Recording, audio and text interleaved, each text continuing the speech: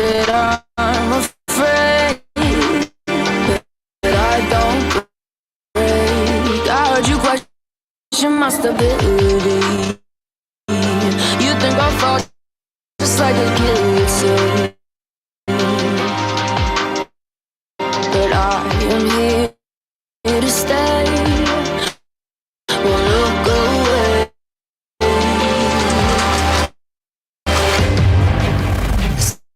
Storm is coming, so you better start running. No, you can't control, feel it in my bones. I'm coming for the, coming for the.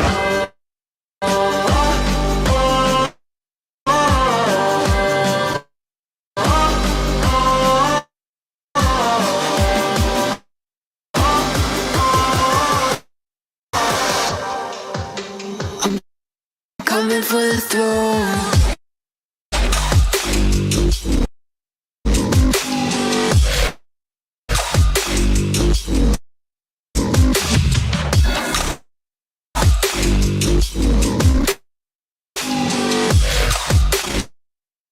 I'm coming for the throne.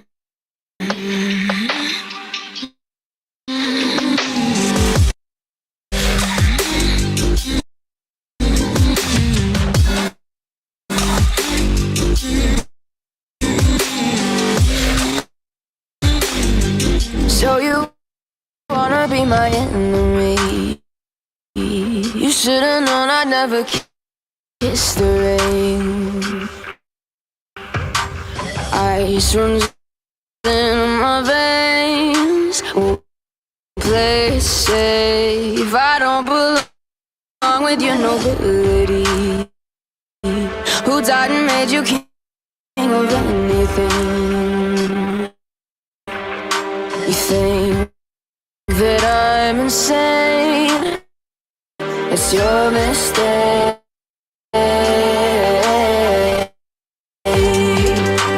Kingdoms rise and fall. I've come to take it all. I'll take it. I've come to take it. Kingdom rise and fall. I've come to take it all. I'll take it all. The storm is coming, so you better start running. No, you can't control, feel it in my bones. I'm coming for the, coming for the.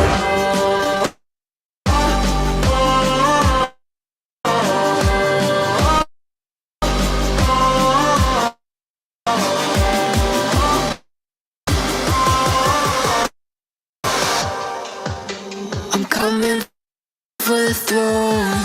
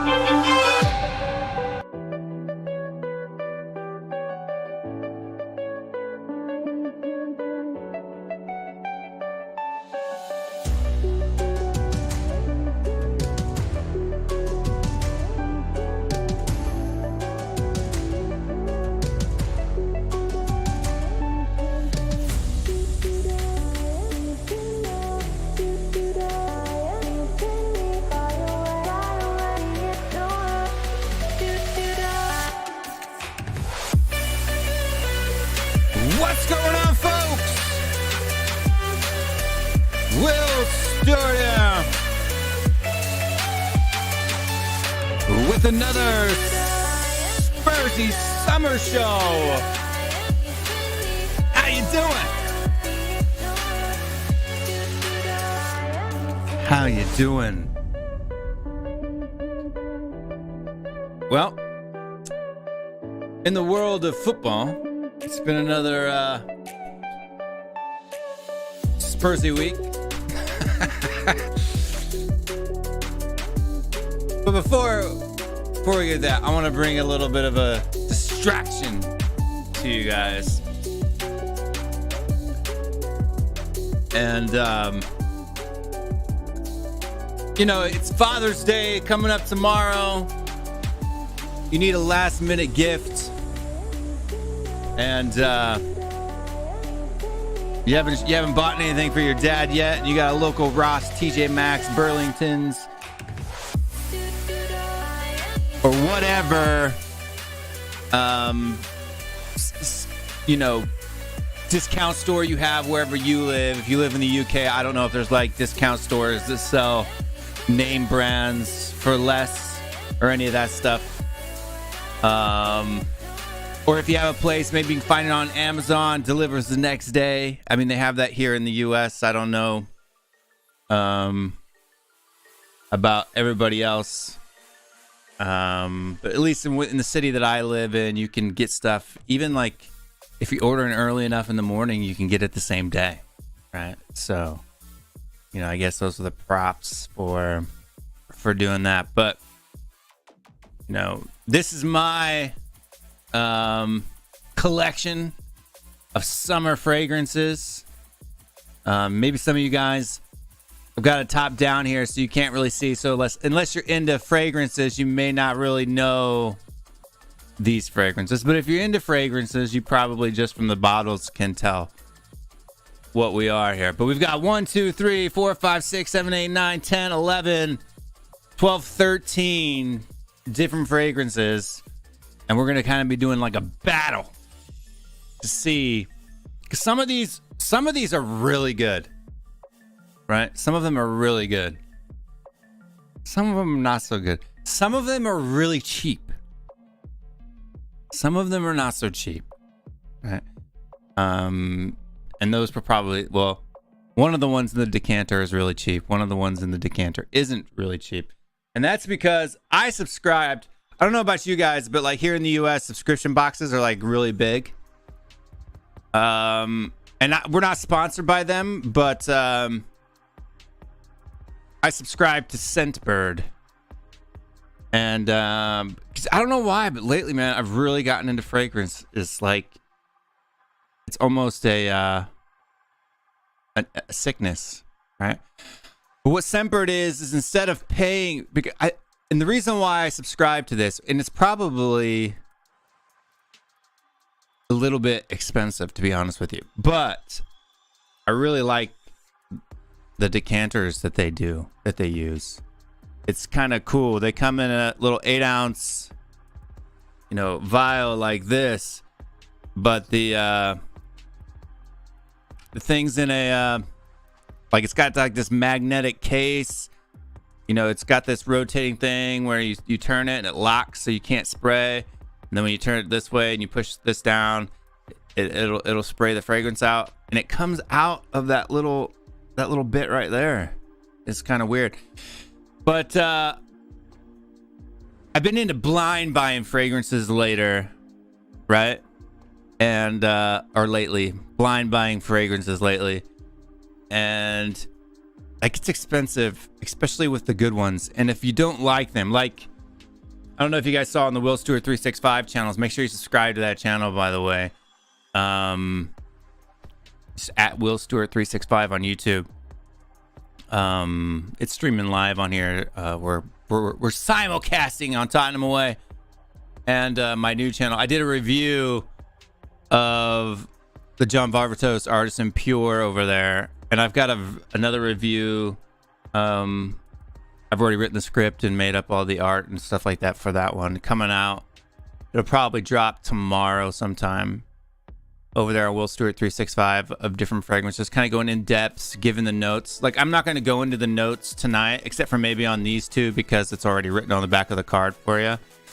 So you can kind of pause the video later on and you're watching it back if there's one that you like, or if you want to pick one of the top 5 and pick it up for yourself.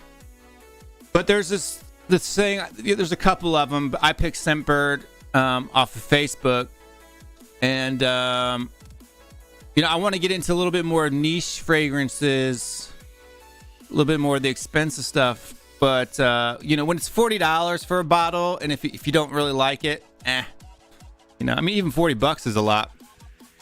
But when you get into the $250, $300, $400 fragrances, kind of need to smell them before you buy them. So I signed up for Scentbird. What Scentbird does, they send you, I signed up for 2 options, 2 fragrances, and they'll send you every month a fragrance, and it comes with a cool card. And so, yeah, you'll probably see, I'm going to do a Scentbird review. Is it the perfect subscription? No. It's a little bit expensive, but like I said, the decanters are really nice.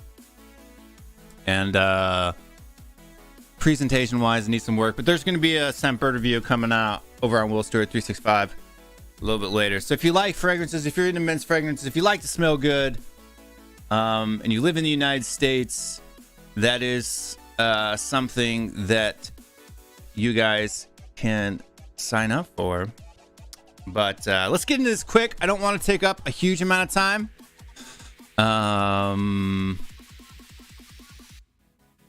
Bryce says, next idea for a reality show, blind sense, 4 blind dates on the beach.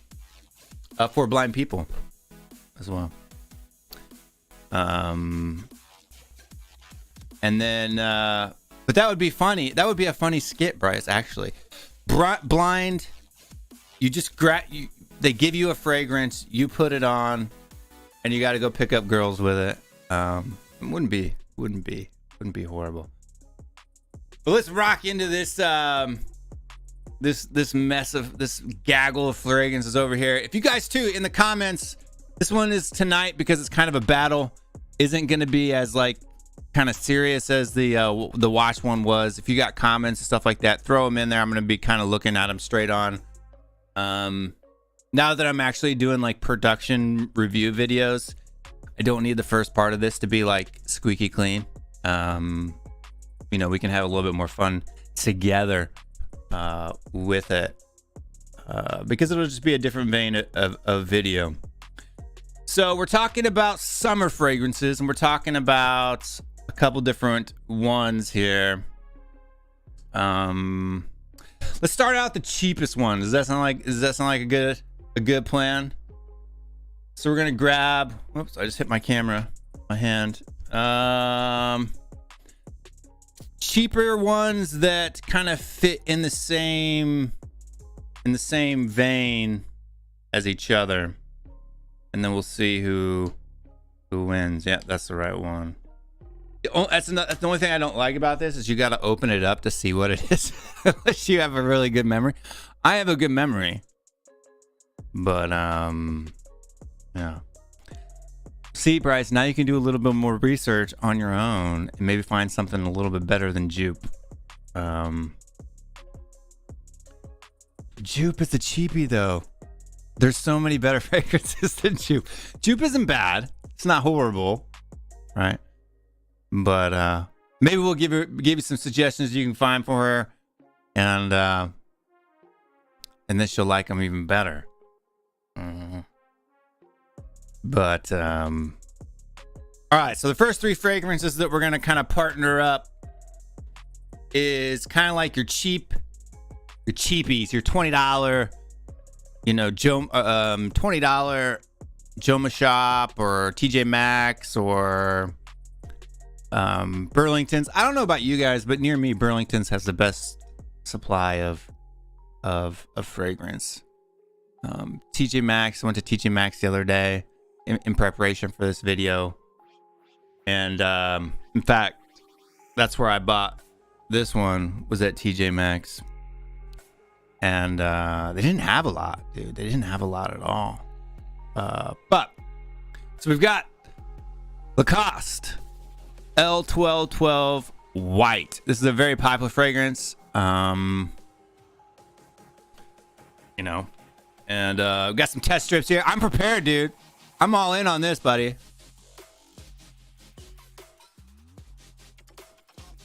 And I like this one, dude. This is a great cheapie. Go buy this one. I'm telling you right now. For summer, it's very fresh. It's not overly herbal or musky. Summer scent, man. I'm gonna go. I don't know. Let's smell them all first before I give it a rating. But go buy that one. Go buy it.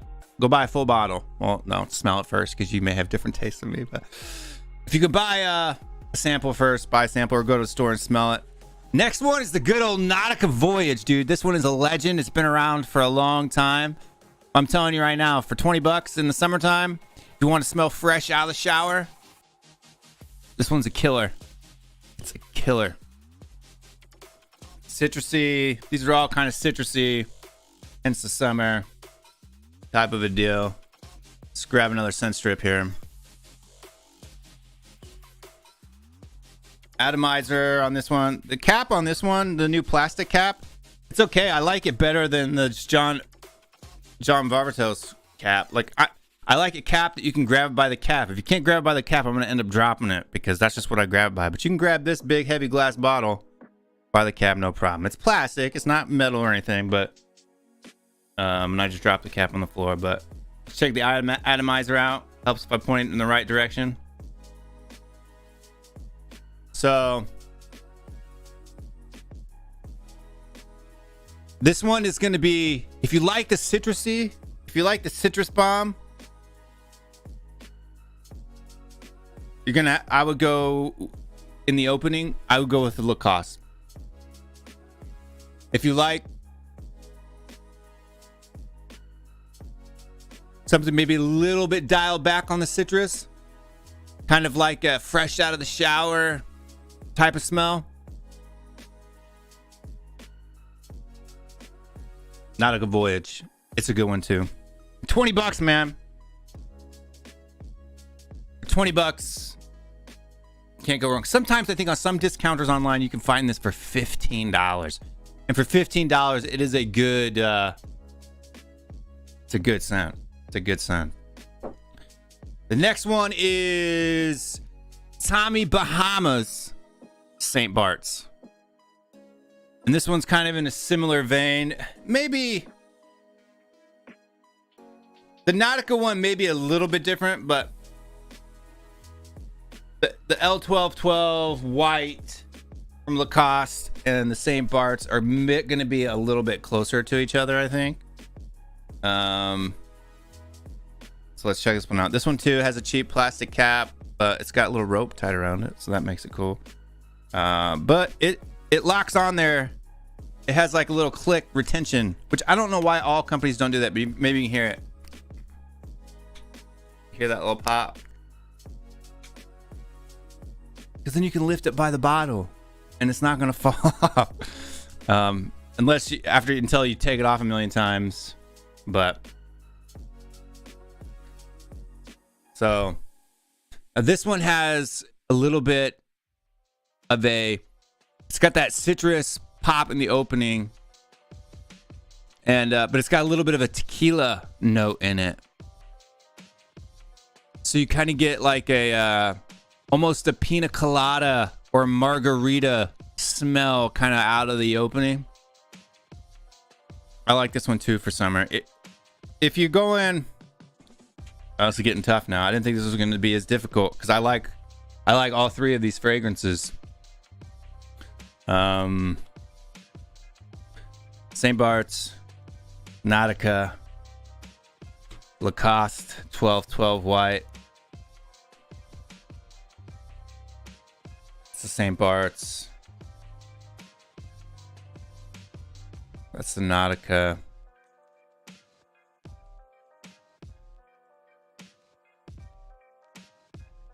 I'm gonna go Lacoste. Lacoste gets it, wins it in this knockout for me. I'm gonna be picking up a full bottle of this one as soon as this decanter's empty. But the notes on this one here, this one's got grapefruit, liang liang, some suede, some tuberose, some cardamom, right? This one, look, you can't go wrong with any one of these. I'll be honest with you, right? Can't go wrong with any one of these, whether it be the Nautica Voyage. This one's going to be the least in your face, kind of more of a soapy shower gel type of a scent. Not really a fragrance, right? But like a shower gel, right? The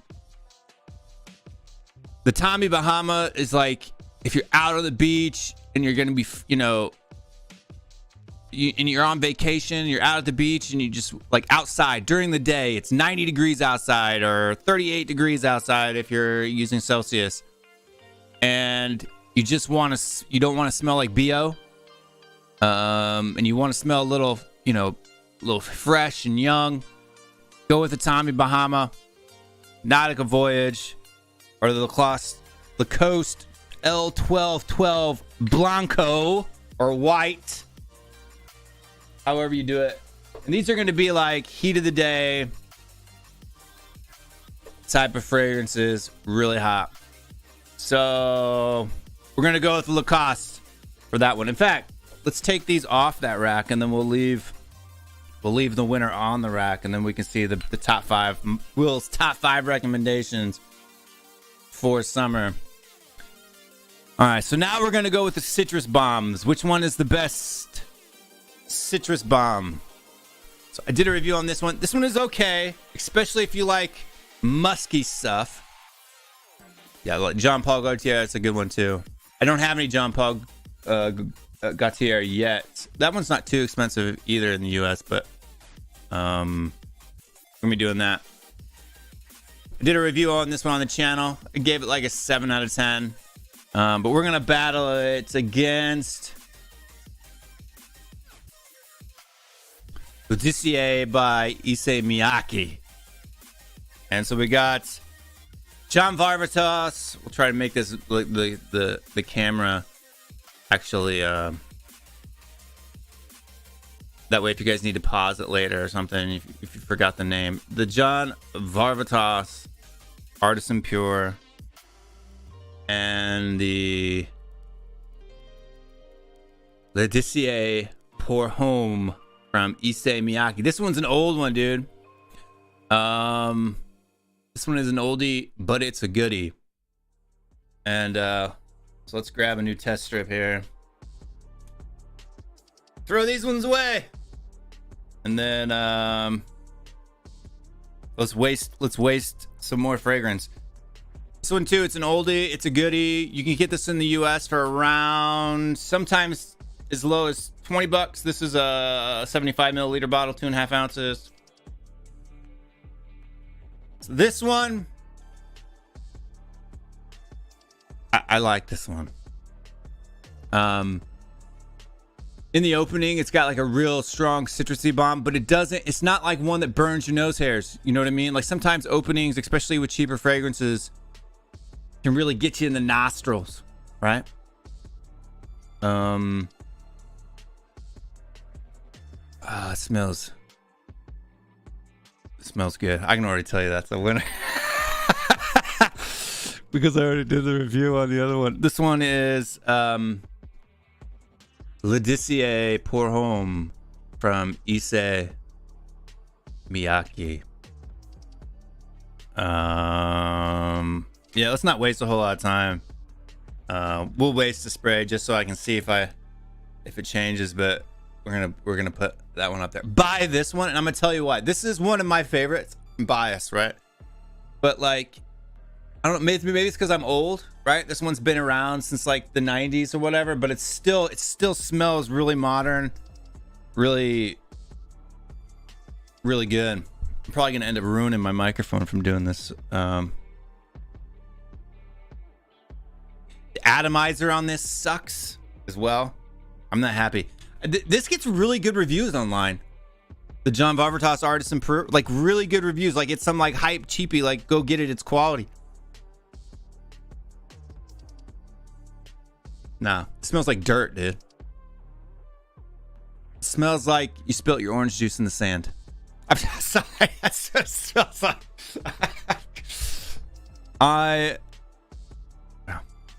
sorry, John.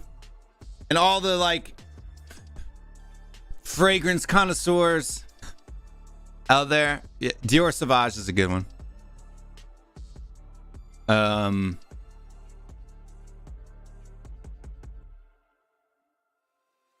it's not that it smells like old men. It's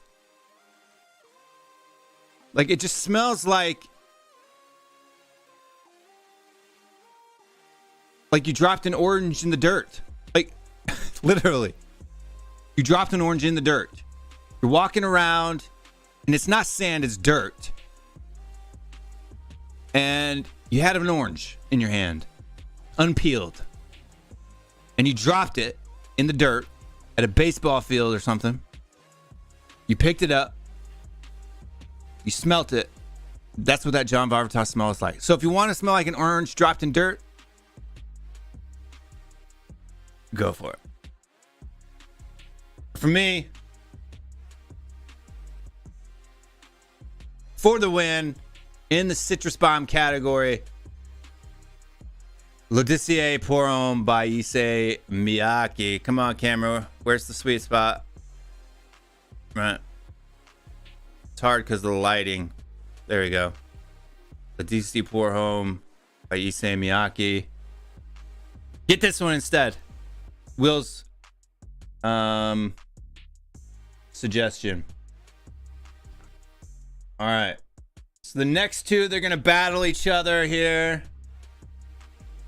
This one goes in the non-top 5 section.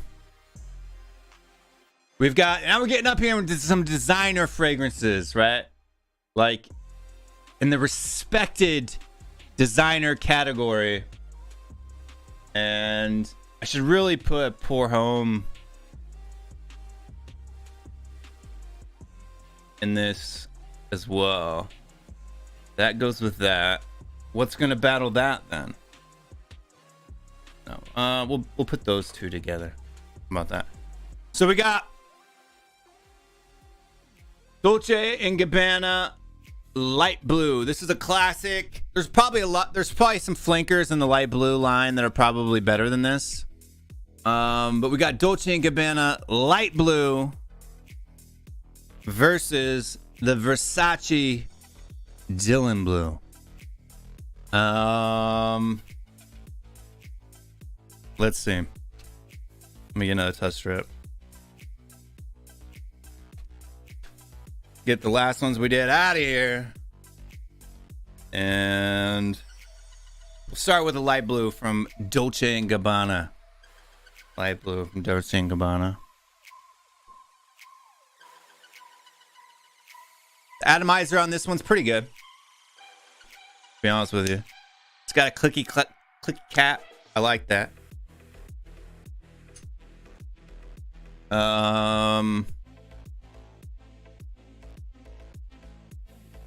Light blue by Dolce & Gabbana. Is this really a fair test? I like this in the opening. It's fresh. Kind of has like a little bit of like C notes.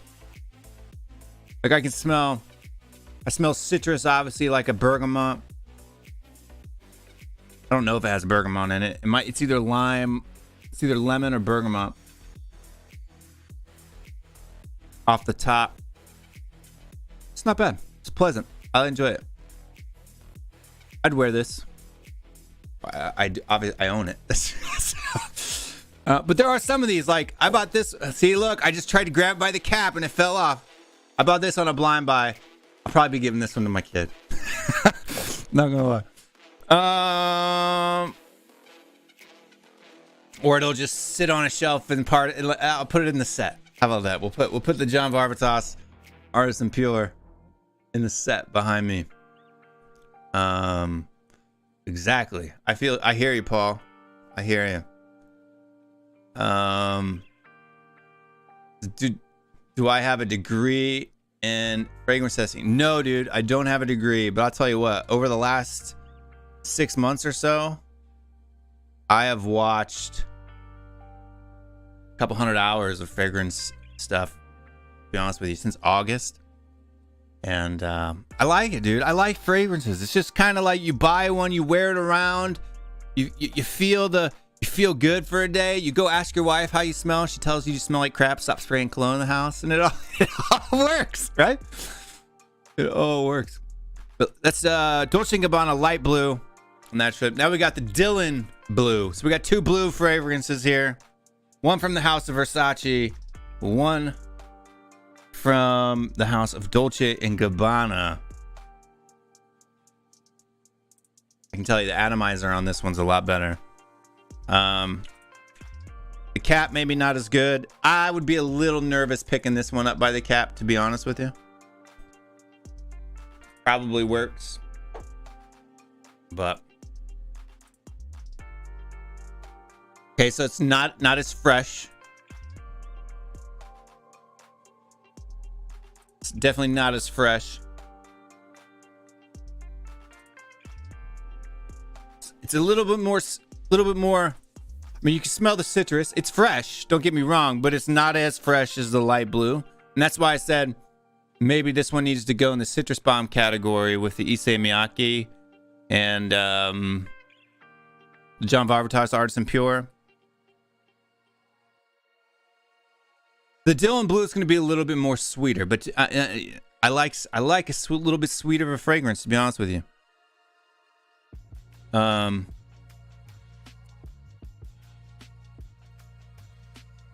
Where's the other test strip at? Which one do I like better?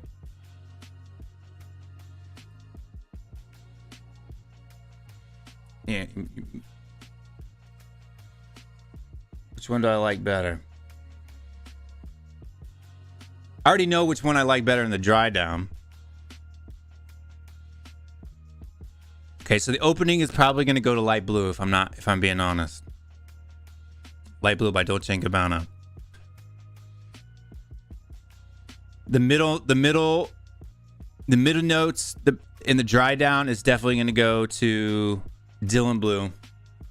Okay, so I'm gonna pick Dylan Blue by Versace, and the reason why is that initial opening dies down on the light blue really quick. Like we've been here what, maybe 2-3 minutes.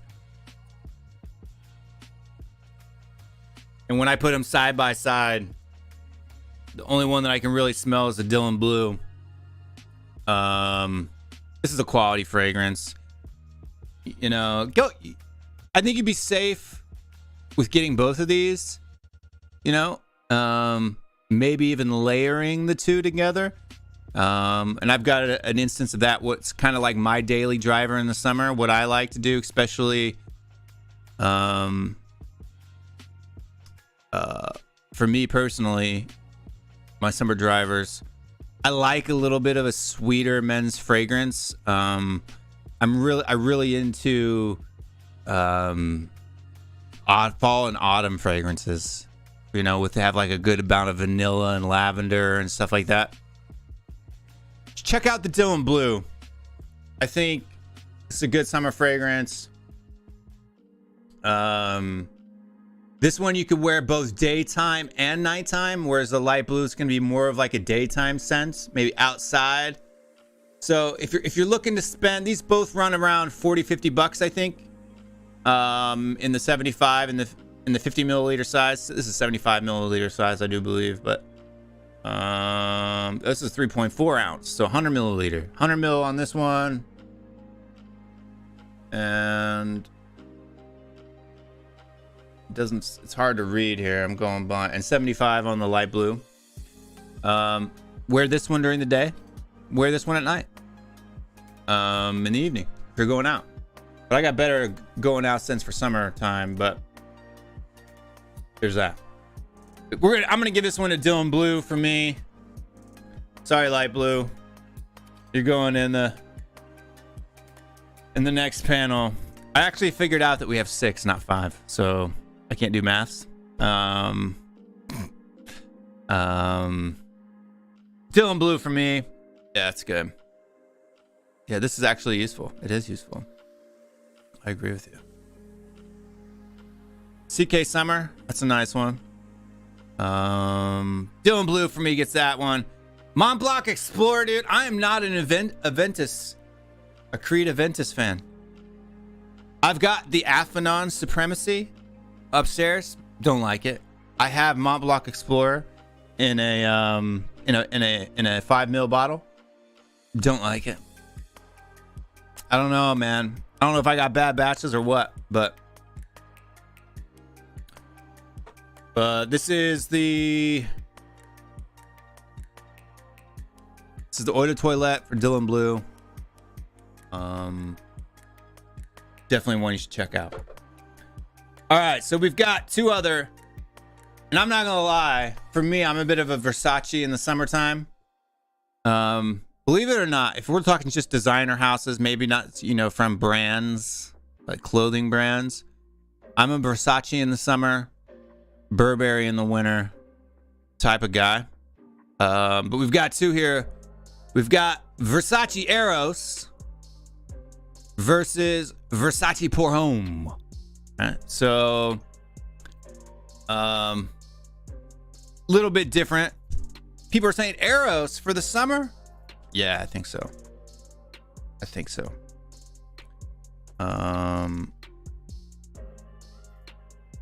Yeah, when we put the link will be pinned to the top, Kyle, as soon as we get to that part of the show. And then we can talk about fragrances. You just got 1 million. Yeah, 1 million's a good one. Paco Rabanne, 1 million. So the cap on this one, presentation wise, it's very similar to the Dylan Blue because they're in that same vein, right? These are Pour Hommes from that line, Pour Homme. Faux Man. Atomizer on the Versace one.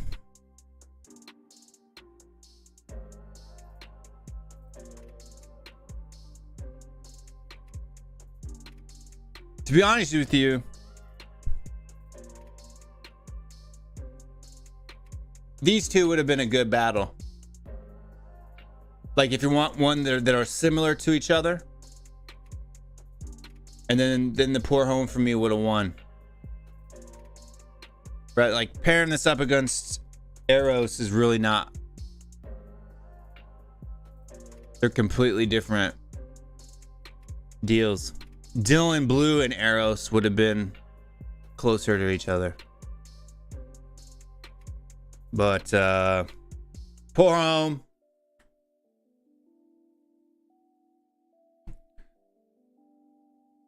And then we got the Versace Eros.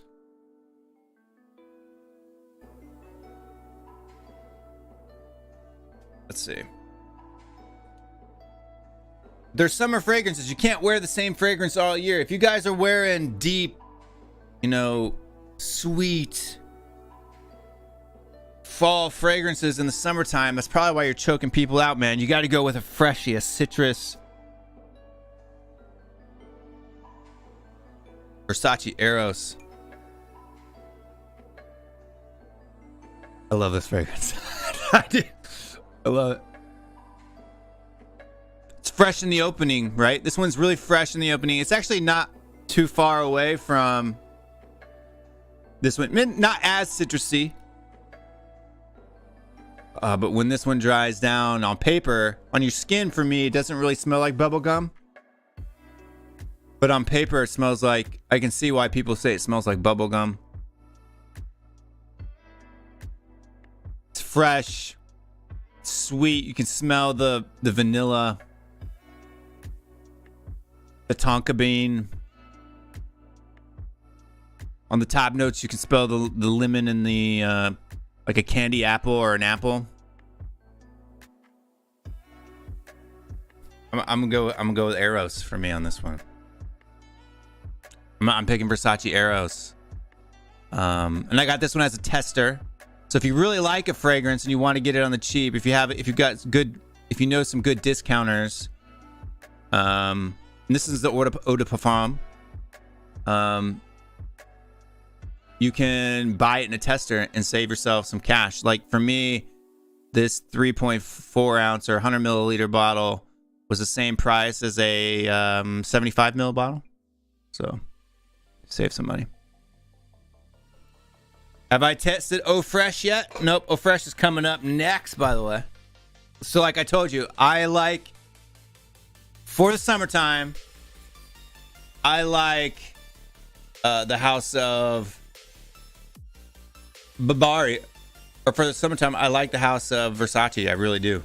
I wear Dylan Blue. I wear Versace. Look, this one's a good fragrance. You can't go wrong with this too. If you like a little bit more of the citrusy stuff, not so much of the sweet stuff, go with the Versace Pour Homme. If you like a little bit sweeter, a little more bubblegummy, a little bit more versatile, because you can wear Versace Eros all year round, right? You'll be able to wear Versace Eros all year. You can wear it in the fall and the winter time. You can wear it in the summer.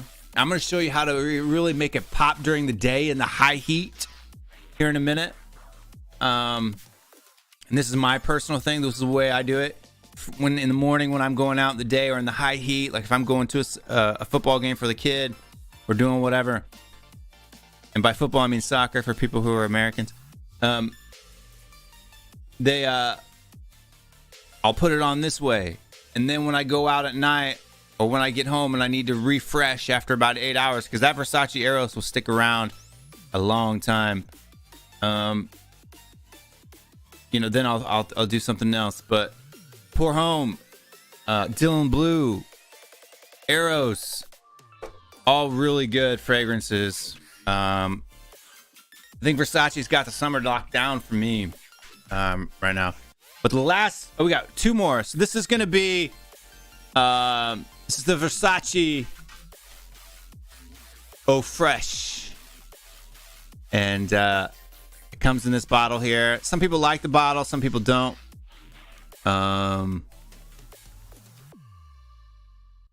Let's do this. And we're going to battle this one against Burberry Touch. And to be honest with you, I've got some other Burberry summer fragrances like Burberry Weekender and stuff like that. I don't like them. Get rid of that test strip. And I'm going to have test strips laying all over my studio now.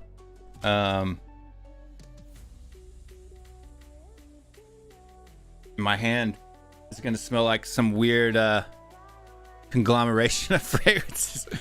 Because I got a fan on above me and it's blowing it down over my left hand.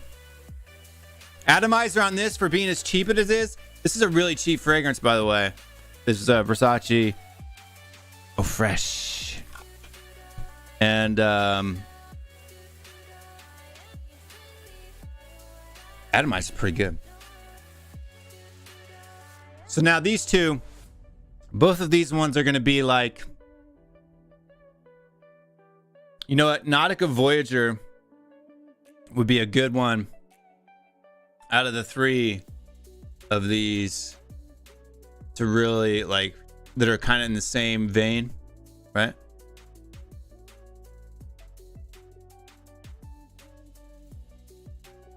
And this one's like, it smells like if you don't want to smell like anything, right? But you want to smell clean, fresh. You can just walk out of the shower. You just took a shower. You know, you're using quality soap. It's a little bit of powder. It's a little powdery, a little soapy. But it's definitely got some citrus in there. And it's good. Okay, so that's the Versace. I'm actually gonna have to smell this one. I can't just pick it. I don't know the answer before I did it. Where'd I put my test strips? And Burberry Touch is up next. Thank you, Brad Bally guy, for the I like the Stelios picture. That's great. He's cooking. Have a whole selection of summer fragrances, Haas Best. Thank you. I appreciate it. $2 won't buy even a milliliter. Thanks, man. I appreciate it. So the atomizer on this one, not very good. It's not bad, but it's not as good as the atomizer on the Versace.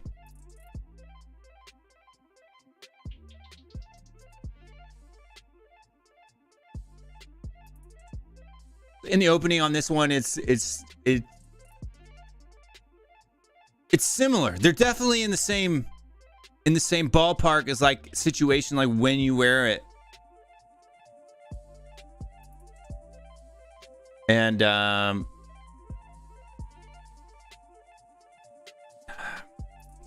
don't know.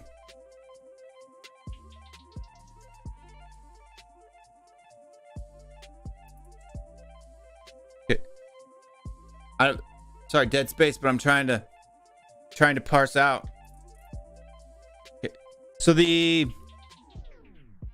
Versace are fresh. If you like a little more citrus, you should pick this one. If you like a little more sweeter, soapy, powdery, like a baby powder, go with this one. I'm picking the Burberry Touch in this particular competition because I have to pick one.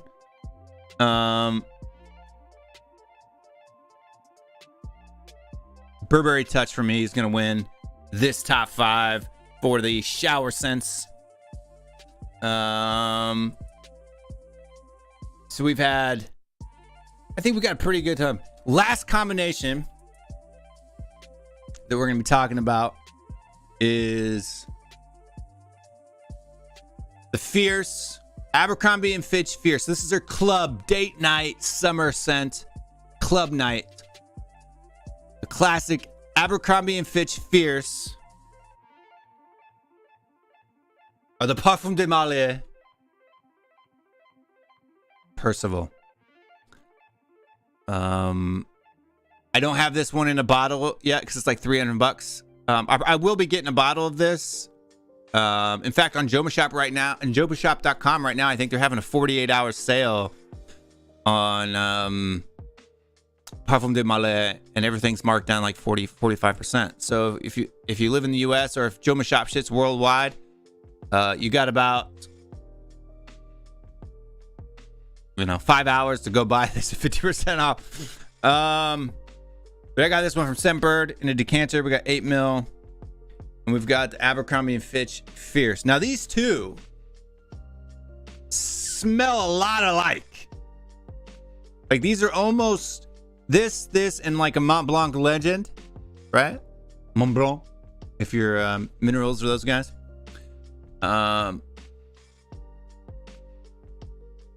Almost exactly the same, right? But you got the OG, the original Abercrombie and Fitch Fierce. And yes, even the big boys have copied this one. This is one of the older bottles. It still has the half naked guy in it, right? I think the newer bottle is just gray because I don't want it to be, actually, showing male parts is toxic or something. I don't know. But let's see. We'll get a test strip. We'll get 2 test strips here.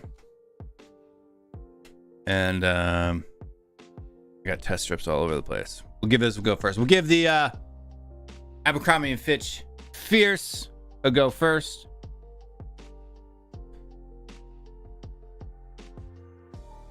And if you've been to a mall in the United States, you know exactly what this smells like.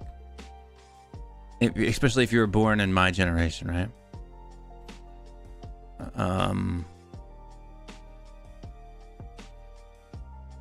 So on paper, it definitely smells different on skin than on paper, but on paper, this has a very fresh, citrusy pop in the opening. And then as it dries down, you get a little bit more of the musk, but it's a good musk. It's not like the John Varvatos musk. It doesn't smell like dirt. It's a good one. It's a good one for the date nights. Like this one's, it's just hard. I would say if you live in a different country than the United States, this is going to get you a lot of compliments, right? Like this, there's ambroxan in this one, I'm sure. I don't know for sure. Somebody correct me if I'm wrong. But there's definitely some ambroxan in this one. And it's going to pull a lot of compliments. You're going to get complimented on this one a lot. If you live in the US, it's kind of overplayed, especially if you're younger, it's probably not, because they don't douse the whole store in this stuff at the mall anymore. Nobody really goes to the mall. So it may be a good opportunity, especially with maybe like if you're an older guy and you're looking to pick up chicks or whatever, younger chicks, maybe a good one. But you're going to get a lot of, this is a compliment getter, dude. It really is. Like my wife doesn't like a whole lot of fragrances, but this is one that, Abercrombie & Fitch that she likes.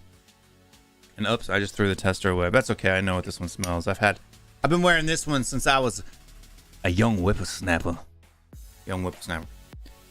And now we've got Parfum de Malais, Percival. From the house of Parfum de Malais, right? In Paris, Percival. This one's like, retails like $250, man. For a, yeah, this is like a 50 ml bottle. Abercrombie & Fitch Fierce ain't cheap either, dude. You ain't finding this for less than 80, probably, in a 50 ml, right? So it's not a cheap one. In fact, if you want to go cheap, if you want this smell in a cheaper fragrance, go with the Mont Blanc Legend, right? Because you can find Mont Blanc Legend for like $20, $30 at discounters online. Abercrombie & Fitch Fierce, it's going to be around 90. And then, so now we're doing Parfum de Malais Percival. And let me get a test strip here, because I chucked the test strips away. It's okay. It's like $7 for 200 of them. So it helps if you turn it the right way. The atomizer on these Scentbird things are pretty good. And I just did like 3 or 4 squirts of a $400 fragrance, but it's all in the name of you guys. Okay. So I want to get another test strip. The Parfum de Malais, the Percival, way better in the opening than Abercrombie & Fitch. Like, I'm shocked. As much as these smell like each other, you don't get, like with this one, you get an alcohol blast right out of the top. I guess that's what happens when you're $400 niche fragrance to an $80 designer.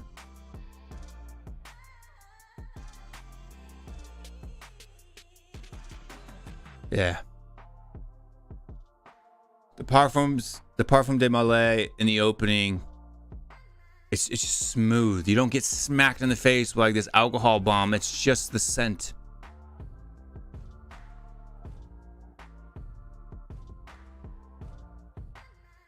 I mean, they're not a 1-to-1. They're not exactly the same.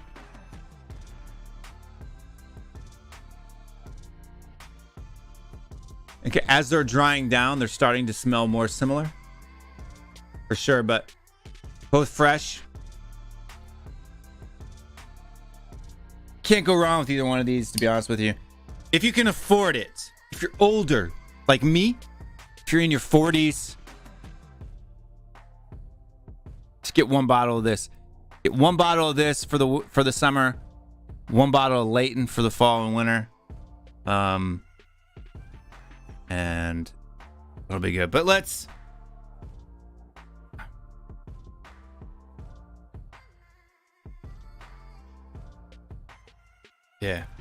Parfum de Malais. I really, for date night in the summertime, Percival. Parfum de Malais Percival. Gotta be doing it. But that's it, man. Let's just do a wrap up, and then we'll get into the football chat, and I'll throw the link in the chat, and everybody can jump on and join us. Your date night fragrance.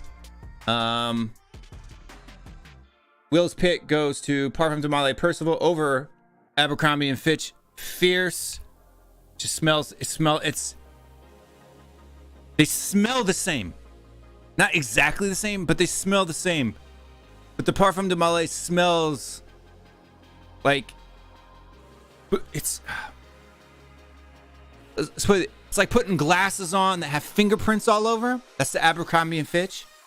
Whereas the Parfum de Malay is like having clean, clear glasses. It's like just as soon as you spray it, you smell like it doesn't take time to settle and, you know, lay itself down. Parfum de Malay. Next one is Burberry Touch for your fresh, out of the shower type of fragrance. This one's gonna have it's a little powdery in the dry down. It's got a little kind of proud, but it's got that fresh, you know, out of the shower gel, bath gel, shampoo type of a scent. This one's really good for maybe going to, if your office doesn't allow you to wear fragrances, you can get away with wearing this one. Going to the gym. This is a great gym fragrance. Late, just around the house on the weekend. You're not going anywhere, but you just, you know, got out of the shower in the morning and you just want to be a baller all the time. Go with the Burberry Touch. Another date night must have, in my opinion, is Versace Eros. I love this fragrance. This is one of my signature fragrances. I wear this one all the time, right? It's not very expensive. Quality is good. I use the eau de parfum personally. And I'm going to show you guys real quick. It's a technique called layering a fragrance. And this is what I do. So when I get out of the shower in the morning, I'll walk up and I'll grab the bottle. You can already see, like, I've taken a pretty good dent out of that bottle already, but I grab the bottle, the eau de parfum from Versace, the Versace Eros. All right, 1, 2, 3, 4, 5. Right? So first thing I do out of the shower is I'll spray this on right on the base, even before I have clothes on. First thing I do is I grab the Versace Eros. Then I'll brush my hair, brush and oil my beard, right? And then I'll take, in the summertime, this is all summertime, right? Same for the Eros, because I wear different ones in the wintertime. But then I'll take the Issey Miyake, right? Le Desse pour Homme, right? In the daytime, and then I'll put it on top of it. 1, 2, 3, 4, 5. And don't be a sissy sprayer. The minimum amount of sprays you should do. Don't do that in the air and walk into it bull crap, right? As Curly Fragrances likes to say, don't be a sissy sprayer, right? 5 sprays, right? I put it on, if I'm wearing short sleeves, I put it on here. If I'm wearing long sleeves, I'll put it on my wrist, right? On your pulse points on your arm. So spray on each pulse point, 2 sprays here, and 1 in the back of the neck. And if you're like Curly Fragrances, you know, she sprays it all day, but I layer. These 2 fit because this is just a citrus bomb, man. It's just like, there's not a whole lot in it other than just some really strong, you know, quality citrus notes, right? And then on top of the Versace Eros, which might be a little bit too suffocating in the heat of the day, the combination of these 2 gives you something that doesn't exist right now. And I love it. So this is my daytime combination, and it works, dude. It just does. Smells like especially on skin, like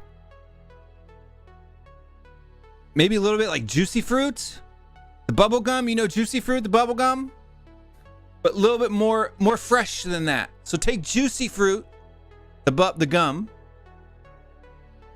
with stuff like that, and you got it. Now, this isn't an exclusive list. There's a lot of other good summer fragrances out there that you can try. I just haven't tried them yet, right? And unfortunately, I can't purchase every single fragrance that exists in man.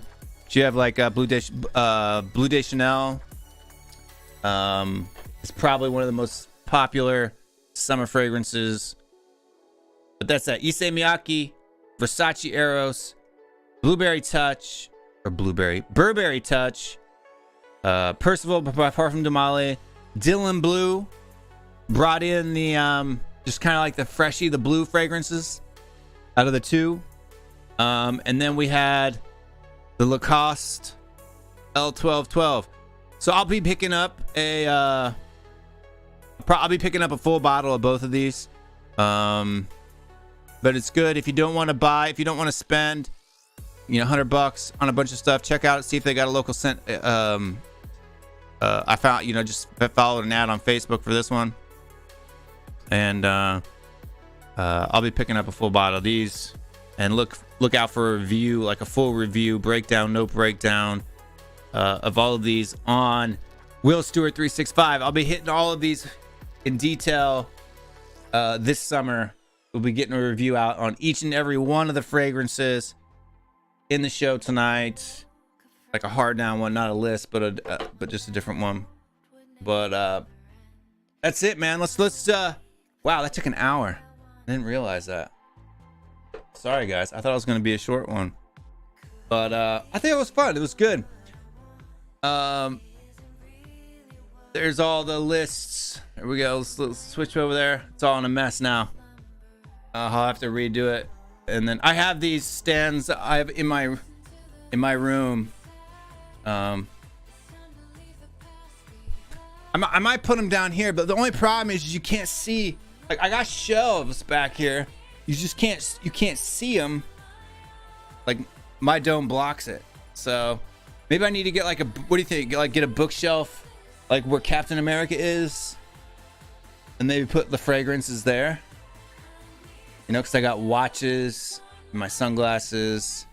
I need a place for my fragrances in my backdrop. Like, maybe I could put them down here. Like right there in front of the TV. I don't know. I like to wear them, and if they're in here, I won't wear them. I love that, dude. I love that combination of. Did I invent it? I don't know. Are other people out there doing it? Like, I know I didn't invent layering, but the combination of Versace Eros and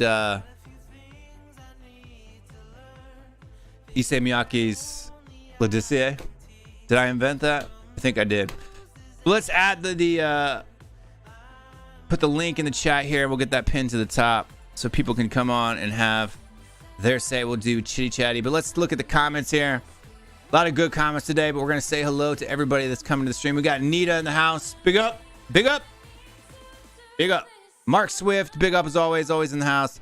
We got Mr. Elias in the house. It's not in his Stepping Up Spurs account. Who else we got? LA 007's in the house. Big up, my man. We got Tot Spurs. Big up, Toddy. Roy. Grumpy Grandpa as always. Athelstan, big up. Bryce, my man Bryce. I can't. It smells really good. That Eros. I don't know. I like it. We got Dexter Morningstar. Robert in the house. Rams, big up Rams. You thought it was a vape for a second? Yeah, it is kind of. These decants do kind of look like a vape, don't they? But definitely not a vape. And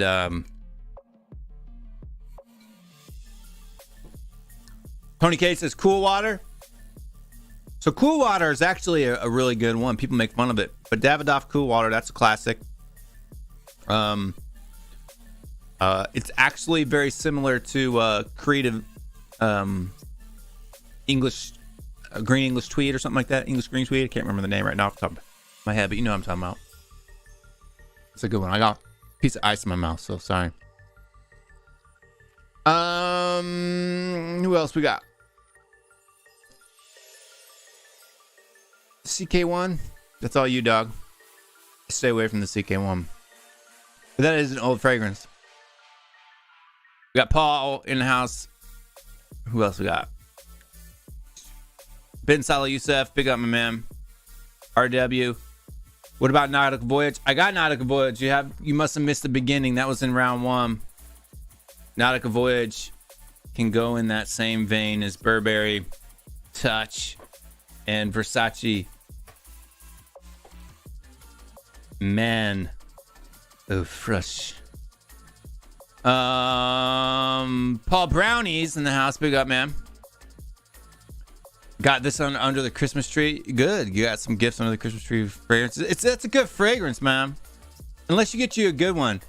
My wife one time got me a Hugo Boss, like a freshie, like a blue one. Not like a Boss bottle, not a good one, but like one of the cheap ones with the, like, that has the, you know, the flip over cap. Bought it for me for a birthday or Christmas. First time I wear it, she's like, "Oh, you stink. Don't wear that again." I'm like, "You bought it for me." It's like, you bought it. Why'd you buy it for me? You know, she's like, "Well, I liked it at the store." I was like, oh.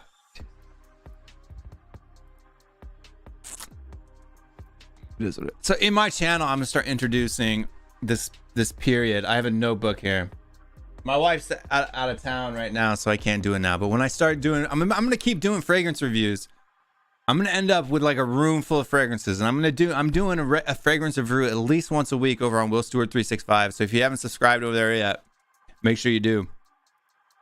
But I'm gonna have a book here. I got a notebook, right? I've got a notebook, an empty notebook. And for each fragrance, my wife has like the nose of a bloodhound. Okay. She can smell if you ate garlic on Tuesday, right? Like, and it's Saturday right now, right?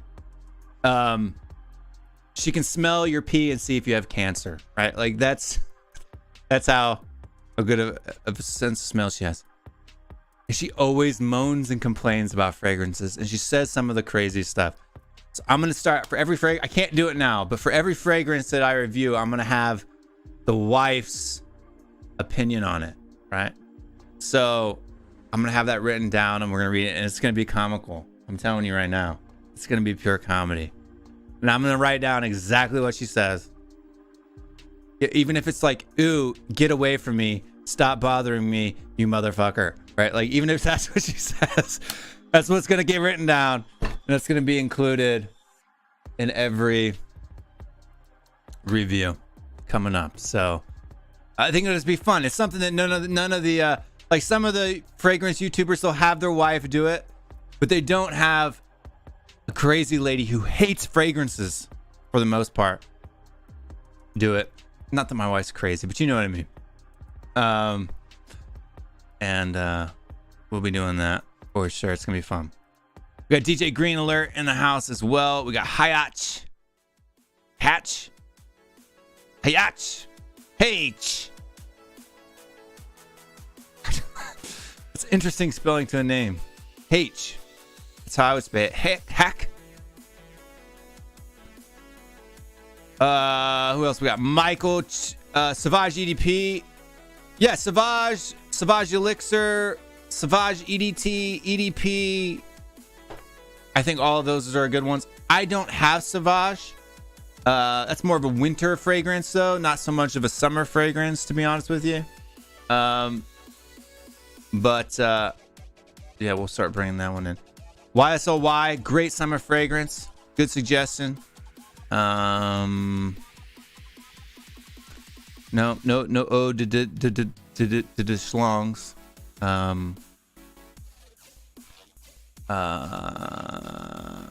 That's right, Father Fragrance Day. If you need to go pick it up, Creed Himalayas.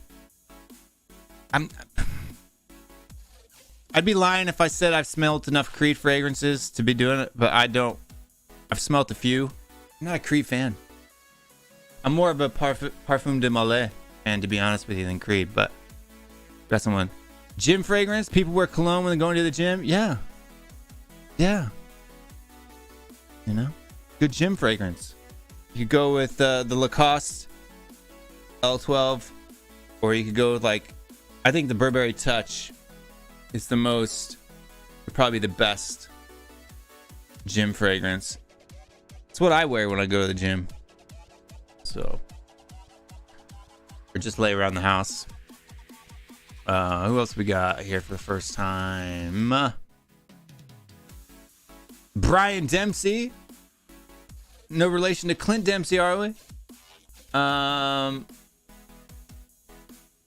Roja Elysium, good one. Chanel Sport Extreme. Summer Fanny Magnet. I've never smelled, I know Roja Elysium, but I've never smelled Chanel Sport Extreme. Is that like Elysium? Wait, no. What's the Chanel one? It's in the, like, is it in the gray bottle? But I thought there was another name for that.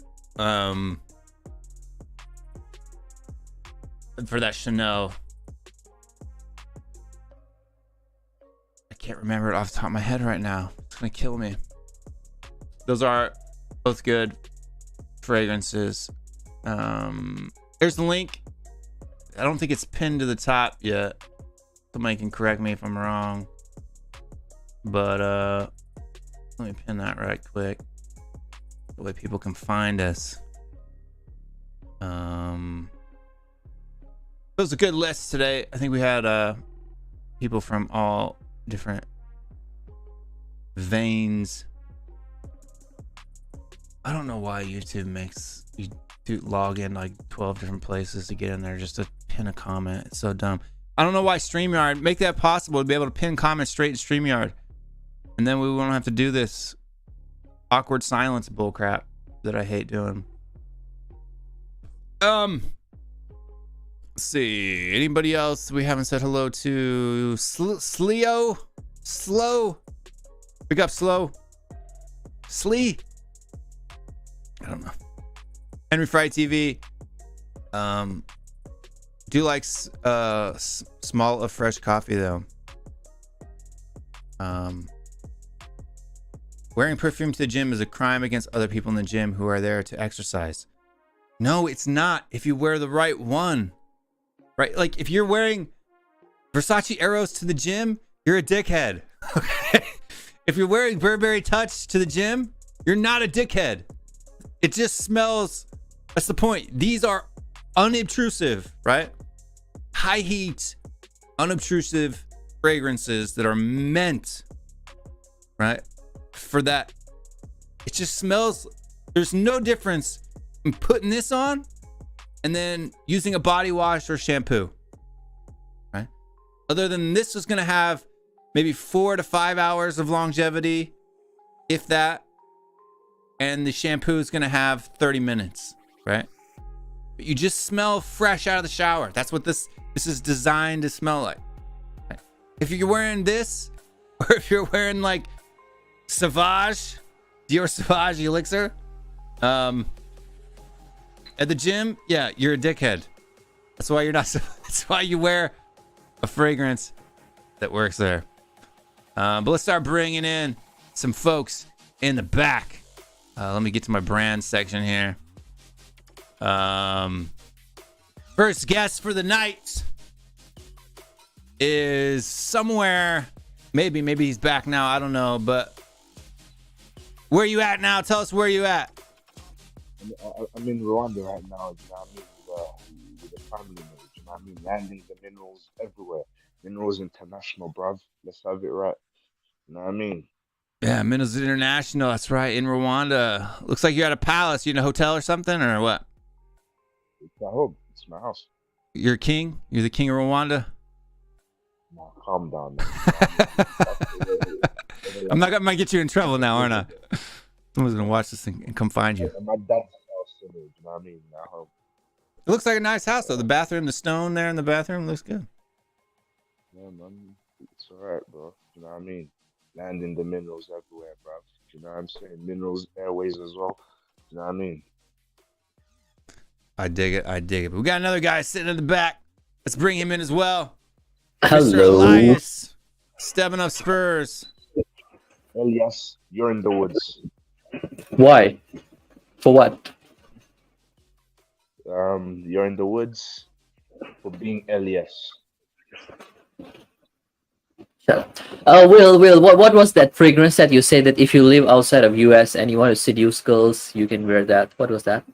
I missed on that one. Abercrombie and Fitch Fierce. How you spell it? Abercrombie and Fitch Fierce. How you spell it? Abercrombie.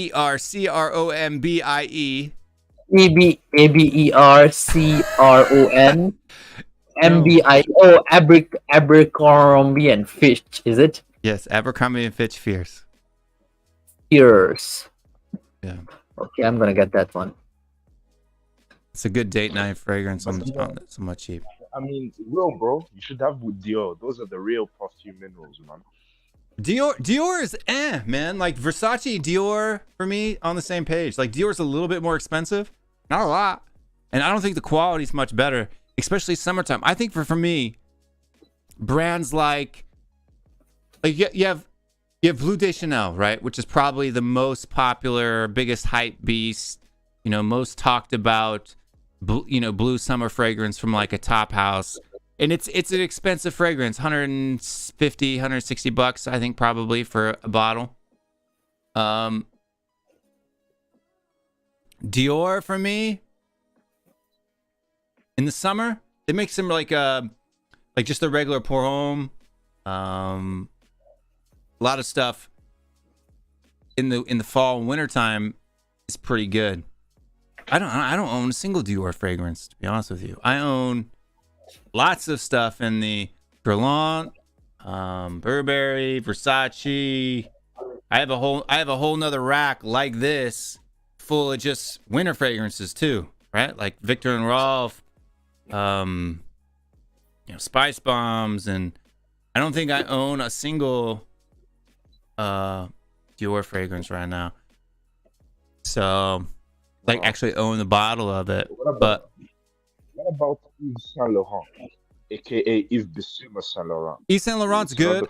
Actually, that's somebody just said YSL or YSLY. It's a really good summer fragrance. I just haven't picked that one up yet. I haven't really broken into that house yet, to be honest with you. When I get into, I'm a bit weird in a way that when I get into a fragrance, I explore a whole house, right? So what I do is that's why if you notice, I'm like Versace heavy, or I'm Burberry heavy, or I've got a lot of Dolce & Gabbana. Like I have Dolce & Gabbana light blue. I've got Dolce & Gabbana the one EDP, right? Like I've got a lot of Dolce. I kind of explore houses, and I just haven't gotten to Dior yet or YSL, but I hear they get good reviews. I can't give you like straight up answer on it because I haven't explored them yet, right? I haven't explored them yet. But let's see. And then he asks, is Creed the current universal favorite choice or something? Yeah, it's kind of like, because it's expensive. I think it's overrated, to be honest with you, especially like Creed Aventus.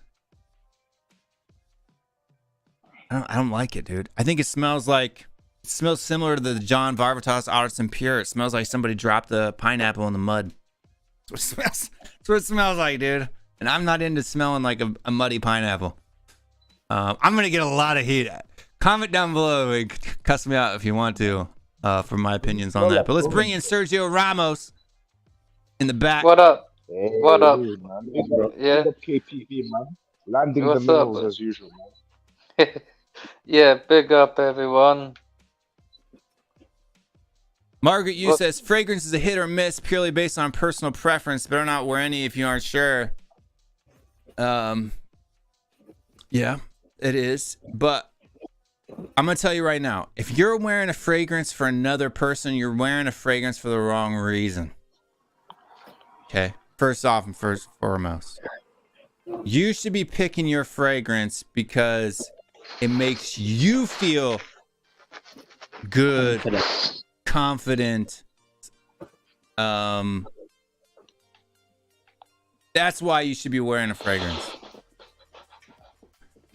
And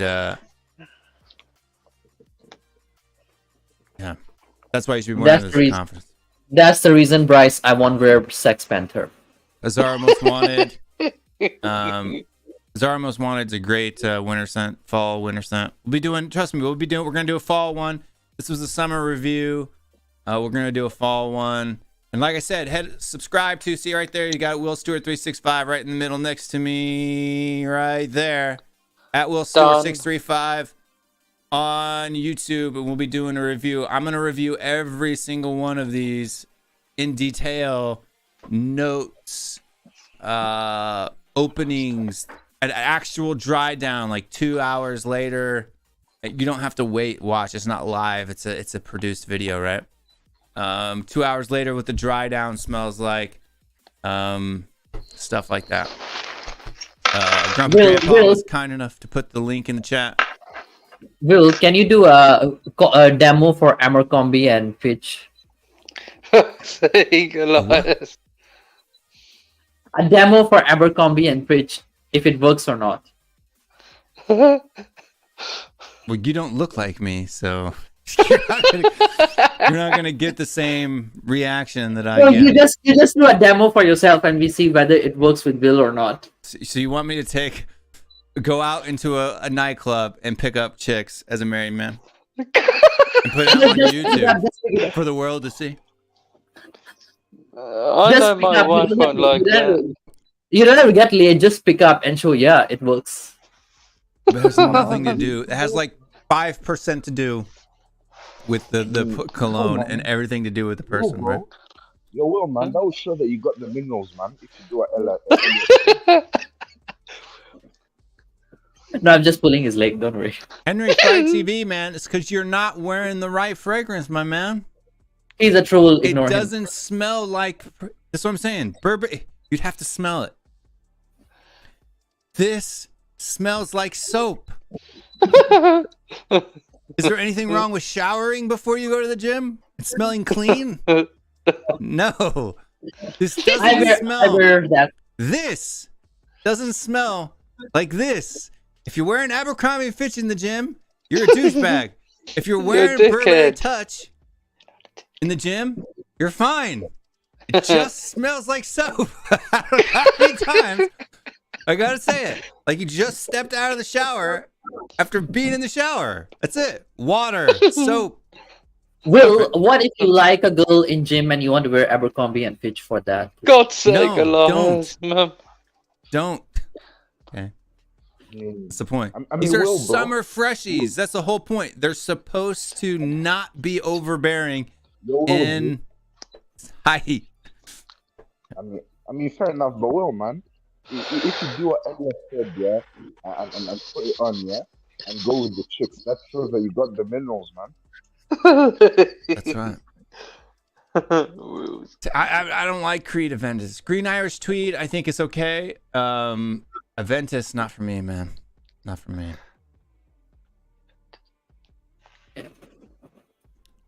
To be honest with you, bringing it, boy, Parfum de Male, I like a lot of their stuff. Leighton is really good. Percival is really good. Sidious is really good for the summertime. I think Parfum de Male is going to be my niche. See, that's what I'm saying. I don't know. I'm just a weird guy. I get into houses. Like, I get into brands. Like, I own like 7 Burberry fragrances. I've got Burberry Hero. I've got Burberry London. I've got the original Burberry. I've got Burberry Weekender, even though I never wear it because it smells bad. I've got Burberry Touch. Like, that's 5 Burberry fragrances. And then, like, Versace, I have every summer fragrance Versace makes. I don't even think they have another one that exists. Man Eau de Fresh, Eros, Dylan Blue, Pour Homme. Is there another one that they even make? I don't know. Will, do you have a Natura? Have you tried Natura before? Who? Natura. Who? Natura. Natura. No. Nature A. That's the one that I use. That's quite nice for summer as well. It has a Never citrusy smelled smell. Very nice. Never smelled it. Never smelled it. What's the house? It's from Natura. The house name is Natura as well. Oh, I've never heard of it. Yeah. Tip number 1 from Will, and this is maybe just me being a snob, but athletes, people, and then sports brands, Nike, Adidas, stay away from all of those, right? Don't wear Michael Jordan. Don't wear David Beckham. Don't wear Cristiano Ronaldo. Don't wear any of those things, right? I do. Yeah. Which one you wear? Yeah, bro. The Cristiano Ronaldo perfume. Yeah, I use the I'm not Juventus saying they're going one. to be bad. Look, I'm not saying they're going to be bad, right? But these are like, they're not like I said, it's just me being like a fragrance snob, right? They're not, nobody's going to walk up to you and be like, oh, wow, you're wearing, Cristiano Ronaldo. I love that fragrance. You don't just Okay, walk the up to one a girl in a club. The one that sometimes work, like let's say if you want to use that, only use this as a pocket perfume. The Juventus one, it's kind of nice for summer. Yeah. Nah, you wouldn't do that. So. Yes, there is a fragrance name, David Yes, Beckham. Margaret. There's Ronaldo's got one. Beckham has Beckham. a few. Michael Jordan has a few. Cristiano Ronaldo has a few. There's a Champions Beckham. League one. There is a Juventus one. What, Ronaldo? There's a Real Madrid fragrance as well. Just don't do that, right? What that is, What? it's that they're cheap. Okay, look, I those don't know if fragrances First Drop in has the one. end, those fragrances in the end are, and there's nothing wrong with cheap fragrance, all right? Nautica Voyage is cheap. It's a good fragrance, right? The only one out of all of these that are on this little stand right here that I wouldn't recommend to anybody is this one. And a lot of people like this. It gets a lot of hype, the John Varvatos Artisan Pure. But that's the only one I would say don't buy, right? Everything else on this rack is a quality. I wear these all. I wear all of these, right? But even the cheap ones. But those types of brands, if you really like the scent, I mean, go for it. You do you. You be you. But like, I just, especially on blind buys, I don't mess with. I don't mess with Banana Republic. I don't mess with, stuff like that. I think we just gave Daniel Levy an idea. He might be coming up with a Tottenham Hotspur fragrance soon. The bald There's guy not ain't gonna one. bring that up. I just checked the Spurs shop. It doesn't have one, but I think we just gave him an idea. Yeah, and it is kind of being a snob because there can be fragrances that I don't know. For me, I like to buy quality. If I'm going to spend my money, I want to spend my money on something that's quality, right? So like even before I go buy a cheap one, I don't even want to waste. Even though I wasted $40 on this John Varvatos Artisan Pure. If anybody likes this fragrance and they want to buy it from me, I'll sell it to you for $20. It's been sprayed like 10 times. You told me I can get that as a Father's Day gift for my dad. I said, if he likes that particular type of scent, I don't like it. But if you I thought it was a like, nice one. And then look, suddenly there are no bad fragrances. There's fragrances I like and there's fragrances you like, right? If you like a fragrance, wear it, right? That's what I'm saying. I don't like this. I have the box. I will ship it to you. Ship it to me. It's kind of expensive. You have to pay $30 like plus shipping. $300 for that. $30 plus 300 ringgit. Something like that. Overdose. 300 ringgit. It has like $40, $30. That's Right? like $50, yeah. Yeah. So, yeah, it's about the same. $40. I like, if you like a fragrance, it's you. I have a different nose. In fact, there are some fragrances that just they work like Versace Eros, for example. This is a killer, right? Acqua di Gio is like one of the best-selling fragrances in the history of the world, right? Like, There are some fragrances that just work all the time. Like if you haven't smelled Versace Eros, you can blind buy this one. You can trust me and when I say that Versace Eros is a good scent, right? But Yeah, man. Yeah, Ralph man. Lauren. Yeah, well. you're supposed to wash.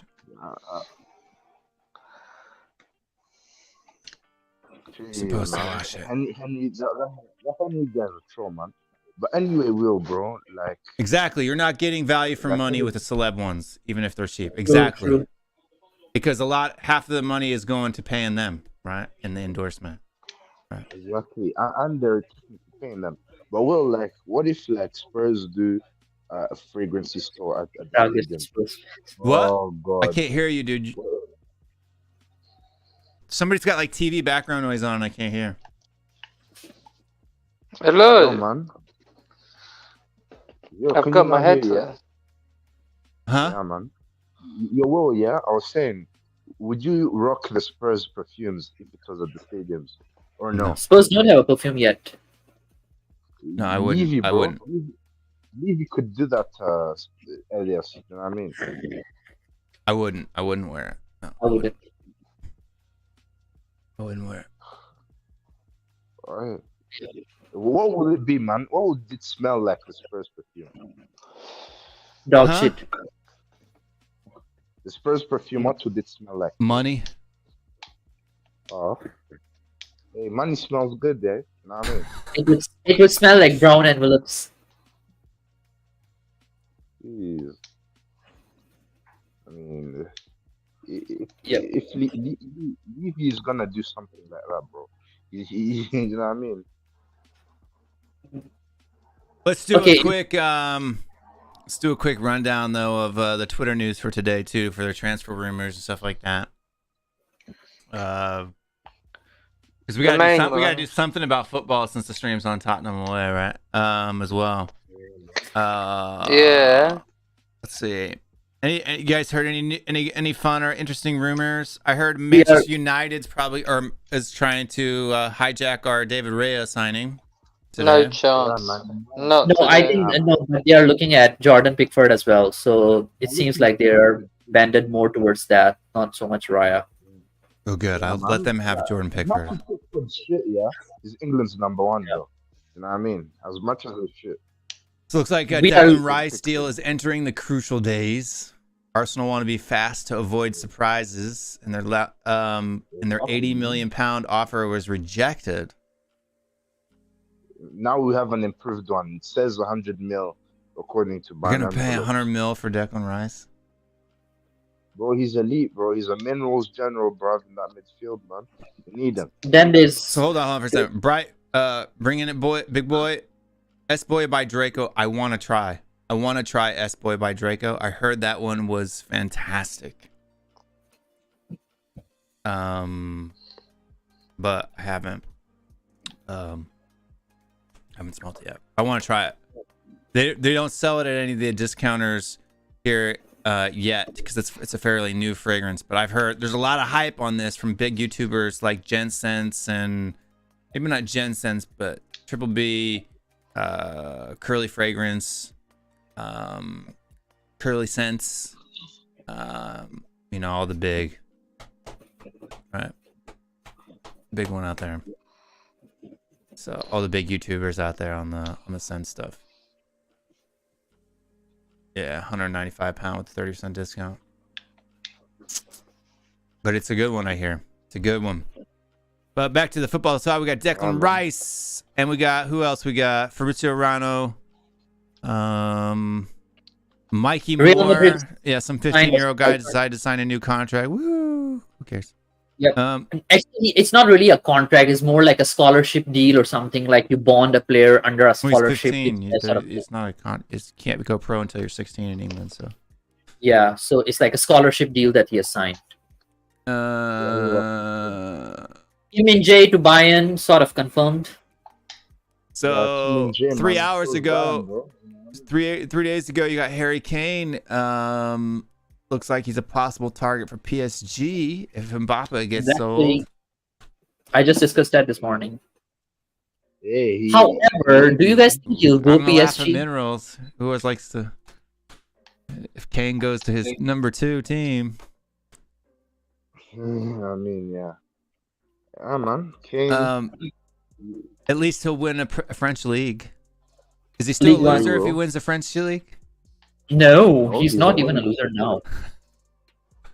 Like, oh, I don't count the French league as a trophy. Jeez, man. but even without that, he's still not a loser. Like the French Would Cup, Spurs the win French the league. French If you're league, bro? PSG, it's like what? Like why even show up? You just might as well just hand out the trophy at the beginning of the season. No, but they lost it as well. Will like 2 seasons ago, was it? Yeah, 2 seasons ago they lost Yeah, it. but like that rarely Yeah. happens. In fact, that's the only time that the trophy counts is when it's somebody other than PSG. Yeah, Oh.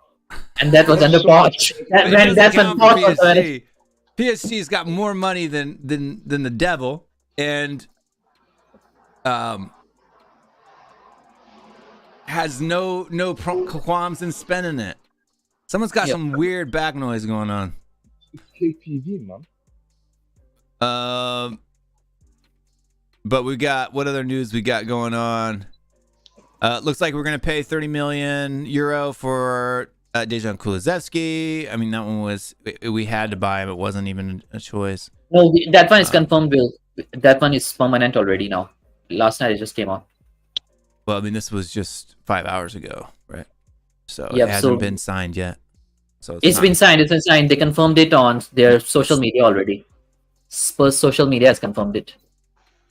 Yeah. I So mean, Will, would Spurs win the French league? Yes or no? yeah. Yes. Hey, man. You know what I mean? Lol. Yeah, we could win. We would be up to first and second with PSG every single year. Lol, man. Let me give you. You let me- guys would have won Arsenal would have won the French league this season, no problem. Yeah, that's true. To be fair. I don't know about that. 100%. Versus that PSG team, 100%. I mean, I'm not saying we would beat PSG every year. It's not like we would just roll over PSG, but we would be in competition. We would be in contention for it, for sure. Looks like Kim Min-jae is going to Bayern Munich. Yep, he is. he deserves, man. He Almost deserves done that, with man. He's going to an elite club. And imagine we could have had him 2 years ago for £5 million. Exactly. I've not seen any money prices what he's going for. I think the Korean fans though probably would have rather him go to PSG, to be honest with you. Lee Kang-in is going there. Kim Min-jae is going there. So yeah, it looks like that Korean fans, they will be the PSG would be the next big team that Korea will be spotting. Yeah. Yeah, maybe, Maybe. man. But I think it's only Kangin. But Bayern, Kim Min-jae, they got him, man. You know what I mean? To be fair. But I guess the Spurs and the Sunny Hive will be there to stay for 1 or 2 more years at least. I don't know. Sonny's looking. There's some rumors on Son this summer too. He Yeah. wants to leave. He's not happy. He wants to leave. Yeah, I don't know about that. Then we've got who else we got? Fabrizio Romano on Kulusevski 6 hours ago. Document signed. Deal completed. 30 million euro. Spurs got a €5 million discount on the initial 35 million buy option. Yeah, man. Big up, man. Big up Spurs, man. You got Kudu, man. You know what I mean? You got a baller. Decky's here to stay. Oh, this is all 6 hours, so this is why. Yep. It's just a roll of 6 hour tweets. I mean, Will, man. Someone even said that PSG want to sign Arteta as new manager. Boy. PSG want to sign Arteta? Yeah, apparently. Why? They want to bottle They wanna leagues or bottle? what? I was gonna say that. They want to bottle the league because they're going to hire Arteta as manager. Nah, he played for PSG. Maybe they're trying to have PSG DNA. You know what I mean? Could be. He played for Arsenal too, though, right? So, Yeah. says Raya 7 hours ago. Raya is very close now. Field will be just over 30 million. That's from a tier 3. Because Man United are going for Pickford, that's when the news came out afterwards. It looks like he'll be coming to us. Let's see. Any other big news out there? It looks like Hakim Ziyech is leaving Chelsea and going to Saudi Arabia. Saudi Arabia is coming and buying a lot of players recently, ain't they? Yeah, man. actually, I was just thinking that. Like, I never really heard much about them at all. And then Ronaldo goes there last year, and then this year it's like there's boom. They've Benzema. are they like They've got fighting? Are they fighting for like to get like a World Cup? Sometimes when countries like this, like and especially in the Middle East, are trying to bid for a World Cup bid, and they need to grow infrastructure or their image in order to get that tournament, they'll go on a rush like this and just like automatically, build up, stuff like that. But they're going after a lot of big players, man, and dumping the money. If you don't care about the actual game and you just care about the cash, dude, Saudi Arabia is the place to be right now. Like kind of like China was a few years back before COVID. Yeah. Wow. 'Cause that's what China was doing before COVID. COVID kind of threw a monkey in the wrench, but they were vying for like a World Cup bid and stuff like that. Then they filled their league with all the inflated prices and players. By the way, write it down. That's because MLS isn't a retirement league anymore. We don't pay big contracts like that anymore. We actually bring people in, normal people in. Not at the end of the career, but in the middle of their career. Wow, yeah, man. I mean, we're like Saudi Arabia, man. They're cooking, mate. You know what I mean? All those camels and all those mules, man. They're elite, bro. Even DJ Khaled goes there, man. You know what I mean? If it was me, I'd rather go to Dubai. Like Saudi Arabia's still got some political issues that I'm not down with, right? I'm okay with the religious side of things. It's the political stuff I'm not too keen on. Yeah, Dubai is fine. Yeah, Dubai, UAE, stuff like that. Places where I can be Western and not get killed. Yeah, actually, bro. Actually, Dubai is cool. Yeah, you can go like there. There's donuts, mate. There's this place called Creams there. Boy, Turkey's cool too. Man. Some parts of Turkey, like if you go to Istanbul, stuff like that, you can still be Western and not get killed. And Morocco? Would you go to Morocco? Yeah, Morocco. Yeah, sure. Yeah, there's a minerals, bro. I've been there a lot, man. You know what I mean? I have a lot of friends. Any place, like I don't have a problem with the religious side of it. Like I don't have a problem. Like even like Singapore, I think is fine. Malaysia. Those are kind of Islamic nations too that you can be in a way not Muslim and not get killed. So yep. No, Singapore is not really Islamic nation. It's not. Not Malaysia is, but because of the population. Let's see. Although I don't know, you may be too young for this, but back in the day, there was an American kid who got arrested in Singapore for like spray painting a car, and they were gonna cane him. So apparently, in Singapore, you get spanked. That's like what's one of their punishments for prison, with like a bamboo rod. And Bill Clinton had to go save him and everything. Like it was a big international incident because he had some American delinquent kid. I need to check. I'm not sure about that. Singapore caning. Look at that. It was a big deal back in the 90s, man. Yeah, it was back in the 90s. Like, was it along with the corridor, Will? Will, I just opened the Abercrombie and Fitch that fragrance, and now all my ads, they are coming about Abercrombie and Fitch. Bro. Yeah, 1994, the caning of Michael Fay. It was a big international incident. So in 1994, the Singaporean authorities sentenced American teenager Michael Fay to be lashed 6 times with a cane for violating the Vandalism Act. This caused a temporary strain in relations between the Singapore and the United States.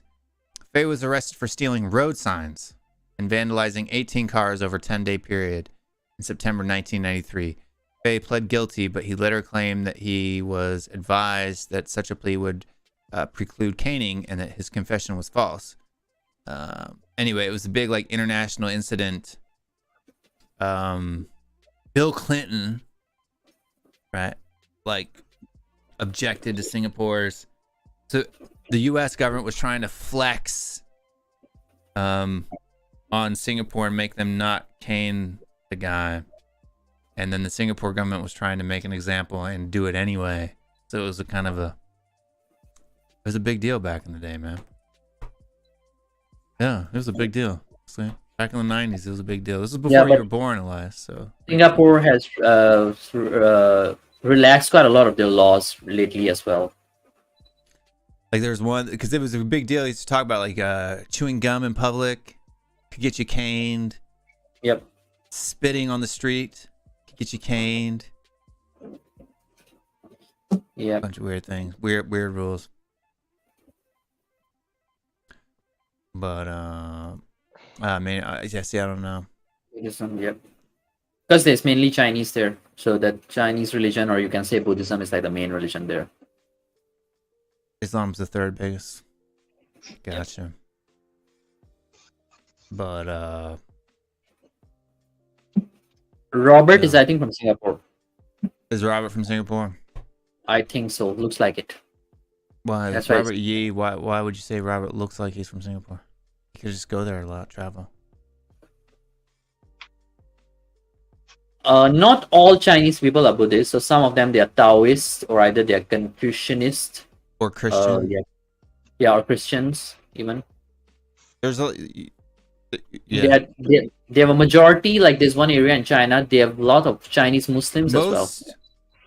Most Chinese people aren't Buddhist, actually. Yep.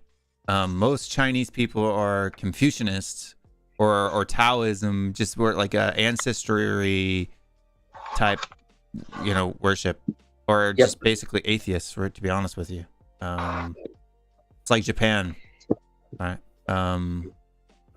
Japanese, Koreans are mostly Christian.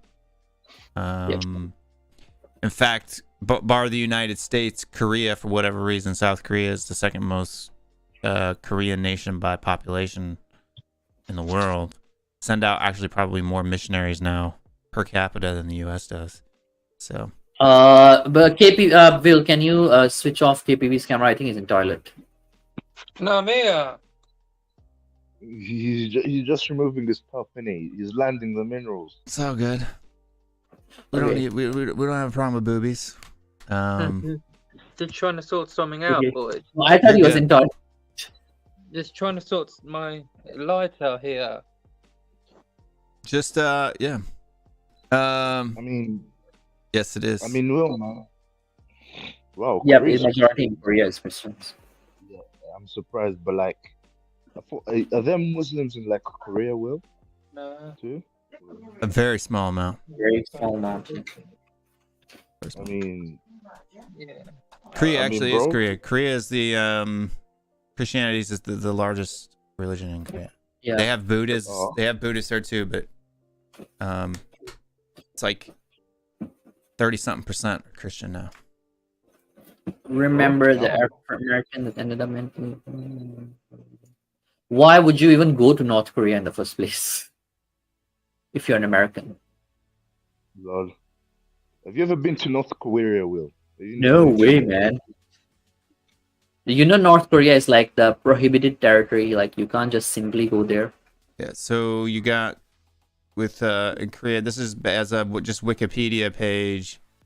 60% are say they're no religion. 17% with Protestantism. 6% with Catholicism. So for Christianity, that's what 24, 25%. 16% Buddhism and 1% other. So I don't know where you say Korea is not Christian. Exactly. This guy is murdered, bro.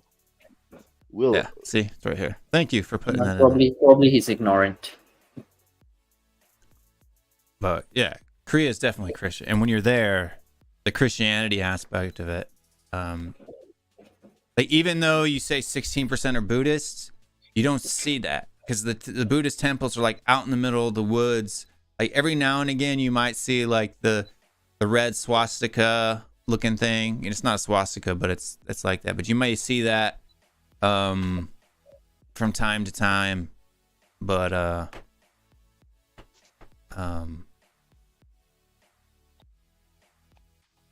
Chinese Yeah. and China. see, Robert used Korean, Bo. Oh, okay, it's a Korean. Okay. But yeah, they but yeah, Korea is definitely primarily Christian. Yep, it is. 16% Protestantism, 6% Catholicism, and 1% religions. Yeah, man. Your will, man. And you get different. You get Pew Research Center. Wikipedia's got one. Pew Research says that 30% is Christian, 23% is Buddhist, 46% say no significant religion, and then it says out of religious people. This is from the U.S. Department of State. 44% of the religious population is Christian, and 35% is Buddhist. Right. So anybody who has a religion, and then we got Why did Christian take in Korea than Japan? That's an interesting question. I think it was the missionaries, I think right? it's different values. No, because there's the same Catholic missionaries. Between it, I think it has to do with because it didn't really take in China, although there's a higher percentage of Chinese Christians than there is that. And I think it comes down to, I think if you just look at history, now this is just conjecture, I don't have any studies on this. I think it's from oppression. Christianity tends to do well Go under persecution. in countries that face oppression, right? So Christianity took off in the United States because it was a transplant from Europe, but China, right? Communist oppression, right? Korea, Japanese oppression. It just tends to do well, whereas Japan has never been oppressed in modern in recent times, right? Yeah, man. Yeah, so like you can See, take actually, that. Henry, you've got this backwards. They are very open to Western influence. And in fact, that's the reason why they dominated most of Asia, was because they adopted Western dress, Western military tactics, Western technology faster than the other Asian countries did. And that's why they had a stronger and more influence in the early 20th century. Yeah, that's true. But well, like before Japan used to own like Korea, man. They were your daddy, man. Apparently, is that true? Did Japan own Korea? Oh yeah, the Japanese. The Japanese annexed Korea in 1908, I believe. It's around there, 1903, 1908. But they had latter part of the 19th century, 1890s and stuff like that, 1880s. Exactly, James George. Just go watch the Last Samurai. Good point. Yeah, man. That's correct. Bro. No, even nowadays. So the Japanese are very interesting. They are very okay with adopting Western products, fashion, technology, but keeping their culture intact. Like, they do a very good job of, this is Japanese, but we're going to use this because it's good, right? Whereas a lot of the other times, especially with South Korea, they become more and more westernized over the years. Like, even from 2003 when I first got there.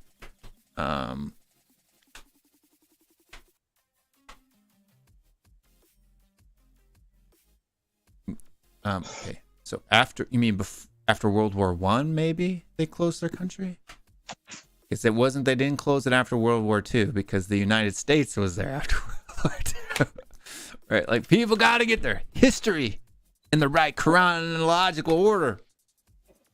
Japan true. was wide open after World War II. They didn't even have a military. So I mean, Will, bro, like No, he's not. technically, Korea should be for Japan, bro. You know what I mean? You stole their land, technically. and I'm guessing that's Stel. So yes, is KPV naked? KPV's naked. He's showing off the boobies today. Shut up, man. But Just kidding, bro. apparently Starbucks are amazing looking in Japan. I didn't really notice. No, Starbucks look like Starbucks, dude, no matter where you really go.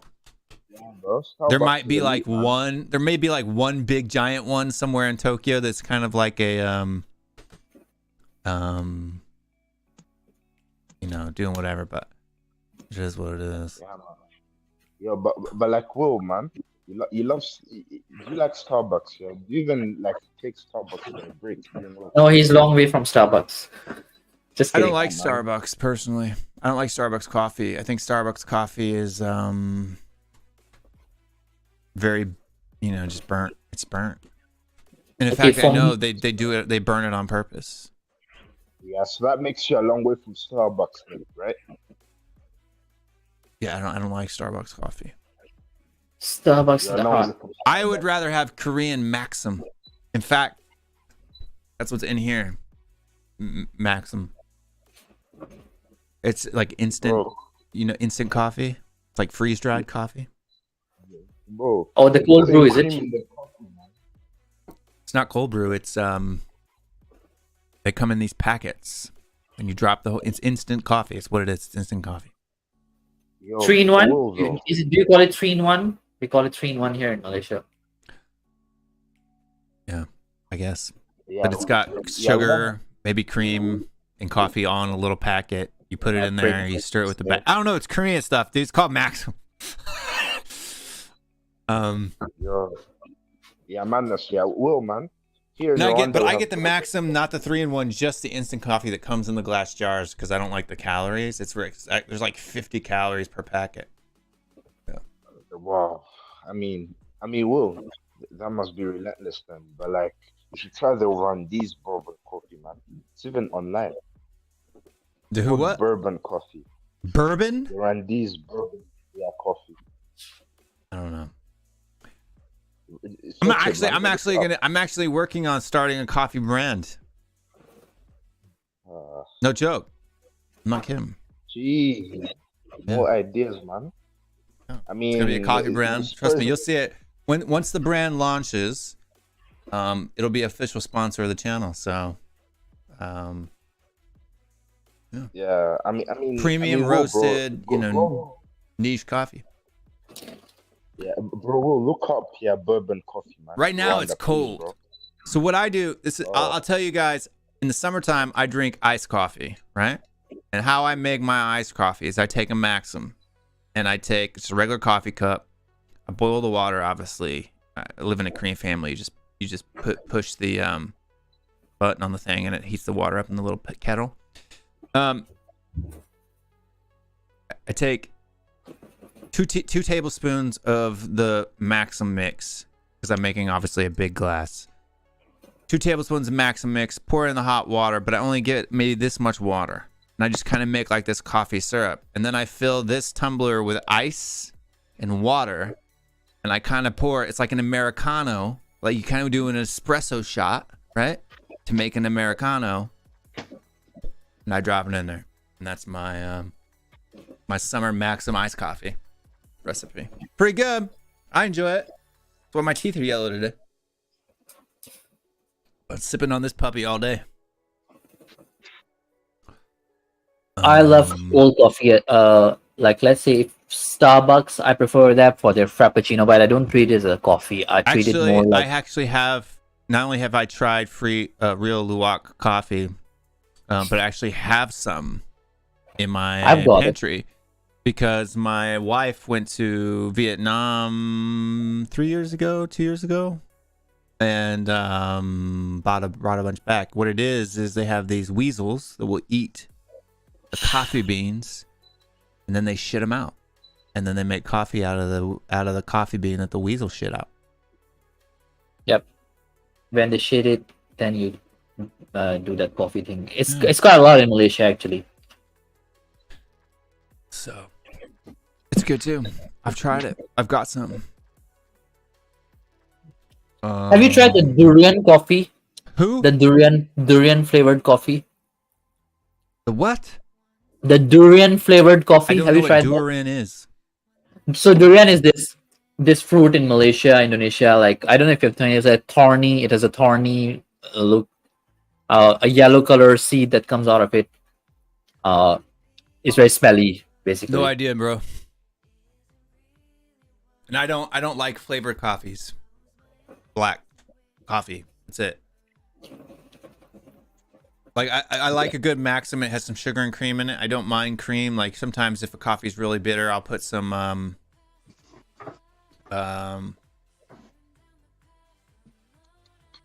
cream in there, some milk, like whole milk. But yeah. You got different ones. You got Brazil, you got South America, Guatemala, you got Arabica. Arabica, yes. You got all kinds of coffee from all over the place, man. But whoa, bro, you didn't do what I asked you. So there's a famous Starbucks in to Japan serve overlooking urban the Shibuya crossing in Tokyo. People go there to watch people crossing, and it's a neon digital billboards. It's the best Starbucks in the world. I've never been to that. I've been to Tokyo like 3 times, but it was always for work. I didn't do a whole lot of touristy stuff, so. But yeah, Starbucks, I don't go to Starbucks. It's gross coffee. Bro, It's not Starbucks, even the good. minerals, man. You know what I mean, bro? No, it's worse coffee. Flavor, bro, the cream, bro, it's good. No, Starbucks is garbage. No, it's nice as drinks. Like let's say if you like the Java chip frappuccino, it's good as a drink, but not as a coffee. Yeah, but you can get those. Yeah, like if you like all their fancy little sugary 500 calorie caramel coffee drinks, then yeah. But I do that as drink. if you like coffee, just the coffee part of it, their coffee is not. No, It's not good. I agree. Bro, Stell just said that Starbucks is shit, man. Stell's a long way from Starbucks, then. You know what I mean? Yeah, stop. Starbucks is tough. But the coffee that I'm making, so my brother, I don't know if people know this or not, Sean Stewart, sometimes you guys see him in the chat. Haven't seen him in a while, but usually during the season he's in there. At least he ghosts. But he Let me stalk him. He is a barista and roaster. In fact, the roasting company that he works for has won several awards for World Roasting Awards, stuff like that. So he's a bit of an expert in the coffee side of things. So partnered in with his company and my company, we're going to be making a new coffee brand, a collaboration of the Stewart boys. It's called Good Citizen Coffee, right? Yeah, that might be Sean. That might be a thing we do in the future. Stewart Coffee, Yeah, big man. one. But Oh my! we're going to be doing new coffee brand. It's going to be called Doomsday Coffee Company, and yeah, it's going to be good. Yo, well, man, why don't you do Minerals Coffee as the brand? No, Minerals Coffee. It doesn't sound very. very coffee friendly. No, it just doesn't sound very appetizing. Minerals Coffee, like it would be like you use mineral water to make the coffee. It's gonna be whole bean. I like whole bean. I prefer whole bean. Like if you're gonna buy ground coffee, for me it's either whole bean. If I'm gonna go like real coffee that tastes great, I'm going whole bean, right? And then I grind it beforehand, and then I make it. It's an extra step. Some people don't like to take the time to do. I'm gonna tell you, I do it. I do coffee. I I like coffee. I like coffee quite a bit. I have a mocha, an Italian mocha. I have or mica or maca or however you say it, the pot. I think it's maca. A Italian maca. I got a French press. I've got all kinds of different. Yeah, French press is elite, by the way. But the main one we have is like, it looks like a coffee, like an upside down coffee pot. And you put the filter right in there, and it has holes in the bottom, and you set it on top of your cup. It's kind of like how they do it with the Weasel coffee in Asia. But you put the like a little filter inside, and you put the beans there, and you just pour it straight there, and it just runs like a drip, like it drips right straight through. That's what I do the most because it's just convenient. Just grab a filter, throw in the grounds, pour the water, and go. Is it a frappy? Maybe, I don't know. But I like to do all different kinds of coffee devices. I'm not as into it as my brother is, obviously. That's his deal, right? I'm an amateur. But I like a good coffee because there's no calories in coffee. Not only is there no calories in coffee, but coffee's really good for your digestion. I have a little bit of IBS, irritable bowel syndrome. So drinking coffee for me helps to keep me regular. You know, coffee can be a natural laxative. It also too has, antioxidants and stuff like that. And then the caffeine, dude, that helps. So, I'm a bit of a coffee fanatic. Yeah, it's better than sugar drink, eat sodas and Coca-Colas and Pepsis and all of that jazz. It's better for you than that. That's the minerals, man. No, coffee's good. Black coffee. Yeah. By the way, Will, are you like opening a cafe or are you just like opening a coffee company sort of thing? Yeah, just this is the coffee company, the beans. You can buy the beans. Okay. Yeah, man. But does your brother have like a you wanna barista cafe or something? Yep, he has a cafe. He has a couple of cafes, one or two. He's got. Then he sells bad coffee as well, and then he's gonna roast it for me, and then I'm gonna sell it. Nice. Yeah. Looking forward to it. Minerals, man. Yeah. But well, man. But well, bro, like, search the coffee I just posted that in the private chat. My I goodness, like Will, green all tea my- too. I don't like black tea, like an English black tea. I've never had it in England, but I don't like it here. So whatever they're doing to black tea here, I don't like it. I know the English people are gonna get really pissed off at me. But I don't like black tea. Green tea, like an Asian green tea, or lots of different teas. There's lots of different types of teas in Asia. I've had some good tea there. One tea that they make that Koreans make all the time is Korean green tea. no, well they have a Korean green tea, but there's it's like a corn tea. Oh yes, they do have that thing, It's good. but I don't like it. Why do you not like Yo, corn? The what's corn that? Korean corn tea. Not a corn favorite. I don't like corn. I like anything Korean They have a except anything but this. barley and corn. It's actually I good. don't The like corn barley tea is either. good. Like if you don't say you don't like drinking water, right? You don't like drinking water. Like you just don't like the taste of plain water. You want something that has a little taste. Corn tea, it's great. I don't like the barley Man, tea it's also. great. There's barley tea too. There's corn too. It's corn and tea. barley. Yo, Barley bro. they use a lot for but 옥수수 cha. There's an 옥수수 cha as well.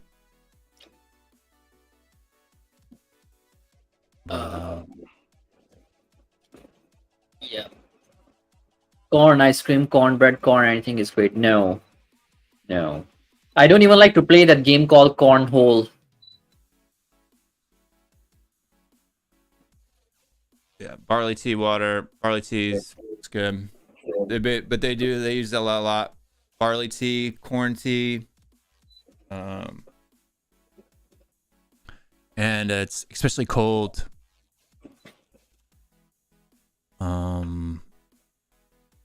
mint peppermint tea. I like a good mint or peppermint tea. It's not bad. Peppermint tea is pretty good. Yeah, mint peppermint tea is Cornbread with but like, zucchini. bro, Black tea in the U.S. is awful.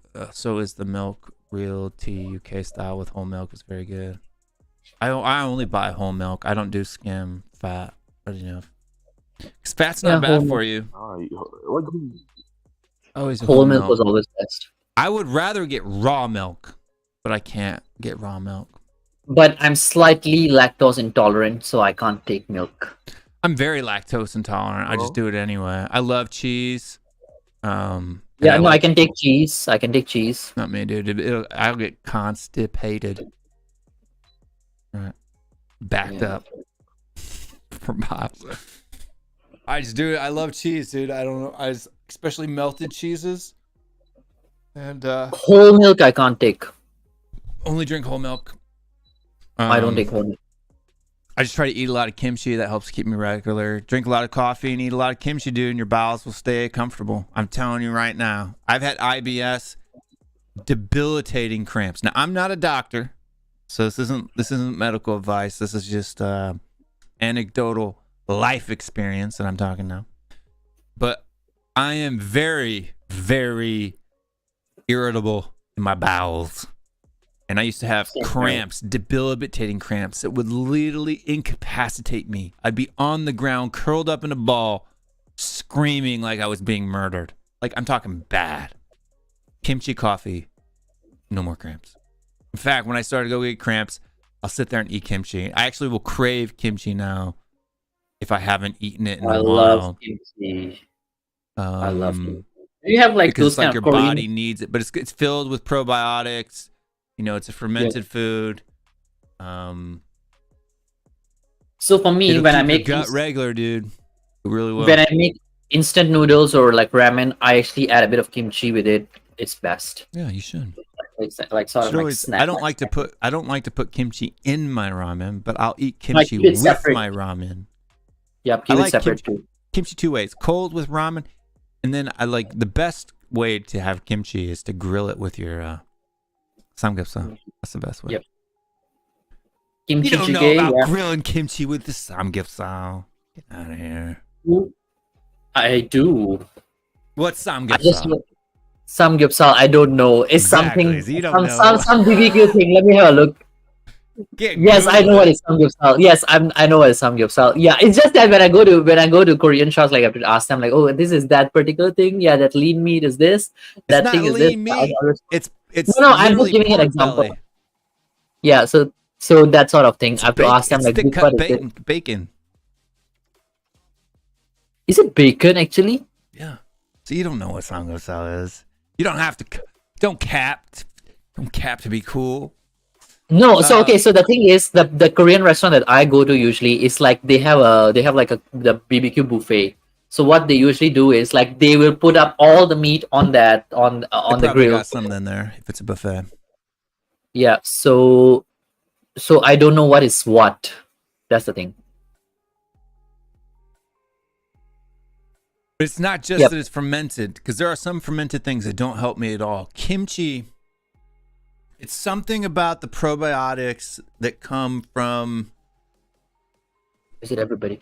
the way kimchi's fermented that doesn't help in the way that, say, like pickles are fermented, right? Because pickles are fermented. There's something about that, right? And then too, like twinjang really helps.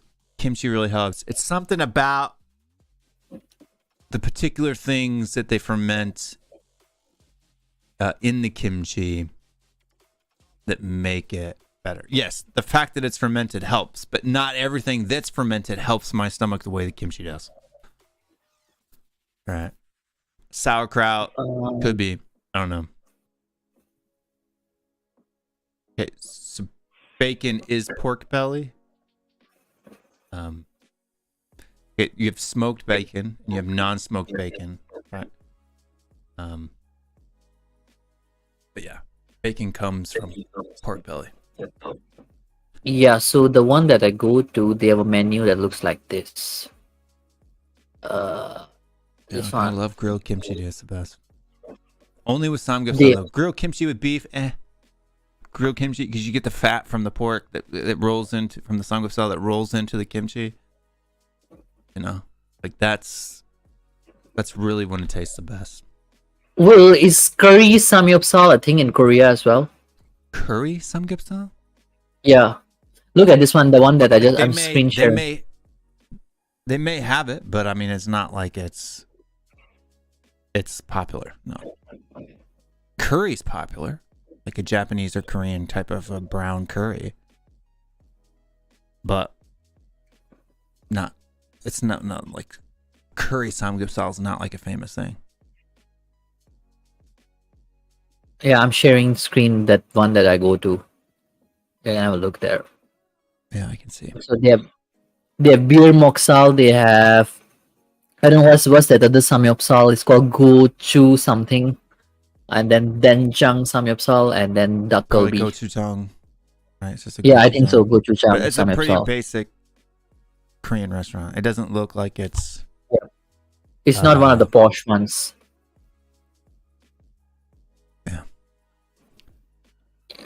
Or maybe Then even super authentic. Is the owner Korean or is the owner Malaysian? Yeah, the owner is Korean. Yeah. So you gotta go. You can't go to like in China. A lot of times the Korean restaurants are owned by Chinese people, not Korean people. Yep. Not even like ethnically Korean people, because there's an ethnic, Chosun type of a, ethnically Korean living in China. Sometimes it's just Chinese, and it's not Well, the same. when you were in Or Malaysia, even in did you try Thailand, any? there was Thai people doing Korean food, and it wasn't.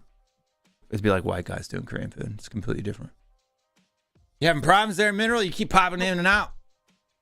I think his internet is taken over by brown envelopes. Brown envelopes are trying to take me down, bro, but they can't. Minerals FC, they can't stop the message, man. You know what I mean? Pork is going to be your has the least amount of protein of any Any of the meats, yep. any of the meats. Bro, pork is elite, man. If you're looking at especially as lean meats, pork is going to be high in fat. It's going to have a high fat content, low protein content. Pork, you do pork for taste, but you're not going to get it per gram. It's got the lowest protein content. You want to go with chicken, beef, white fish. Those have the highest, or pink fish like salmon, tuna, actually have a higher protein content per gram than the white fish does. But Oh, yeah, man. but pork is good if you need extra calories. It's got a lot of fat in it, stuff like that. I mean, you can get lean pork cuts. There's lean pork, but even that, I think lean pork for me, if like in Korea they call it hanjeongsal, lean cuts of pork from a nutritional aspect are kind of worthless, and even from a taste aspect, aren't near as good. Dude, trust me, I love a good hanjeongsal, but for me, it's got to be, nothing better than a somek and a samgyeopsal. Nothing. Like I could go anywhere in Korea and eat anything expensive, do whatever, but dude, for me, I just want to go eat. Like whenever we go to like a Korean barbecue, my wife always wants to get beef. Get the beef. It's like, why? We can eat beef. I eat steak all the time. I don't want it. Well, it's the most expensive. I don't care. I don't eat. Like my it's this. It's a stereotype, but it's true. But whenever we go to a restaurant or anything like that, right? My wife always just wants to eat, especially like it's a Korean barbecue, just to eat the most expensive thing, right? That's a very ladies thing. It is just it's so Asian. It's like, because the buffet costs $25 a person, it's like each person has to eat $75 worth of meat before we're allowed to leave. And it's I understand. It's annoying because I just want to eat samgyeopsal. I like thick, like, because even in Korea there's different thicknesses of samgyeopsal. You can go to some places and it's real thin. You can go to some places and it's real super thick. I just like a nice, pan, not net. Yep. No, beef is more expensive in Korea. Yeah, beef is more expensive. Way more expensive. Beef is Way, definitely not way, cheaper. way. Definitely man, not beef cheaper. is so expensive. Way more expensive. Yo, Like okay, I can show you. I can Beef show is you. more expensive in the U.S. than pork. Pork is the cheapest cut of meat. Even pork and chicken in the U.S. is cheap. Like you can look at this BBQ platter. There's a big difference in the price. 100 ringgit difference between the beef platter and the pork platter. Yeah, pork is jeez. a lot cheaper. But yeah. Okay, in it's terms more of the expensive a la in the carte items, what kind of things do you like? Do you like the kimchi jjigae, the doenjang jjigae, or the sundubu jjigae? Which one is your favorite? Which one? It depends on who it is, right? I like kimchi jjigae. I like doenjang jjigae. They're all different, so you can't really say best. I like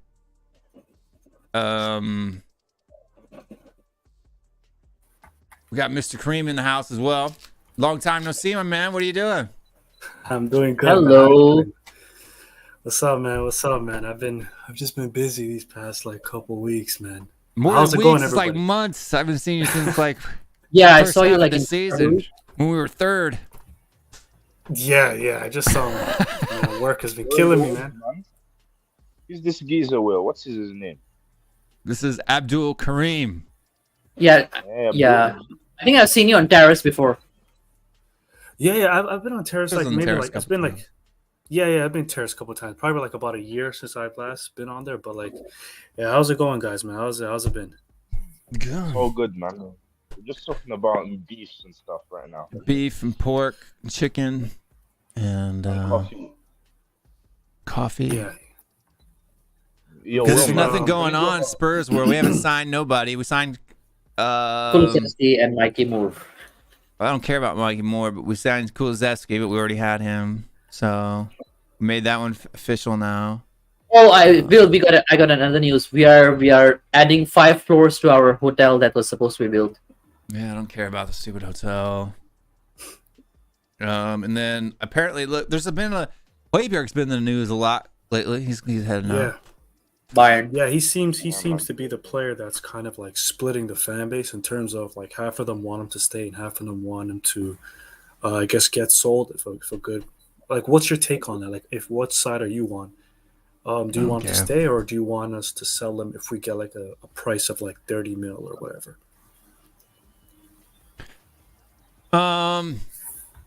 As long as we bring in somebody who's competent to replace him. I don't think Basuma's that player. I think that Bentancur Højbjerg, especially if you're going to play a double pivot, is the place to go. We need a number 6. If Højbjerg goes, like Højbjerg, people can gripe and moan about Højbjerg all they want, but who's better in the 6 than him? But we have nobody. So Exactly. if we don't bring another player, if we don't sign a quality 6, now let's say if we were to go out and sign like a Tyler Adams to play in this Postecoglou type of system, Is he even okay, a 6? you can let Tyler people- Adams? yeah, he's 6. Yeah, Really? He seems small for Yeah. a 6. He's small, but he's kind of the Conte type of a 6, right? The Golo Conte type of a 6. Deep lying playmaker, good on stopping the play. Tyler Adams is a good player. If we got Tyler Adams and then had him playing a Bentancur Basuma type of have them be the 8s and he be the holding 6, I'd be down. I'd be okay with that. Do you think Højbjerg is an easy person to replace? Do you think he's easily replaceable? In a way. Yeah. There can be better than Højbjerg, but you can be worse than Højbjerg too. I think Skift's worse than Højbjerg. I think. Like, how much do you think you would have to pay to get a player that's 100% better than 30, Højbjerg? 35 million. Okay, so he's not that hard to replace then, I think. I think 30, 35 million is a decent price in today's For Tottenham, that's hard. Because when we spend 35 million on a player, we get for Charleston, Brian Hill, we get. I mean, we spent 60 for him, so that just shows you that we can easily spend 30 mil for a player, though, right? If we're able to Yeah, but we spend don't. 60 And on- when we spend 30 million on a player, we get bad ones, right? That's what I'm saying. We buy bad. yeah, So you have so when they work out by accident, we need to keep them. To be honest, like, He's easily replaceable. We could get what's that? Kessie would be a good replacement for him. He wants to leave Barcelona, right?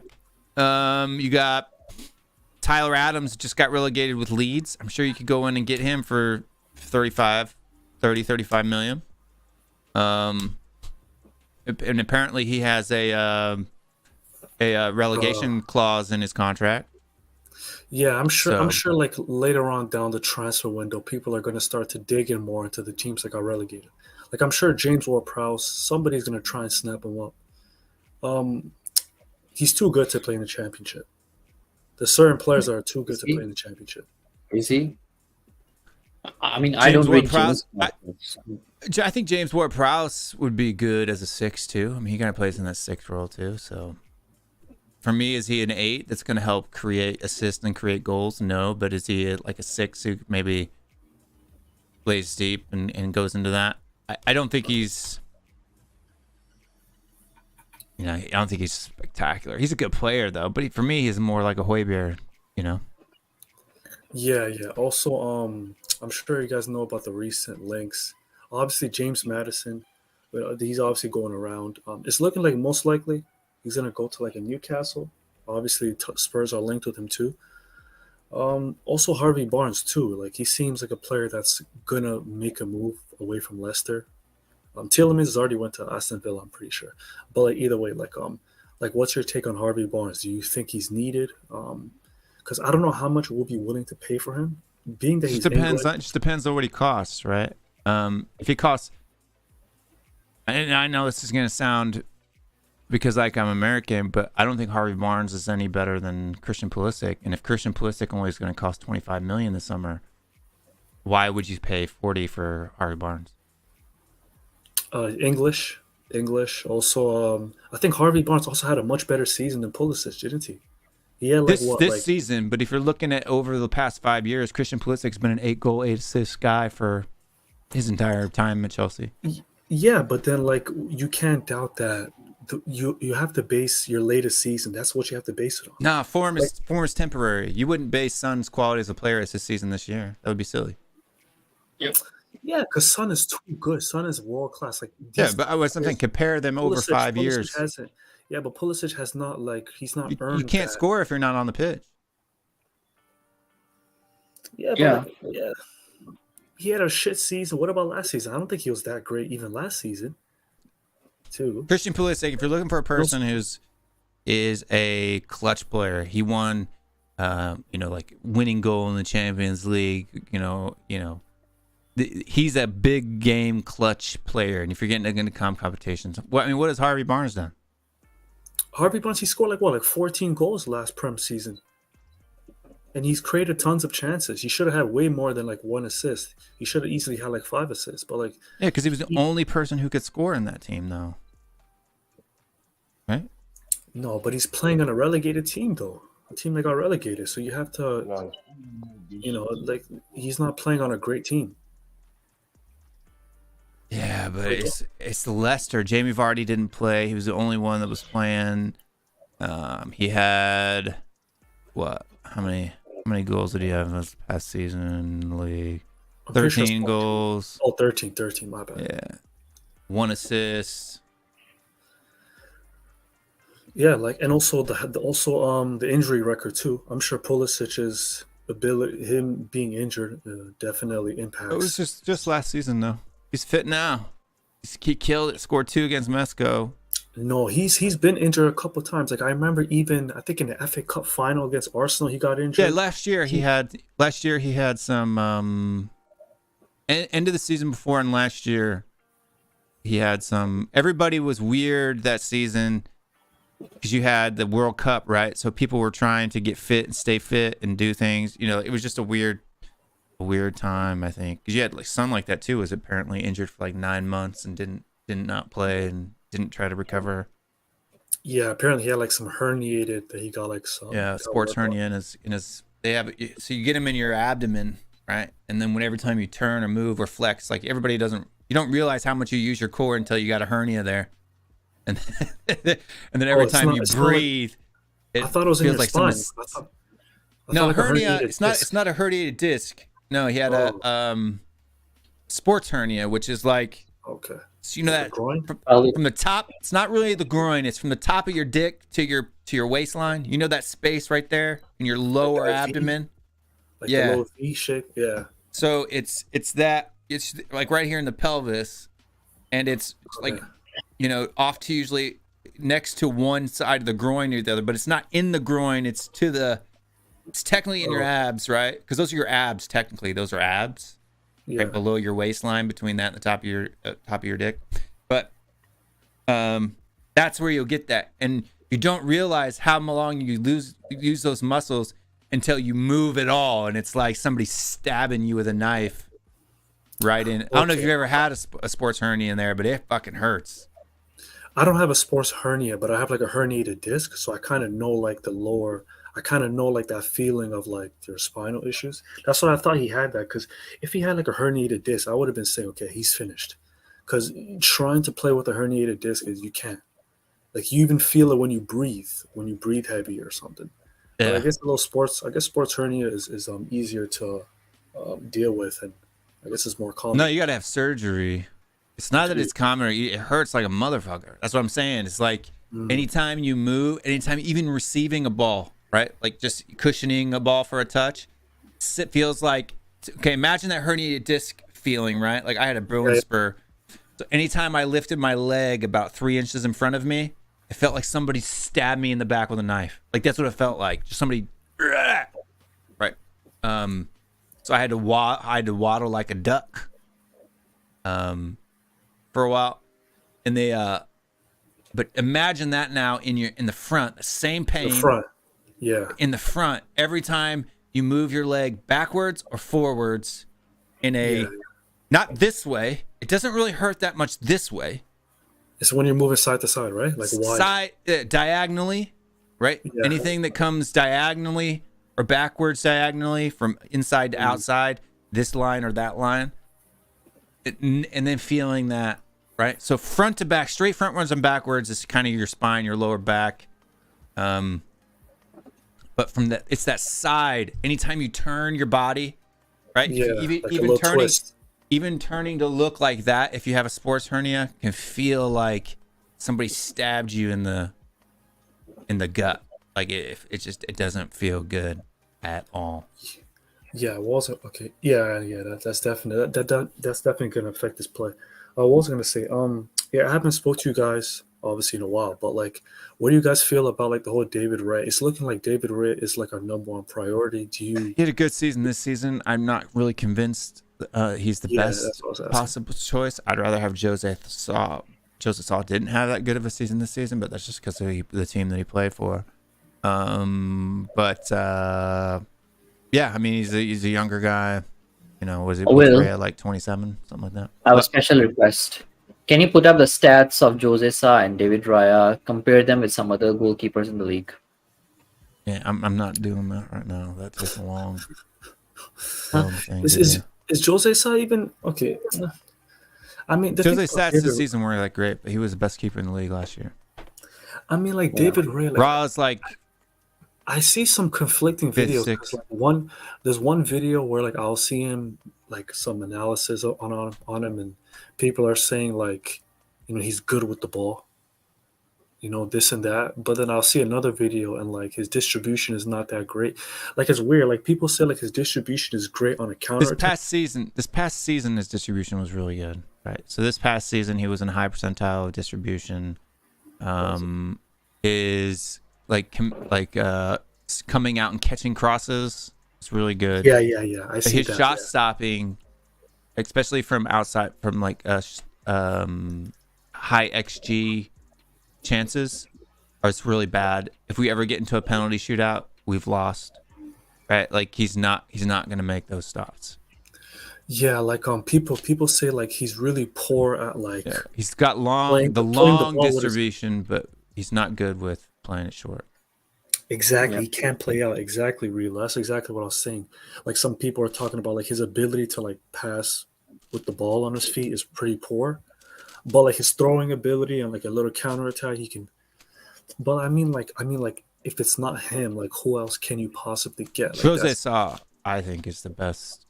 Other than Ederson and Allison, I think Jose Sa is the third best keeper in the league. I really do. You really think so? You rate him that highly? You think he's even better than like a Ramsdale or something? Yep. I think he's better than Ramsdale. I think you put him in a team that's not Wolves. Okay, but you can also say the same about like a Brentford, right? Like I feel like Raya can also flourish well if you put him in a better team. Dude, Brentford's What? defense is better than ours, at least. Yeah, but I think Raya is not. He's not as good of a shot stopper. He's not good with the ball in his feet. He's not good under pressure. Whereas like Jose Sa can dribble people. You know what I mean? So basically, Raya is like a younger Lloris, right? Just a couple years younger. Is that what you're? No, because he's not a good shot stopper. I think Lloris is really bad with his feet and with his long distance distribution, but is good at stopping. Was good at stopping. Yeah. High XG chances. Right, was a good shot stopper. Raya is not that. Raya can come out and claim his box, right, and make good long distribution with his feet. But he's not a very good shot stopper. In fact, he's like 15th percentile in his shot stopping. It's pretty bad. Yeah, I mean, he's homegrown. Surprisingly, he's homegrown. So Is he? That's good. Yeah, he's actually homegrown. Surprisingly, yeah. I didn't know that. Yeah. Oh, he's homegrown, by the way. Yeah, he's homegrown. I don't know how. Like, I remember I was watching Ben and Sim. They were talking about him. Jose Sa or David Raya? David Raya. Let me have a look. David Raya is homegrown. How on earth is he homegrown? I don't know. Maybe it has something. So he played for the Blackburn Rovers during his youth. Yeah, Okay. that probably has to say it. So he's probably homegrown he's homegrown in Europe, but we're not in Europe, right? No, he's homegrown in England In as the well. league, too? Yep, Can't in the forget league that. too. It's Blackburn weird. Rovers. Yeah, it's weird how that works. Also, I mean, we have a big summer ahead of us. Like even the left center back, like that's definitely. Well, all the center backs need to go. Even Romero, you think? Well, Romero can stay, but that's one out of how many, right? So Yeah, but I feel like okay, but what about like the left center back? That's definitely a big hole. I mean, it's Spurs has a lot of questions. this is what I'm talking about, right? This is what I'm talking about on the Harvey Barnes thing. Harvey Barnes, this is the first time he's ever broken 10 goals in a season, right? For the 1, 2, 3, 4, 5, 6 years he's been playing for Leicester, the most he's ever, and he's played quite a bit, an average of 25 games per season. This season he plays the most. It's been pretty average, dude. 6 goals. Right. His two best seasons were the 2021 season and the 2020, and then this season, where he had 9 goals and 13 goals. Definitely not an assist guy. He's got 33 assists in his whole career. Yeah, but then you're paying for what he did on his previous season. Like you're paying for, I mean, that's like the best. No, because if it's a one-off, right? Like if his average is 6, if over the last 5 years he's 6, 6, 6, 6, 6, 6, 6, 6, 7, 13. You don't say, "Oh, I'm going to get 13 goals." You say you're going to get 6. Yep. No, but I don't think that's how teams kind of value players. I think they always That's value how teams should value players. Yeah, but I guess like you can always say like 13 is what he's turning into a 13 goal type player. No, you need turning into needs multiple seasons, right? You can't statistical anomalies are statistical anomalies, right? If you're average like just since the time he was 18, 6, 5, 5, 5, 5, 9, 1, 6, 9, 6, 13, right? So it's the only time he's ever broken double digits. So you're saying his average is 6, right? You're not going to get 13 goals a season. Yeah, but like you can't really say that because he got it last season though. Yeah, but Son got 23. You're not going to get that every year either. And if you expect to get 23 because he did it once, that's silly, right? Son is an average of 12 to 15 goals a season. Okay, but 23 is a lot to ask for. But I don't think like something like 12. I don't think like expecting Harvey Barnes to score between like 9 and 15 goals between that range, whether it's 10, 11, 12, 13. Yeah, I don't think he can. I don't think that's that crazy of like a prediction, to be honest. I do. I don't think he's capable of doing it.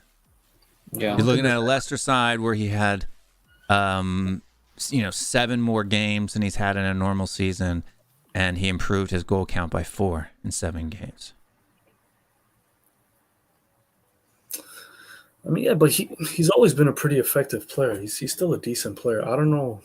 Obviously, 40 mil may be too much for him, but I don't think it's that, that crazy to expect that from him. But either way, it's like. And then, if you a compare left wing him, is like, I go on. if you compare him with Christian Pulisic, for example, so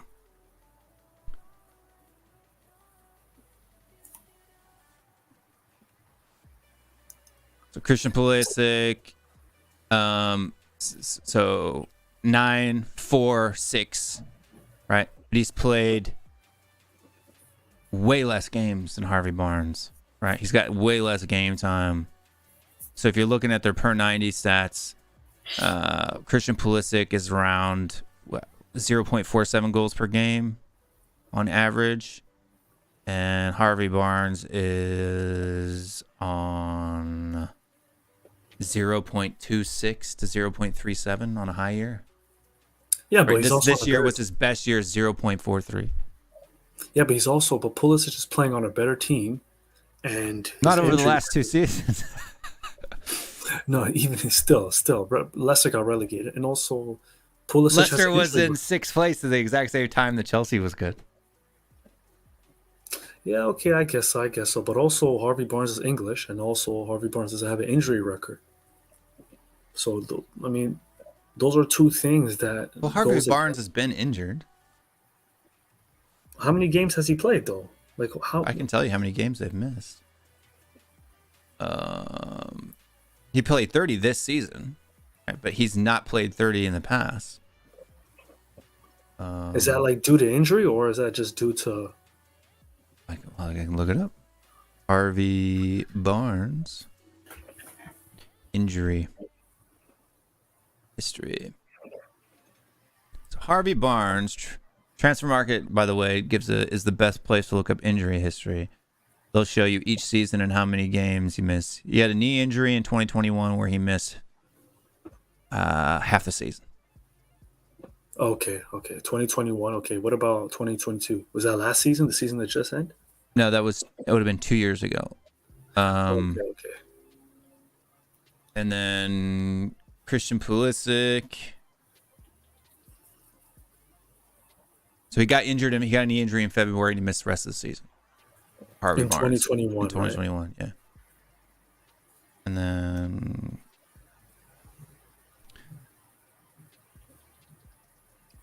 injury.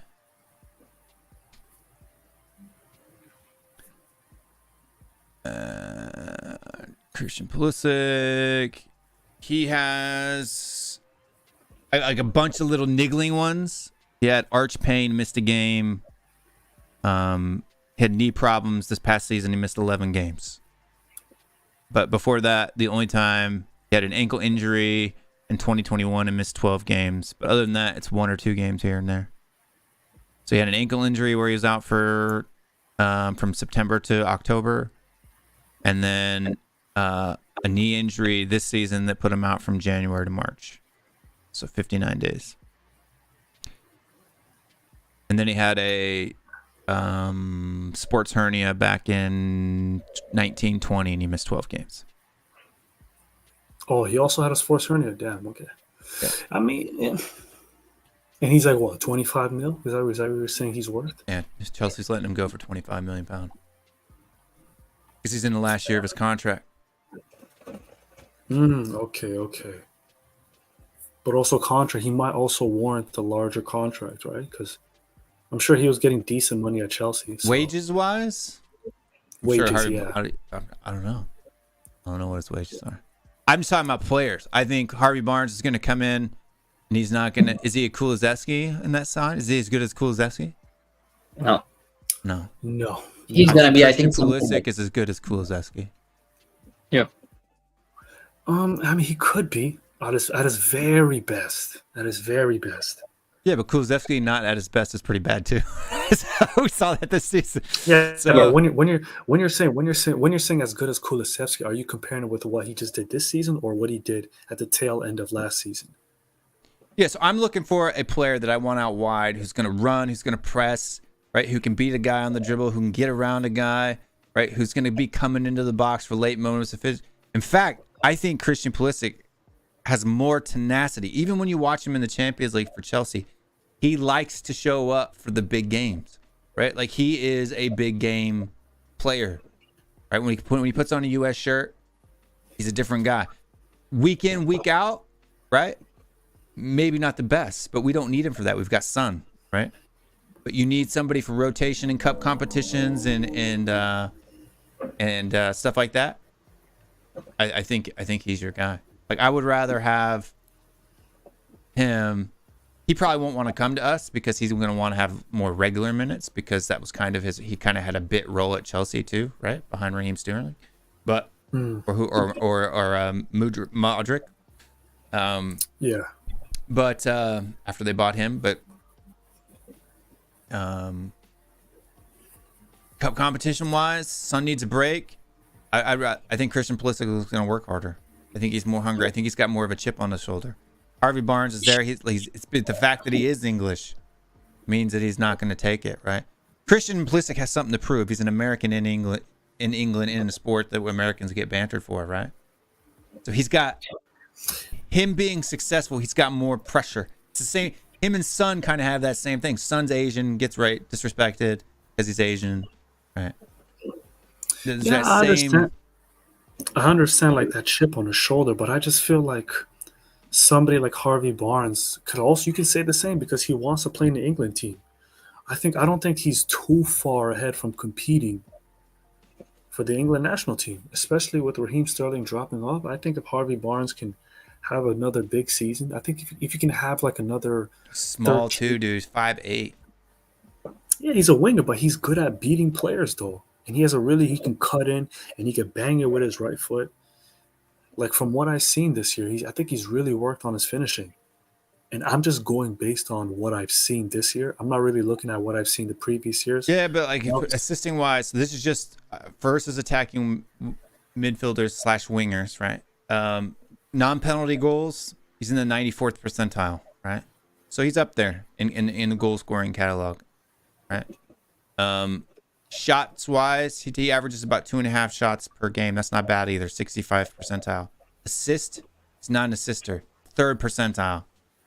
Right? Like he's horrible. His passing, his expected assists, shot creating actions, 3rd percentile against his peers. That means 97% of the people are better than him at shot creating actions, making assists, making passes into the box that are going to help the team score goals. Progressive passes, 18th percentile, right? Tackling, intercepting, pressing, 18th, 17th percentile. Yeah. So I mean, for us Yes. in our system, it's just a completely different deal, right? Whereas like Pulisic in those particular, that's what Christian does, is he presses, right? Christian Pulisic, if you're looking at the same, yeah. So here, I'll put it up on screen so people can see it, but just so they can see what I'm talking about. And this is just this season, so it's the last.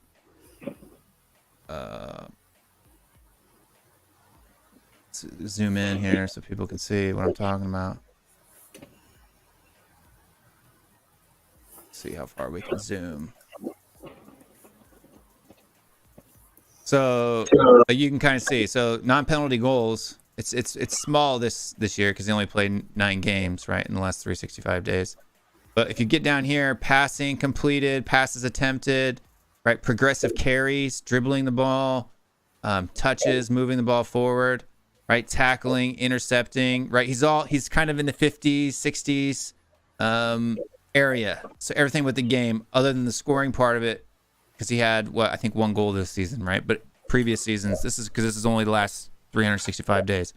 And when you go to Harvey Barnes, you get high stuff in the in the goal scoring bit because he scored 13 goals. But when you get down here and everything else, right?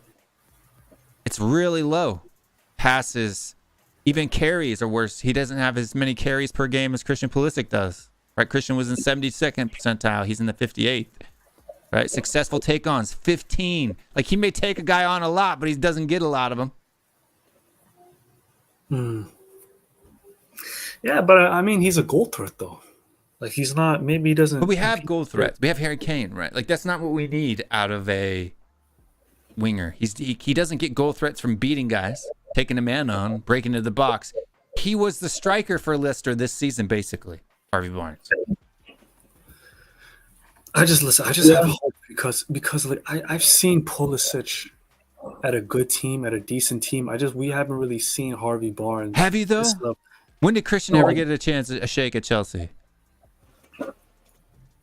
Whenever he played at like Chelsea is still a good team. You mean like when he won them the Champions League? He did not win in the Champions League. Hell no. Yes, he did. No, he did. He wasn't even top 5 most important players for Chelsea when they won the Champions League. He scored a winning goal. That was Kai Havertz that scored the winning goal in the final. In the final, but in the semifinal. And it was Mason Mount that gave him the Christian assist. Pulisic put him through. Pulisic put him through. It was Mason Mount. Mason Mount was the one that gave the assist for Havertz. I'll tell you the game. I'm telling you, it was Mason Mount. Yeah, it was Mason Mount. I know it was Mason Mount in the final to Havertz. But I'm talking about it was like semifinal or something like that. He pulled a Lucas Moura and pulled them through. Pulisic, is it? Yeah. It was in goal in the year that they won. In leg 1, yes. In leg 1 he won. He scored a goal. In leg 2. I think Emerson. No, he didn't score. Why do I feel like Emerson scored? No, I must be. No, I don't. It was it was in the first leg of the Lille game. Of the what game? Sorry, the Lille. Oh, Lille. Oh yeah, Lille, the French team. Yeah. I mean, listen, man, I'm not saying he's horrible, but like, I mean, to be honest. And then in the first leg against Real Madrid. He scored? Yeah. Yep, he did. What was the score of that game? I'm just 1-0. Oh, sorry, 1-1. 1-1. Okay. But I'm talking. This is 2021 season now. I'm talking about. Yeah. Yeah, that's what I'm talking about also. Yeah, but he wasn't one of the top contributors or like the most effective players. In that Champions League run, he's always done well. He's always scored 2 to 3 goals in the Champions League every season. Yeah, like, listen, to be honest, like, if Spurs do get Christian Pulisic, I'm not going to complain, to be honest. Like, this is not a hill I'm willing to die on for Harvey Barnes. I don't really care that much about him, to be honest, but like, I'm more worried about other positions, mainly defense. But like, also, like, quick question, like, what's your take on you two can also answer. What's your take on Pedro Porro? Do you think I like Pedro Porro? Do you think he's as good as you thought when we were linked with him? Because yeah, I'm sure when we were linked with him, a bunch of hype was growing. But what about? I think he's better. What's his? You didn't. Conte got sacked right after he came in, right? They never really got to work together. But he still came in and had like 2 goals and 3 assists, playing in the shit that we were in. I'm telling you, he's so good going forward. He's so technical, man. In fact, I would rather see him in that. Like, if Bentancur is going to be our like, say we don't sign another midfielder. I mean, Bentancur is going to be our number 6, our deep lying playmaker, right? Basuma, Bentancur, Porro is that right mid behind Kulusevski and in front of what's his nuts? Royale or something like that. Moving Porro up a little bit further. What's Postecoglou? What's his formation? He plays 4 at the back. I'm pretty 4-3-3. sure. What is it? 4-3-3. He'll play whatever, but 4-3-3 is what he most commonly, gets into. So he once in a while going to 4-2-3-1, but it was very rare. Is he going to be? Is Porro as good a defender? I don't know. Can he pick it up? I don't know. But he's definitely going forward. I think he's good on the ball. I think he's good at taking on a man. He's got a great eye for a pass. He's got a great cross on him. You know, and as an attacking, as a right mid in a 4-3-3, why not? You know, better than Skip doing it. Okay, so you would want him in the midfield three, and you would want Emerson as a Yeah, right so back. if you're 4-3-3, right? So you got Kulusevski, Son, right? Behind Son, you have on the left over there, you would have a Basuma, right?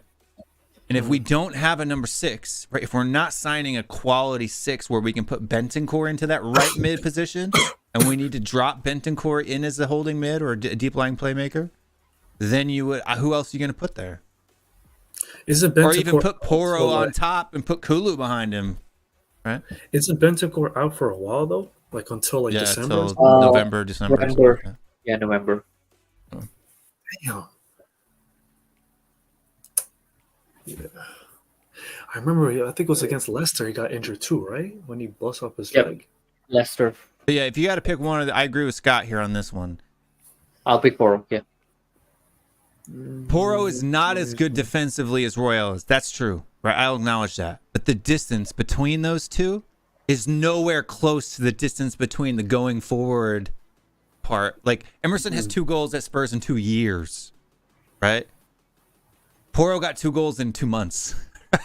So, Yeah. So you're willing to take on that defensive drop because he's going to score more goals, or at least affect more goals going the other way. Is that what you're saying, right?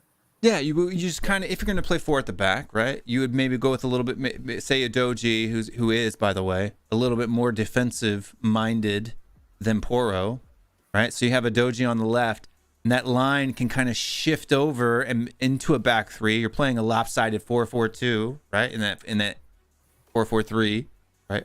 But that 4 can become a 3 at the back if the ball is coming down the right hand side. That's how we should be playing anyway, by the way. You know, the squad, the formation should shift as the ball goes from one side of the pitch to the other. He should have some backup help when he's up. Right, if one fullback's pushed up, the other one needs to be tucking in. Right, like that's how a game should be played. You don't think a Dogi can like? You don't think a Dogi is really good going forward? You don't think he can? Pair would work on the right one. Yeah, technically, yeah. RW. But you don't think a Dogi is like really good going forward? You don't think he can? He's good going Like, do you forward. I just don't think- think I don't. He's not. I don't think he's as good on the ball. If you look at his Stats. no, just like his runs, he tends to, and he's not a good crosser of the ball, Udoji. Where Udoji got a lot of his goals was making inverted runs into the box, right? So if I were to pull up his heat map, you'd most likely see like a Sun type of a line where he comes in from the left and cuts into the box, right? Yeah. And scores, carries into the box rather than going down into the corner flag and putting balls into the box. That's not Udoji's thing, Yeah. right? Puro can go Yeah. down into the corners and put balls into the box, right? Udoji doesn't do that.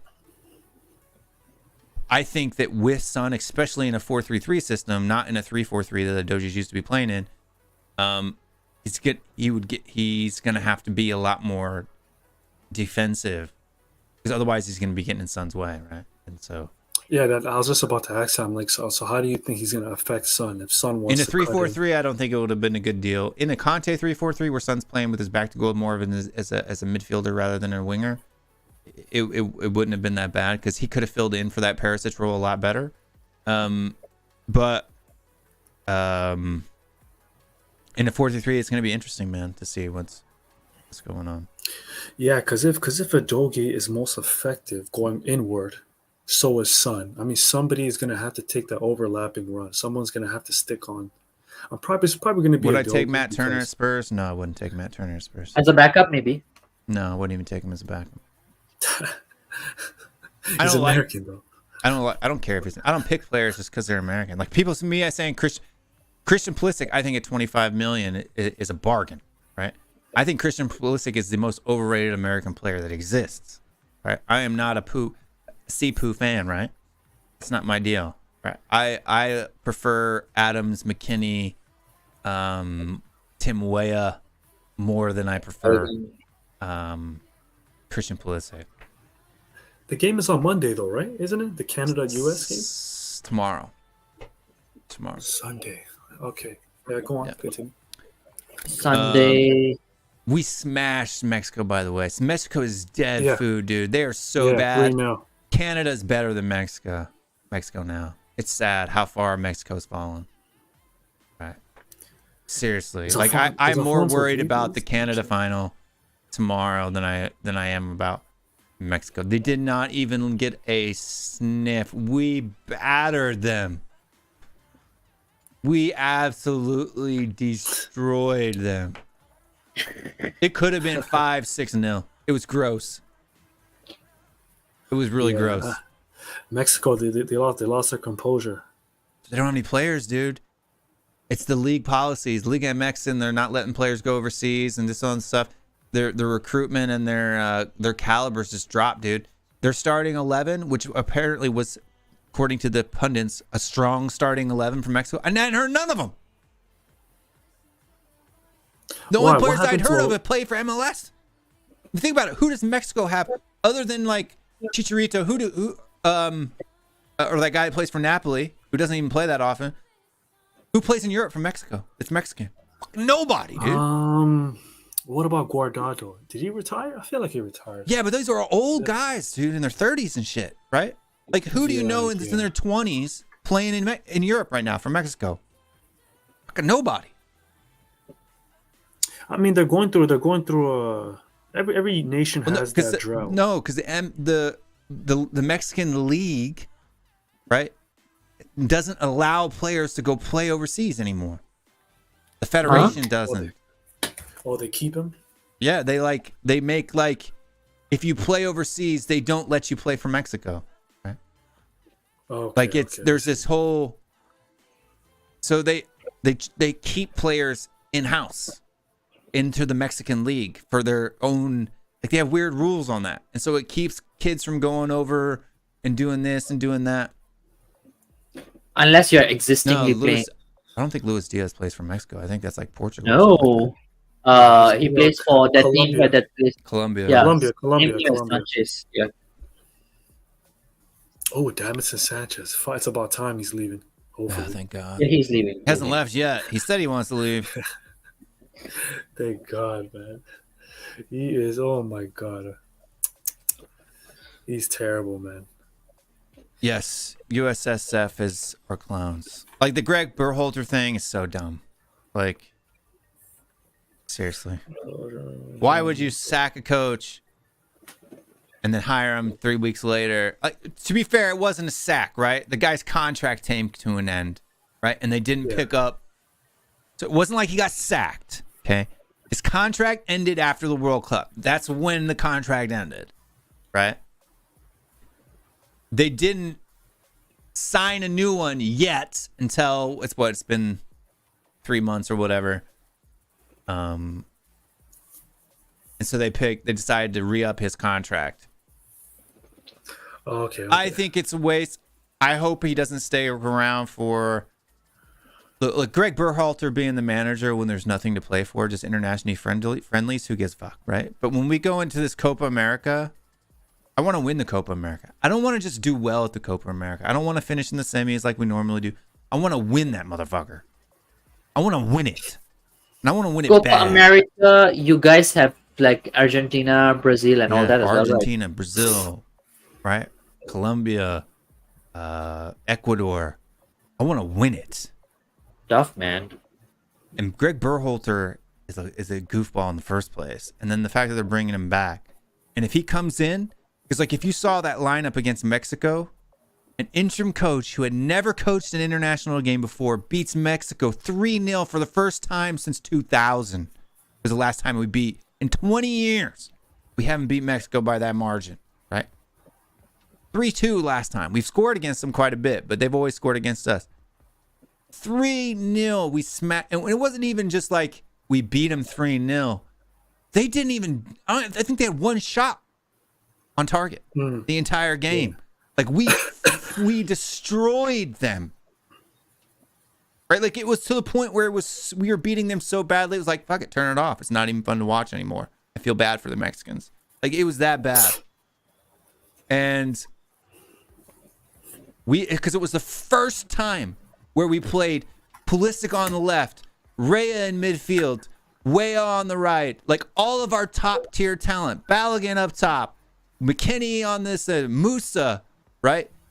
Dest, Robinson, Chris Richards, right? All European players. We had the only MLS guy that we had starting was the left center back, Miles Anderson, who plays for that's it. Everybody else was our young 20 to 24-year-old European talent. Greg Berhalter wants to put DeAndre Yedlin, right, instead of Sergio Dest, and he wants to play Shaq Moore, right? He wants to play all of these 30-year-old MLS players that nobody cares about. It's not an accusation. It wasn't an accusation. It was actually true. So when he was in his 20s, he kicked his current wife in the shin or something. Yeah, I heard that. But she knows about it. It was before they were married. And yeah. It was only Mexico. Mexico is like the only other team in CONCACAF who has any history of being good. Sorry, Canada. You don't I know, but like we're better now. Yeah. Who cares score about score a goal in a World Cup, and then you go. I mean, we're about to bust y'all ass on tomorrow, so just know that. Yeah, I'm telling you, Canada's gonna beat the US tomorrow. 100%, I believe that. No, you won't. No, you won't. Bro, we have even so with much McKinney firepower. and Dest out. Dest being out is the only one that I'm worried about. McKinney, we got plenty of midfielders that can fill in for him, right? Dest missing a game, being banned for the final.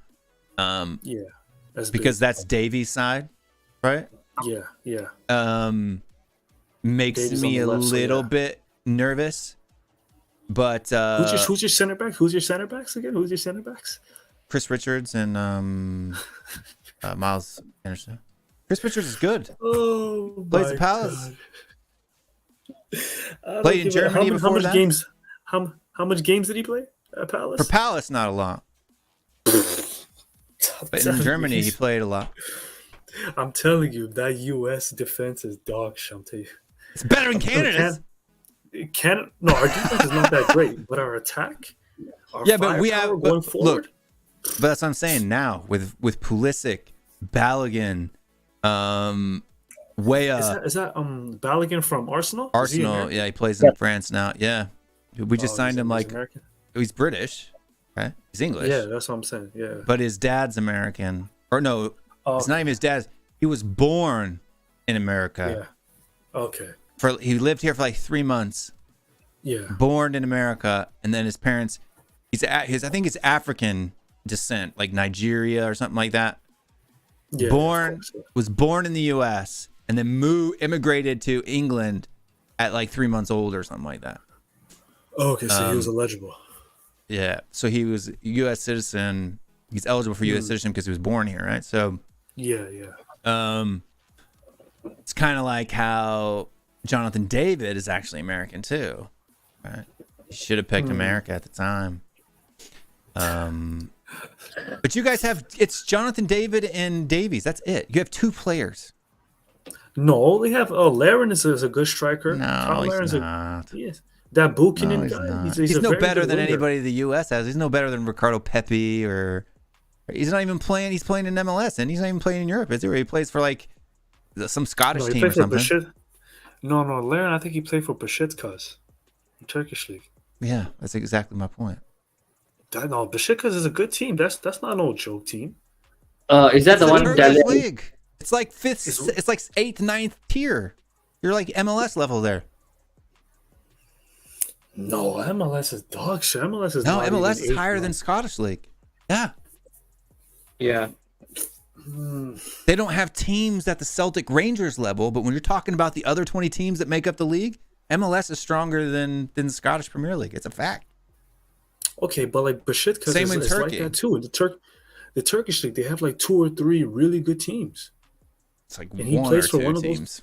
It's like RB Leipzig in the Austrian league, right? No, Or they have Salzburg, I mean. Galatasaray. Galatasaray is good. Besiktas is good, and they have another team. God, what's his name? What's their name? But yeah, they have it. It's a decent league. I'm saying it's not poor. I mean, it's I'm pretty poor, sure. man. The rest of the yeah. league's poor. The Trabzonspor, is it? Are you talking about that Yeah, one? Trabzonspor. Didn't they beat Man United in the Champions League? They Well, moved Man United. lots to of people beat teams in the Champions League. Young Boys have won games in the Champions League they shouldn't have gotten to. We lost to NS Mura in the Conference League. Exactly. Let's see. But either way, football. it's I think pretty I think balanced. I think best that teams, was like the best teams in the Turkish league. So this is the football league rankings here. Turkish league right now is. Let me see if I can. I'll zoom it in on yeah, it. they have Fenerbahce. I don't know that particular team. Fenerbahce. Yeah, Fenerbahce is a good team. Fenerbahce is a good team. Yeah, Fenerbahce, Galatasaray, Besiktas, Trabzonspor. They have some So decent the teams. Super League right now is 12th in the world, and the best team there right now is Besiktas Shit. this Yeah, season. This exactly. season. They're a good team. And then the top 68.1 MLS is 16th. So the best team in Philadelphia is Philadelphia Union right now with 53.8, and they're 68.1. But look at this. This is the difference about the MLS that makes it more difficult, in my opinion. Their worst team in the Turkish league is 13.0, like way down there. That's like piss poor, right? Yeah, The worst team in MLS is a 30, 2 times more difficult. And that's the team Messi plays for, right? Yeah. Will be playing for. That's in what a I'm way. saying. There's not a huge gap. The MLS is it's part of the franchise. This is the benefits of a franchise type system, right? Yeah. Is that the competition is very flat, right? It's very flat, and it shifts all of the time, right? Like in the MLS right now, you've got teams that don't really get high up on this list because it's based over years and time, right? Because you've got this is why it's weird, because you got St. Louis City, they're top of the table, and they're in the Western Conference, number 1, right? But they're the 28th on this list, 32.7, because it takes time. You have to build for these types of the more data that's available, the better the number that you get, right? Yeah. So when you're looking at the MLS, if you notice, the standard deviation between teams is only 5.7, whereas you go to like the Turkish league and it's like 14.8. So it's 3 times. There's a 3x gap between the best team in the league and the worst team in the league. Whereas in MLS, Yeah, there's only. I mean, MLS is always going to be kind of balanced because, like I said, it's based on franchise. Like Yeah, but there's even if you salary look at cap like and stuff. Bundesliga and the Premier League, there's Yeah, only that's a also 10 in La Liga. There's only a 9-point gap, and even when you get down to like France, that's a big gap, right? 12.5. Yeah. Right? Serie A 11.4. But even this, you're looking at Troy is at 35 points, 13. Like I can't remember a team with 13. You got the Turkish league. You got to go all the way down to 27th to find a team with a lower bottom team than Turkey's got, right? Like you're talking League One levels, basically. But that's the bottom team, though. That doesn't really like explain that much. It just means that they were yeah, not because it nowhere does, near because the when level. when you have a team, it's like the Scottish league, right? When you're at a 60, 70 level, and everybody else, the next team that you're playing against, is so bad, you don't. Okay, so when you're but is when your everybody, is top everybody team- at that level though? All right, go on. Yeah, but that's what I'm saying. Like, so look at the Scottish league, right? So the Scottish Premiership is down here, 17th, right below MLS. You've got Celtic at 74.7, so significantly better than Philadelphia Union, right? Like nobody's gonna say Celtic plays Philadelphia Union, that Celtic's not gonna win, right? Yeah. But you think Dundee United has beaten any team in MLS? No. Right? So you have the problem with that is so now Celtic has no competition. Right? They're not playing, right? Philadelphia Union is playing teams, a lot of teams that are about their same difficulty, right? So that stress, that closeness in the quality causes the teams to get better. They have to rise. They have to improve. Celtic doesn't have to improve, dude. They go buy some 500-pound guys from Japan and they still win the treble. Like, come on, man. Yeah, but like my thing is, okay, the last place team, which is Dundee United, is terrible. But how about like the second, the third, the fourth? Like if the gap's it's only not the last place team. Right, but it's not the last place team. That's what I'm saying, right? So the average deviation between teams in the MLS is 5, right? The average deviation. So if you look, it'll show you here at the bottom. It'll show you. So this is the Premier League, right? You got Manchester City, right? Then you have 4 teams that are kind of in this high SPI, right? Arsenal. There's this big gap, and then you have Deers down at the bottom, 0. Right, so bar Man City, everybody else is very tightly knit. Yeah, you've got 5 or 6 teams here at the bottom that suck, right? And Bournemouth, Wolverhampton, Leeds, Southampton, Nottingham Forest, right? Everton, Leicester, this bottom relegation zone. But the majority of people are all in this pack, and you've got 83 to 80, 83.9, 83.9. 83.7, 80.9. It's very close. 75, 77, 79. 79, 73, 72, 71, right? Like you've got, and the score basically is how many points they're projected to win, right? On average, right? Okay. So you have this, it's tighter grouped, but when you go into the Turkish league, watch.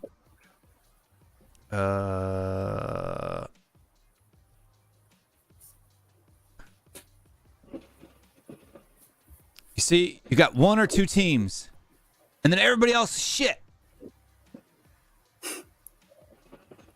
Right? Like you got super shit down here, right? Really bad shit down here. What is that? Is that how much points they're expected to get? I can't really. So 39, right? So about 20 points less than the worst people in the UK, right? Yeah. And you got a bunch of, and then you got what? You got Besiktas, Galatasaray, Fenerbahce, Demirspor, and then so you got 4 teams. So they have 4 games a year. That's it. 8 if you count home and away.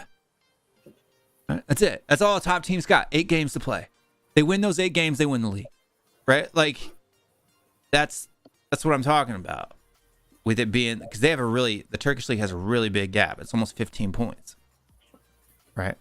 Whereas if you take, let's look at this for MLS now, and you're gonna see how they're all stacked on top of each other. That means that the league is competitive, right? You got 1 or 2 teams up here, but even at 53.8 to 42, it's only a 10-point swing, right? But it's an average of a 5-point swing from each category. Right, you see how the Premier League was like this. MLS is like this, right? The Turkish league was spread out. Right? The Scottish league is not spread out. That's what I'm saying. The competition is not. The Scottish league is even worse. The 16.2 is the gap, right? So look at this. Celtic Ranger, and then everybody else is down here. Shit. Like Celtic has to win. If they want to win the treble, they got to win 2 games a league a year.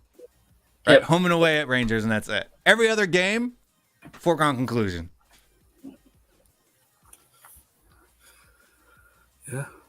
I mean, yeah, it's not as competitive, of course, as the MLS, but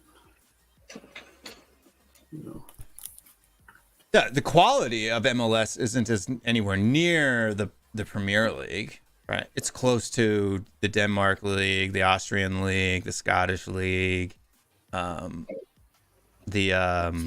this site Turkish it only displays the competitive level, right, between each team, but does it display like how good they are, like for example, like can you see how good Yeah, that's showing you how good. So this is how good the team is. Manchester City's a 92, right? That's their rating, right? Oh, okay, this is just like a FIFA rating. Okay. It's similar, Not but really. it's based off points, math, wins, losses, goal difference, right? Okay. It's a metric, right? Oh, okay. And then so you have Bayern Munich at 97.7 is the best team in the Bundesliga. Nobody does like that. Barcelona is the best team in Spain. Napoli was the best team in Italy this year. Paris Saint-Germain, right? And then you look at Champions League and it starts to make sense why Paris PSG sucks in Europe. It's because they're playing teams like Chelsea, Bayern Munich, Barcelona, and Napoli, which are way better than them, right? You have Ajax in Greece, Palmeiras in Brazil, right? Benfica in Portugal, Monterrey in Mexico, right? This is all, right? Burnley in the championship, right? It shows, right? So the championship, playing in the Turkish league is like playing in the championship. So you look at the league as a whole, 43.87 to 43.47. So you're talking a very slight, minute difference between the Turkish league and the championship. Yeah, I mean, I kind of agree with that. I think the championship is. Yeah, so the It's a Russian different league, the league. championship, the that's why when we talk about top 5, it's because you're talking 60 or better, right? Liga versus up, you're looking at 60 up. So Who's sixth by any chance? 6, Okay, I see. the Ederwijs, right? Oh, okay, the Dutch Or the league. Eredivisie, yeah. So you have, in Portugal used to be up there, but it had a drop. They've sold a lot of players out of Portugal lately, but so you got a team like Benfica. Benfica's got an 80 ranking, so they could compete. Benfica could easily compete in any league in Europe, right? They would be successful. They wouldn't be relegation fodder in the Premier League. They wouldn't be better because this is basically your average. The average team, they're better than the average team. If you even look at Celtic, 74.7 is better than the average. Celtics could survive in the Premier League. Rangers could survive in the Premier League, right? The rest of the teams can't, though, right? So that's where you get, and the ranking them is who has the highest average, right? So the smallest gap from first to worst, right? That's how they're pulling this average to decide which league is better. Yeah. So you've got some leagues down here like the Austrian league. FC Salzburg is way up there, right? Their lowest is 25.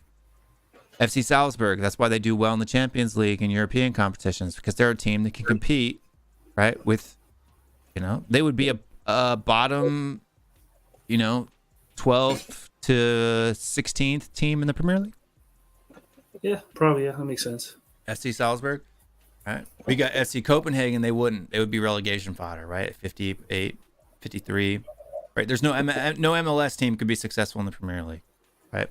Their best teams are like the worst teams in MLS, right? Worse than the worst team in MLS, right? MLS's best team is worse than the worst team in the Premier League, right? MLS clubs, the top MLS clubs may be able to survive in the championship, right? But MLS is more like I think there are a few spots above League 2, right? League 2, where's League 2? Or League 1? League 1, yeah. Probably League 1 there. League 1's down here, 28th. So League 1's in 28th. Ipswich Town, you're looking at 52.9, right? But this is the thing, is you got a real big gap. You have some Forest Green Rovers 5.9. That's way down there.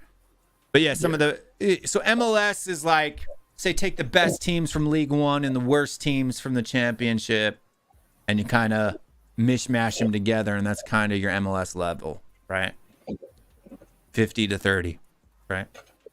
I mean, it's only a matter of time until they're championship level. MLS. No, I don't think Celtic would be relegation fodder in the Premier League. They're better than the bottom teams in the Premier League. Yep. For sure. I think they were like in the top 7 or top 8, I think, easily. No, they're not that good. No, not that good. They're not as good as like Spurs or something. They're like Crystal Palace. Yeah, Celtic, Crystal exactly. Palace. Same level, in my opinion. They'll Okay. be like 15th. I would bet if you looked at this, they would be the scores would probably be fairly similar. 74, Something like Fulham, I think. Fulham, maybe. yeah, like 74. Fulham. The Fulham's in the 60s. They're about the same. Yeah, Crystal Palace 73.5 and Celtics 74. Almost exactly the same. Crystal Palace, Tottenham this season, West Ham, that vein. So where Tottenham finished 8th to where West Ham finished 15th, that's where Celtic would be. In And then we that got their manager, so it makes sense. So in you that just vein. yeah. Apparently, Brendan Rodgers is going to Celtic again as their Yeah. manager. He's going to Celtics. That's old news. So Is he? Okay, Yeah. yeah. I guess yeah. You guys were talking about fragrances. What's the title of this pod of this video? 5 best men's summer fragrances. Yeah. Ooh, you know what? I love Acqua di Gio, the Giorgio Acqua di Gio's a Armani. great one. Yeah. Old I school. love, which one? No, I like the Profumo. It's the black Profumo. bottle. It's a new one. Yeah. That- Profondo's pretty yeah, good that's- too. The blue bottles are good as well. Yeah, but the thing about Profondo is it's a more of like a sweet, like a like a I like the fruity sweet. scent. I like the sweetie ones. Yeah. Nah, but the black bottle, it has a more like a spice. Profumo's good. Like I have it down there somewhere. Profumo. But anyways, Our Acqua di Gio Profumo is kind of like a spice bomb. Yeah. Off spice bomb. Like a Dior Sauvage. That type of spicy. but the thing is, the Acqua di Gio, it's better. Like the thing about the Eau de Toilette, like the regular version, that thing, like you spray it on in like an hour, 2 hours, the smell is gone. It's so weak, but it smells amazing though. That's why it's a high selling. The original one is more of a high-selling citry. Yeah, Acqua di Gio is more of a. The original one's more of a citrusy, kind of in the veins of like the Issey Miyake. Yeah. That type of thing. But the Profumo is a they call flanker. That has more of a deeper, spicier. Yeah, exactly. That's what you can spray that in the wintertime and it will still remain there. It has more like an earthy scent. What else? What else do I love? I love you can't go wrong with the Tom Ford Oud Wood. That's Tom Ford Oud Wood's good. I haven't gotten into ouds yet. the thing. I haven't explored them. The thing about the Tom It's not Ford very Oud oudy, Wood from is, what I've heard. yeah, I actually have it. So like you spray when you first spray, like the first like half an hour, it has like a nice like fruity scent. But like later on down the line, like 2-3 hours later on down the line, it kind of transitions more into like a more woody, kind of like a earthy woody scent. So it's like people I've always heard say, like some Middle Eastern ouds can almost smell like poop, right? Like they're but the Middle Eastern one is way too strong. It's way too It's strong. the kind like Dietrich Kane would like. well, no, it's because what oud is an oil from a decaying wood, right? So it's decayed wood. It's not like live wood. It's decayed wood, right? And so it has that rotten. It can have some oud scents can have a rotten kind of dry down to them, right? Yeah. But like even like there's one from Versace that kind of is in the same Dylan Blue line. It's the Pour Oud Noir from Versace. I've heard that that's kind of like a good to get into oud fragrances. That one and Does that Tom have Ford like Oud Wood. does that have like a fruity scent to it, like a more summer scent? Yeah, the Oud Noir is from Versace. This is Dylan Blue, but the bottle looks Yeah. a lot like this. It's black, and then it kind of goes from black to clear on the Oud Noir. I want to try that one because I like everything in this Versace line for the most part. I don't think I have a Versace fragrance that I don't like. I used to have the Dylan Blue, the one in your hand, but it's more of like a. I used to This is also used to summer. have That's what we're doing. We're doing summer fragrances, summer, right? So yeah. yeah, this is like a freshy, a blue. Well, it's Dylan Blue, right? So kind of along the Yeah. veins of like the Dolce & Gabbana light blue, Dylan Blue. the light blue intense, right? Is that Yeah, the light light blue blue. intense? This is the EDT. It's not the EDP. Oh, it's not the EDP. Okay. Yeah. Those two smell almost exactly alike. The EDP, and it's just maybe a little bit Also, cleaner. yeah. And then I Yeah, have, Will, I actually got a question. I was just about to So- say that. Go on. Yeah, actually, the one that Bryce was mentioning, that scent, is it like for real a scent, or was he just joking? what? The Panther thing. That what was that? Sex Panther. Is that a fragrance or is he just joking? Sex banter? Sex pen? Yeah, Sex yeah, panther? something. Yeah, something like that, Panther? Bryce. Like Yeah. Panther? Panther? Yeah. I'm sure there's probably a scent out there called Sex Panther. I wouldn't doubt it. Is that like a note? It can't be like a note. No, it's not a no. Bryce was talking about it earlier.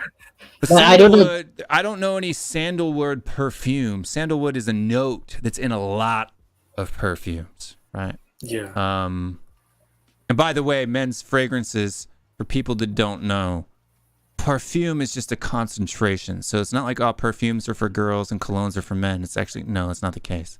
So cologne is like 5% oil, 85% alcohol, or 95% alcohol.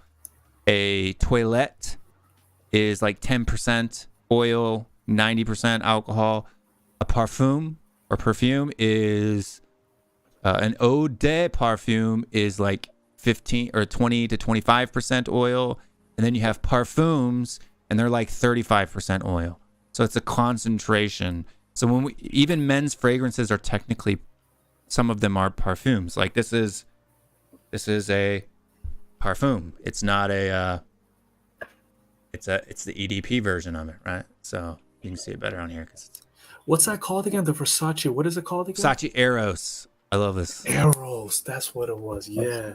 It's my favorite fragrance. No. What? People always say the Versace Eros is more of like a clubbing perfume. I don't think so though.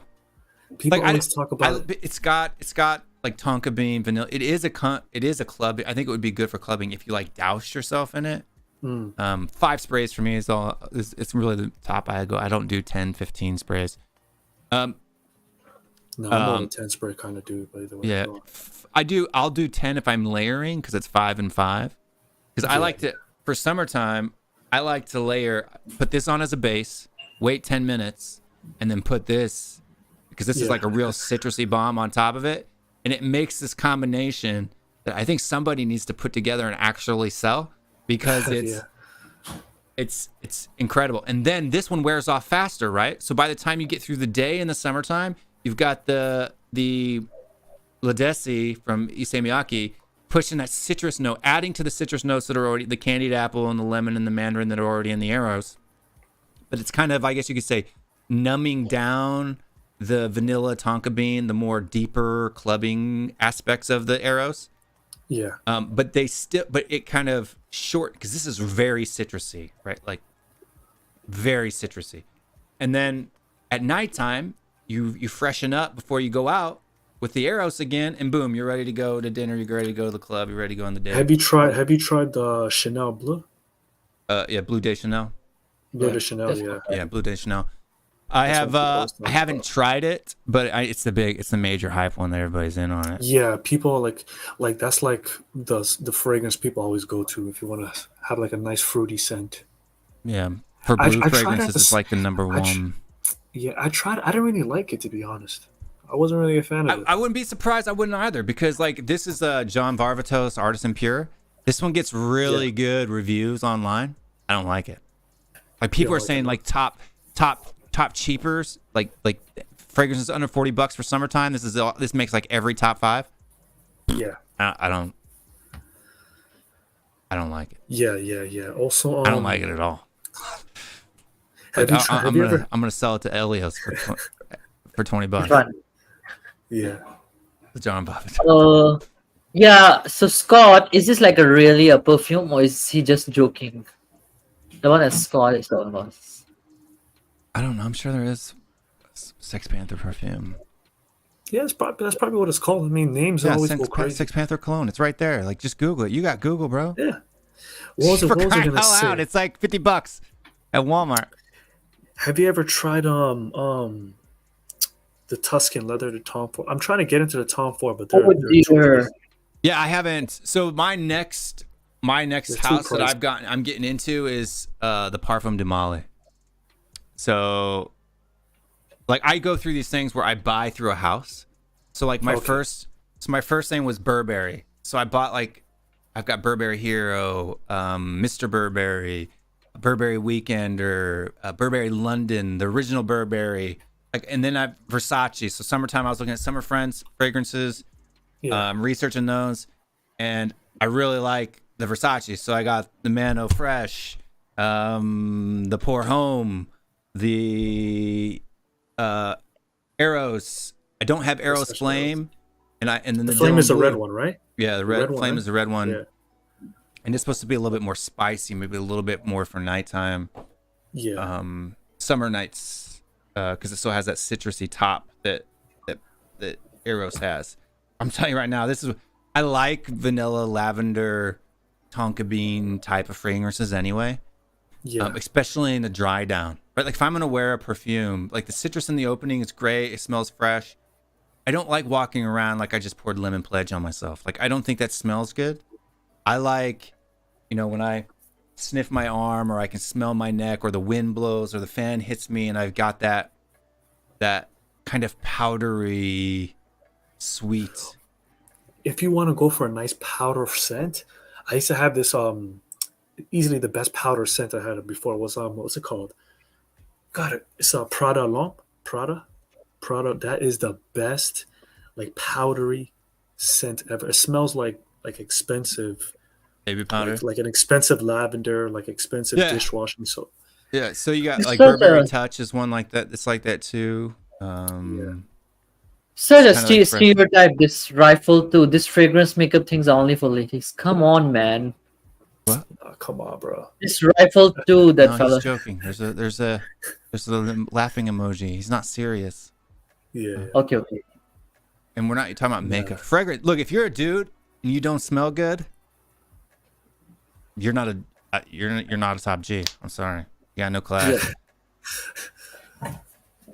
There's two things that are worse, the worst things in this world, and one is a smelly dude. I'm not telling you, right? And I'm talking about good, like that guy. You see him in the airport. He's walking by. He's wearing a suit. He's wearing sunglasses. He walks by, and then you hit the catch of his fragrance, and he smells good. You're like, that dude's getting laid tonight, right? Like you just know, you just know in your head, right? You got style, you got fashion, and you smell good. Yeah. It's happening for you, right? It's happening for you. What's your top 5 fragrances like of all time? Of all Like, if you time, could for have- me, that I Exactly. own. Yeah. Yeah, that you own, of course. Yeah, I guess. Well, Or that you once owned. It could be something that you owned 5 years ago. I own. I have a Scentbird subscription, so I get these little decanters in. So I've tried more than I actually own like a big bottle in. But Yeah. So my personal top 5 that I've tried is Glorant's Le Ideal, the EDT version. I love that one. Spice Bomb Extreme, Spice Bomb is fine. It's the one with the grenade, right? It's Yeah, like it a looks like grenade, right? grenades. Great. It's great Love that fall. design. I prefer fall and winter scents. In fact, I wear fall and winter scents like spring, fall, winter. 'Cause it has a nice I spice. just like the spice. I like the spiciness to it. It's a masculine type thing. And it's sweet. It's got lavender, iris, vanilla notes, usually tonka bean. I just like those notes. Usually that peppery spice to it too.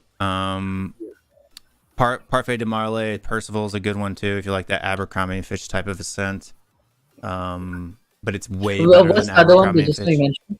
What's the name that you mentioned just now? Percival. That is like Abercrombie and Fitch. Percival. But this is like $300 for a bottle. This is expensive. Percival. How you spell it? Percival. Percival. Percival. Have you ever tried? What's that? That scent. That's like $1,000. What's it called? Oh God, what is? Sorry, you can continue on. I need to. So There's like- I like There's that. like- I like Creed Aventus, I think it's called. That's crazy expensive it's perfume. gross. I've never I've tried only it. I've only smelt the copycats. Right? Yeah, So yeah, the Afnons, the Afmoms, but the high quality like Mont Blanc Explorer. I have Mont Blanc Yeah. Explorer. I have Afnon Supremacy. I have like these $50, $60, $70 copies of the Creed Aventus. I haven't smelled the actual Creed Aventus, right? could that one be good? Because, like, for example, there's a difference between the Parfum de Malay Percival and the Abercrombie and Fitch. Like, just immediately off the first spray, the quality that's in this fragrance compared to this fragrance, the smell and the dry down is almost the same, right? But the quality in the opening there's a big difference in the quality of the opening, right? So 100%. I could enjoy the Creed Aventus one, even though I don't like Affinon and Mount Blanc Explorer and But it's not worth it, right? Like 100%. Yeah, but I don't know. So Leighton, Percival, I think if you grew up in the 90s and you really like Abercrombie and Fitch and you remember that smell and there's like that thing to it, or even if you haven't, Percival, this is a quality fragrance. Leighton, right? If you like that Burberry London, that Spice Bomb, the Dior Sauvage Elixir, Dior Sauvage, yeah. Those The types. Elixir, strong. Excuse me. Yeah. But if you like that vein of fall, winter, spicy fragrances, right? You'll like Leighton, right? And it's you can notice the quality, especially in the first time you spray it. But so that's why for me, if I'm gonna go out and spend $200 on a bottle of cologne or perfume or men's fragrances, I want to do it with a house that I enjoy. Well, because the only thing for me that I haven't smelled any Creed fragrances, like actual. I've smelled lots of copies or lots of things that smell apparently according like a Creed fragrance. But you know, that's one I do. But the Tom Ford Black Orchid is one that I want to try. But ones the ones I wear the most, Eros and the Issey Miyake in the summertime. Dylan Blue, sometimes that's a good one too. It just depends on my day and my mood. And the fall and winter right now, I wear mostly the Guerlain Guerlain. It's a hard one to pronounce because it doesn't sound anything like it looks. Le Ideal in the EDT version of that. Are you ever gonna like try the? Oh, sorry. Continue. And then the Burberry London, I really like that one too, especially around Christmas time when it's real cold outside. Like when I'm going out and I'm wearing like a puffer coat or something, like I'm getting bundled up. Because the spice that's in Burberry London, it just smells like cinnamon, like you know. And then Spice Bomb is like the best like winter fragrance because Spice Bomb Extreme is really good. Burberry London is pretty strong too. Guerlain is kind of in that same vein, but it's maybe a little bit toned down a little bit. You got to get a little bit closer. So for me, it's kind of like my date night scent, or just my regular everyday scent. It's my daily driver because it doesn't pop you in your face. Like when I go to Spice Bomb Extreme, it's when I go to the club, right? Or I'm going out, you know.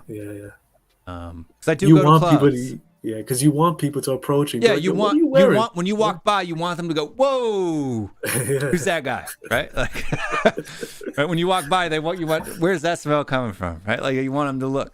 And then for spring, I don't really have a spring one right now. In fall, because right now I've kind of built up. So I have about 12 summer fragrances because I'm in that month ahead, and I have about 12 winter fragrances because at the time I was in that one. I've started to do where I explore houses, and then I'll blind buy based off YouTube recommendations every now and again. But like I think Parfum de Malay is the next one. I'm gonna get a bottle of Leighton. I'm gonna get a bottle of Percival, and then I'm gonna sample from Scentbird. I'm gonna get a couple more of these decants because $20, $15 for a decant, but it's a $200-$300. What is it? 20 milliliters. What's the name of the membership that you were mentioning? Scentbird. Oh, Scentbird. Scentbird. There's tons of different ones like that. Where there's like tons of different ones.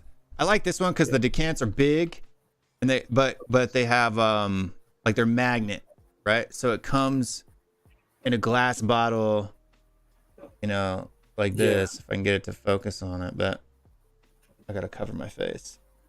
And then it's an 8 mil, so it's a decent amount. Right, it's not 5 mil, it's not 1 mil. So it's literally you can wear it. It's enough, or you can really unless you're wearing it. If you wore this every day, it could probably last you a month, right?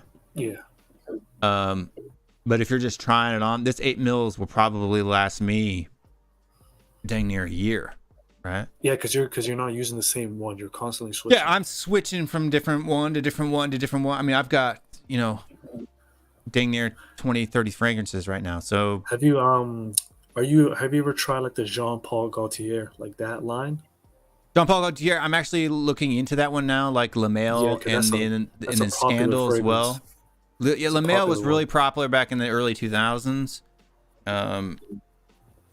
It's kind of lost its appeal, I think, a lot of times. The original La Male, I think, is, from what I've seen online on the reviews, is the best. But What color is that? The navy blue one? no, just the Or what? original. Like, it's like a light green with white stripes. Oh, okay, Then they have it's green then, white stripes, okay. then they have Ultimate, and then the black one. Those are kind of the threes. Ultimate Male, and then They all look the same, Parfum. right? The bottle, right? The yeah, bottle's it's just the like dude that. with his junk the hanging dude. out. Yeah. Yeah, the dude with the six pack. Yeah, like if you, I guess like my favorite ones is like I said, the Prada L'Homme, because it's like, I think It's a good it's really, because Their I think that their one new that one line is is pretty good perfect. too. Yeah, they have the Prada L'Homme Intense where it's like a black bottle, but like the Prada L'Homme is original's good, the but that's best. their older ones. Like their what's the new one? The Prada.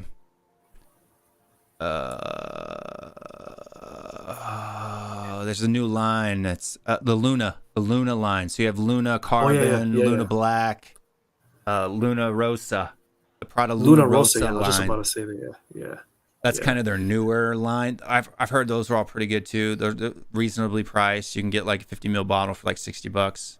Yeah, And this exactly. is Really what I cheap. was talking about size wise too. So you can get on like in Eros, you can get a 6-ounce bottle, which is this big giant, you know. Nah, If it's not worth it. You can wear Eros all year round, 12 months out of the year. It's sweet enough that you can wear in the wintertime, and it's fresh enough that you can wear it in the summertime if you just reduce the amount of sprays.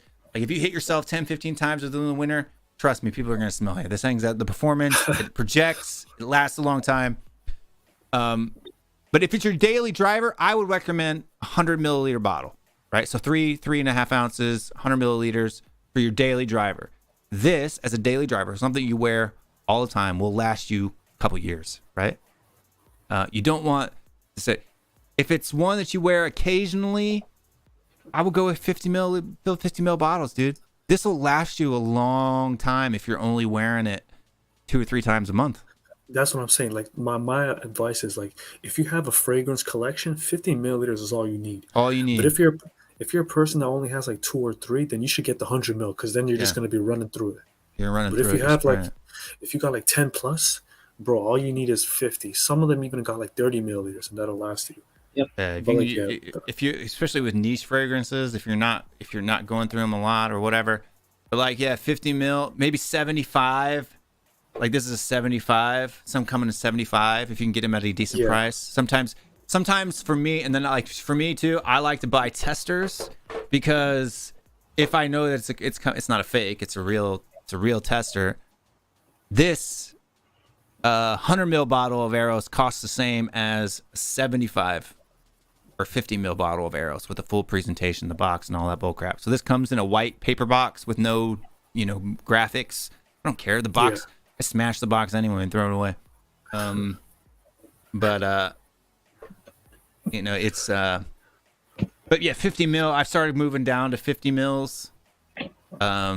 Just because not only can I fit more on my racks, my little fragrance racks that I got, but Yeah. I'm not spending that much money, and I can try more fragrances.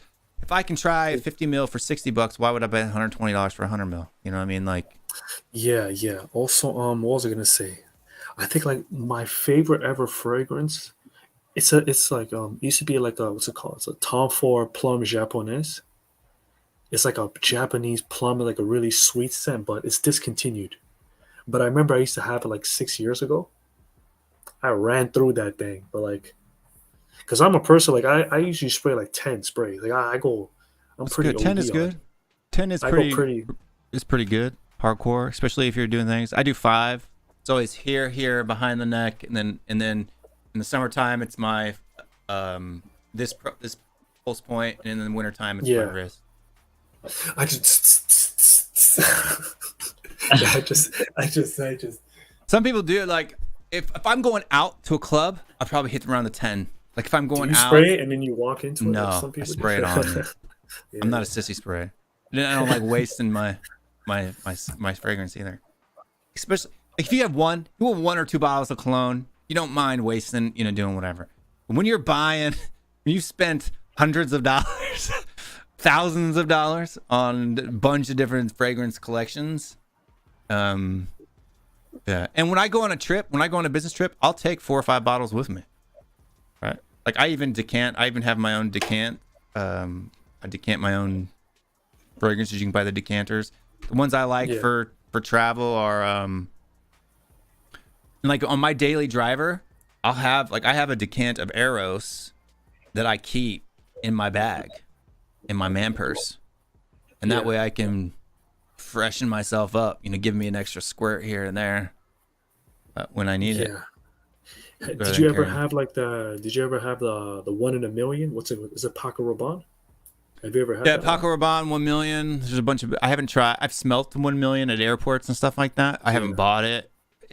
It's for me. It's not. It's in there. I'm gonna get into the Paco Rabanne. I'm gonna buy the 1 million. I'm gonna buy the robot one. I'm gonna buy the other. Like I'm gonna try them.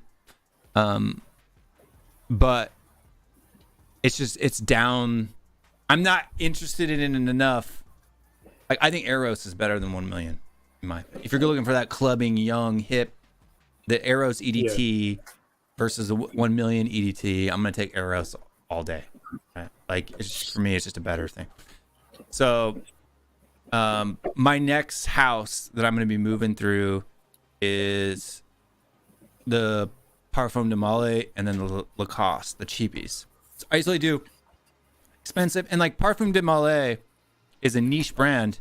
But it's not crazy expensive. Like it's reasonable. You can get them $180 to $250 from discounters. It's different than spending like $500-600. You know what I mean? Like, yeah, definitely. I mean, yeah, like that's why things like Dior Sauvage is so popular because it's cheap. I think Dior Sauvage you can get like the 100 milliliter for like $110. $110, $120. Yeah.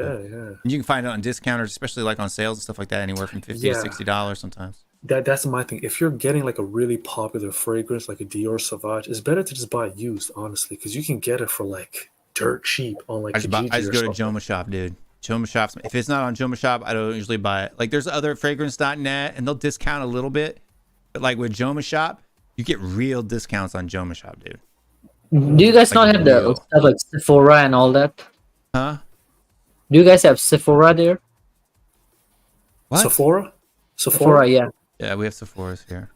Yeah, but I don't think like it's not. They're not discounted there though at Sephora. But do they have every fragrance at Sephora? Like, is it like a? It's not every fragrance, but we have like stores like that called TJ Maxx, Burlington, stuff like that. You'll find rare stuff, but like Joma Shop has a lot of niche fragrances. Like here, I'll show you guys. Just change screen views here, just to kind of show you what Joma Shop can bring you. Joma Shop is a discounter, but it's also more of a it's almost even a little bit of a gray market shop where they buy extra inventory from stores that didn't sell. Yeah. And so I'm not sponsored by Joma Shop, but you're looking. You say it up for everyone. Well, because they can sponsor me if they want. You're getting like 45% off. So like this Leighton on a 4.2 ounce bottle. So the big 120 ml bottle normally costs retail, right, $350. You can pick up for $192 for the 4.2 ounce. It's a $350 bottle for $192. And you can get the 2.5 ounce, which is what I'm going to end up buying for $137, normally $250. Right? So this is a real reasonable, it's a perfect size bottle. The 2.5 ounce size bottle is like, it's like this size, right? It's, 75 milliliters, right? It'll last you a year to 2 years, even if you wear it a lot. and you're getting it for $135, man. 45% off with cones. Or you can even pick up a tester. They'll sell testers, real testers. These are real, it's not fake, right? Yeah. For $297. But why would you buy that when you can get the real presentation for $192? This is what I'm talking about, right? See, this one's not on sale. It goes on sale all the time, though. They run sales. But even when this is normally $350, because they will sell this one at $350, $297 for a tester. It's a good deal. And then you can get real high niche brands like men's watches, all the way up for hundreds, millions of dollars. They have $1 million watches on this website. Believe it or not, you can go spend $1 million online. Do you buy? I know that's crazy, but have you ever like? So you actually shop there, at Joma shop? Like you I actually shop bought? here all the time, dude. Oh, okay. I buy Okay, show us most the of my $1 million watches. sunglasses, most of my sunglasses. These are all at $7 million right there. Patek Philippe. My goodness. What's the difference? They all tell the same time, right? No, there's a big difference on that. I'm Big not. difference. I'm not really into watches. I haven't really got into the watches yet. Neither am I. It's another rabbit hole, dude, that you don't want to get. Yeah. And a My far more expensive goodness. rabbit hole than sunglasses and fragrances. I'll tell you that. Exactly, that's the thing. $500 buys you the top of the line fragrance. $405 brings you a low level watch. Yeah, Right. yeah, exactly. Like I have a There's whole all- case full of $400 and $500 watches here, and watch collectors would laugh at me. Like this is like, it's like designer fragrance level. So it's not the cheapies. It's not your Tommy Bahamas and your Jupes and your stuff like that. It's the watches I have are like your Burberry, Dolce & Gabbana, where it's a fragrance, but it's still, it's not high level Dior. It's not high. It's definitely not niche level fragrances. But yeah, dude, I'm a big Joma Shop fan. And What else if do you they go have? to men's fragrance, they have everything, dude. Clothes, bags, apparel, footwear, sunglasses. But men's grooming is where I go to a lot. But you go, like their top brands, you're getting all the way up to Fragrance des Bois. Have you ever tried the Nautica Voyage summer fragrance? Like that's like Yeah, he just mentioned everybody- that. Nautica Voyage. Oh, I got that one here. did you buy it off Amazon or something? There's like $20 on Amazon. You can get it on Amazon. You can get it $20. I think I got mine at like Ross. I actually might Is have it bought good? it. I think I bought it from Joma Shop for like $14. Yeah, it's good. Is it Yeah. good? Is it actually really good? Oh, you have it too? Yeah, I got it right here. I think that's in Malaysia. It's like $80-$90, something like that. Yeah, for retail it's like Yeah. $80-$90, but here in the US you get everything at a discounter and it's like half the price. But yeah, I mean, That's the Sephora price. it's kind of like if you ever smelt Burberry Touch before? Oh, okay. Oh, Butler. Okay. But so Nautica Voyage is like that fresh shower gel shampoo, like a like you can wear that one to the gym. So yeah, Nautica Voyage, Burberry Touch. It's a freshie, blue, it's a kind of. It's not very soapy. I mean, it has a little bit, I think, of lavender in it, so you might get a little bit of soap in the dry down. But yeah. Is it more like the bubblegum sort of? no, it's not a bubble gum. It's like a Oh, shower gum. gel. That'd be a terrible bubblegum. Ugh, I'll never buy fragrance. Well, I mean, 1 Million kind of has a bubblegummy. Does it actually? Yeah. Because I want a fragrance that I can like just wear like to like the gym or something. That's what. Yeah, I would recommend going to the gym, the Nautica Voyage, or that's a cheapie. A little bit more money you can get Burberry Touch, which I think is a little bit more refined, but it's in that same kind of fresh out of the shower bath sense, that you can wear to the gym and you're not going to piss people off. But the Burberry Touch, Nautica Voyage, this one's obviously a little bit cheaper. For 100 mils, it's going to cost you about $20, $14 if you get it online. And then the Burberry Touch, I think it's going to cost you $30 for the 100 ml bottle. So, Yeah, that's the thing, because I want a This nice is another one scent too.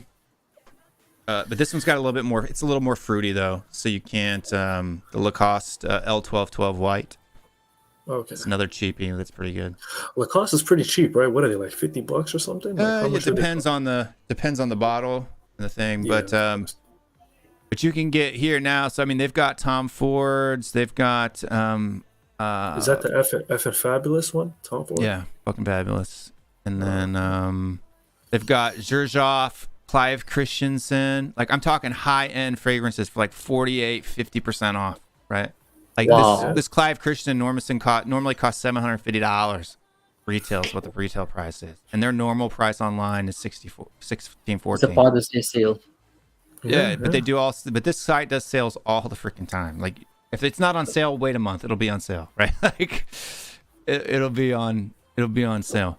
But yeah, man, this is where I buy a lot of my fragrances. They'll even have stuff like after it gets discontinued from a lot of your main stores, it'll stay on here for a while because they got Yeah. bottles of bottles of bottles. But you can get Xerjoff, you can get niche, they get most designers. You can get the cheapies too. They'll sell. You can get Jupe. You can get Michael Jordan. You can get Cristiano Ronaldo if you're into that thing. But like the Lacoste. I remember David Lacoste Beckham's fragrance. Lacoste is good for like summer freshies. If you like summer freshies and gym, type of stuff. I can't spell.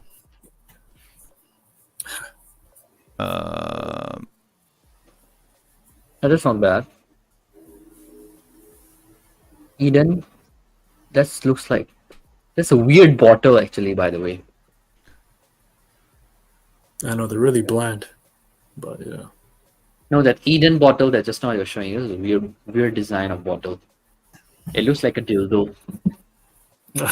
Yeah, so you're looking like the Lacoste White 1212 Blanc here, and the 3.4 is like $40. So, but Yeah. this is a really good one. This is the one that's in this decanter here, and I like that it comes in an EDT and an EDP. EDT if you're gonna go to the gym, or even I think the Eau de Cologne. I think they have some as well. But you've got, and I want to try this one too, Blanc Intense. It's supposed to be kind of similar one, but it's an EDP version, and it's like around $60. I heard this Lacoste. Where's it at? I don't know if they have it here right now. It might be this one, but there's one that's like a super, like very kind of like Nautical Voyage, Burberry Touch, kind of that just fresh out of the shower, powdery, gym scent type of a deal. But yeah, just for a 'cause that's cheapie, I like to try an expensive brand and then a cheapie brand. So like Versace, between $60 and $100, depending on what bottle you're buying. And then this one. But dude, if you're going out in the summertime and you're going hopping, dude, if you haven't checked this one out, check out St. Bart's.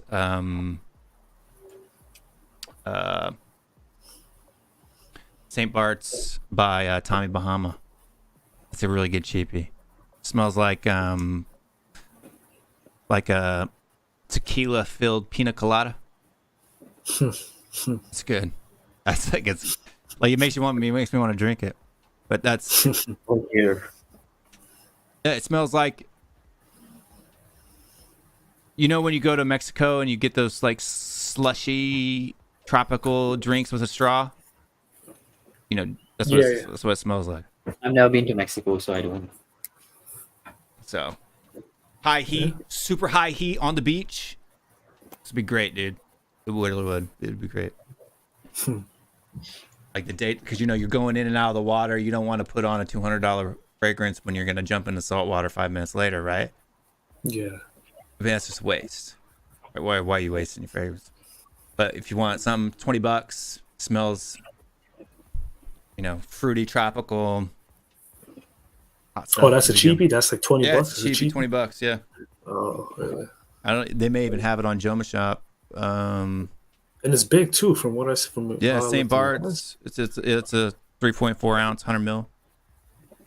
Damn, 100 mil. Wow, for $20. Damn, Yeah. it's like the same price of an axe.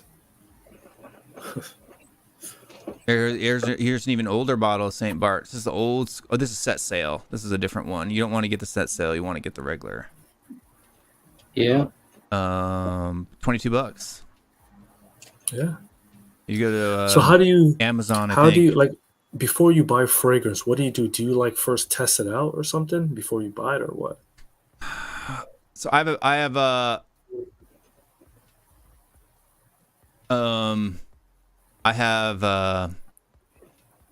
a blind buy habit. So it's like $22 on Walmart right now, St. Bart's Bahama. But I picked this one up at TJ Maxx for $19.99. So but the what I'll do is I watch reviews. So Jen sends on YouTube, Curly sends Curly Fragrance. I don't watch I don't watch. Do you watch Jeremy. that German dude? No, Jeremy no. Fragrance. I don't watch Jeremy Fragrance. The guy annoys me. And then and I look at the notes because I kind of know what I like note wise, and when they make a recommendation in that vein, you got to learn what you like note wise first, right? Because if you don't know, you don't know. You're just randomly trying stuff, and oh, that smells good, I'll get it. But and you got to learn the difference between the opening and dry down, like when you the difference between on skin and on paper, right? Like if I'm spraying this on a test strip, it doesn't smell like this on my skin, right? It doesn't. Yeah, exactly. So you got to know what smells good on you, right? Compared to what smells good on this. So there's a lot of learning actually when it comes to fragrance. I was surprised. I like to learn. So, but it I just enjoy it. I don't know why I enjoy it, but I like sunglasses, watches, and now fragrances.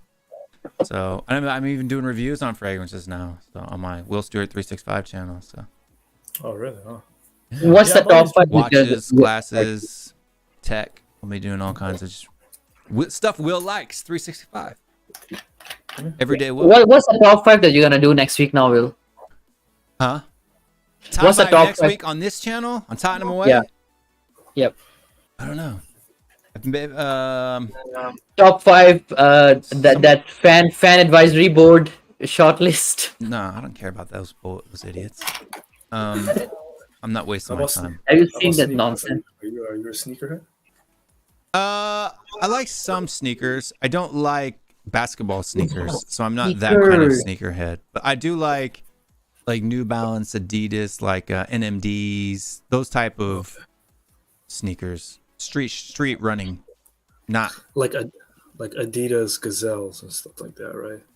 not so much Gazelles. I'm sneakerhead when it comes to like knit shoes for some reason. Like I like New Balance 1080s. I like NMDs. I like Ultra Boost. I like on. How about like Chucks? No, I don't wear a whole lot of Chucks. How about like loafers or something? Because I'll wear boots or a loafer before I wear like Chucks or Air Forces. Chucks Air Force Ones, yeah.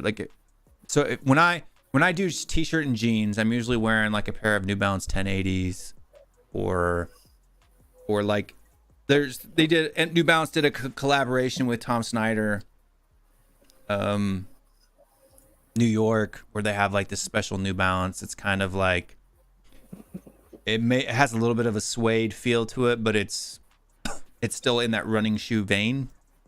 Yeah. And then if I'm gonna wear like chinos or something, I don't really go with like a tennis shoe. I'll go with like a loafer or something like that. But yeah, for me, I'm opposite. I'm more of like I really like ball shoes, like Nike Dunks, or like Nike. What's it called? Nike Blazers. I'm a really big Nike Blazers fan. yeah, my kids are into that. But the Dunks one is for me is so silly because when I was a kid, you could go into any store and buy a pair of Dunks, and now you have to go online and register and get into a lottery. It's like, dude, they're not even expensive. Like If it was like $1,000 pair of shoe or whatever, that'd be fine. Why do I have to get into a lottery to go buy a $100 pair of shoes, bro? Like, seriously, it's annoying as fuck. My kid wants a pair of Dunks, and I have to go every single month into the little stupid Nike sneaker app, and you can't just go buy one unless I want to go to a retail store and pay 4 to 5 times what Nike's selling them for. Exactly. Like, so you do the buy- lottery for your kids, actually? If you want to actually pay the retail price for the shoe, that's the only way to get it's it. a lottery. Yeah. But you can pay like 3 times over if you go to like Flight Club or like a StockX or something. Yeah, if I go online, or even they have even now here in the U.S. they have retail shops at malls where you can walk in and pay 4 to 5 times retail for some for shoes. Yeah. I ain't paying $400 for a plastic shoe that cost me $60 when I was 14. Right, like I'm old. I'm not doing that. Right, Dunks have been around for a long freaking time. A long freaking time. I used to skate. It was Vans, Dunks, like that was that was it, right? Used to be able to go, not Walmart because Walmart didn't sell Nike, but any local store and pick up Dunks at like a Foot Locker for, $50. Yeah, it was stupid. And now the only way to get them at retail price is through a dang lottery on sneaker things. It's stupid. Will, can you do one show where you talk about like what kind of shoes to wear at what occasion and that sort of thing, like top 5? Yeah, we can do that. I think the next week somebody had made a request. We did watches last week. We did sunglasses the week before that. Dietrich, I think Dietrich said to do sneakers. I don't really have a lot of sneakers though. I don't. I made have a request lot, for you, but I have a Mike. lot of like mine. Like I have 4 pairs of NMDs in different colors. I have a black NMD. Okay. I have a cream NMD. I have a white NMD, and I have a white and red NMD. White, red, and blue. Red, white, and blue. Like I have 4 pairs of NMDs. So that's your shoe.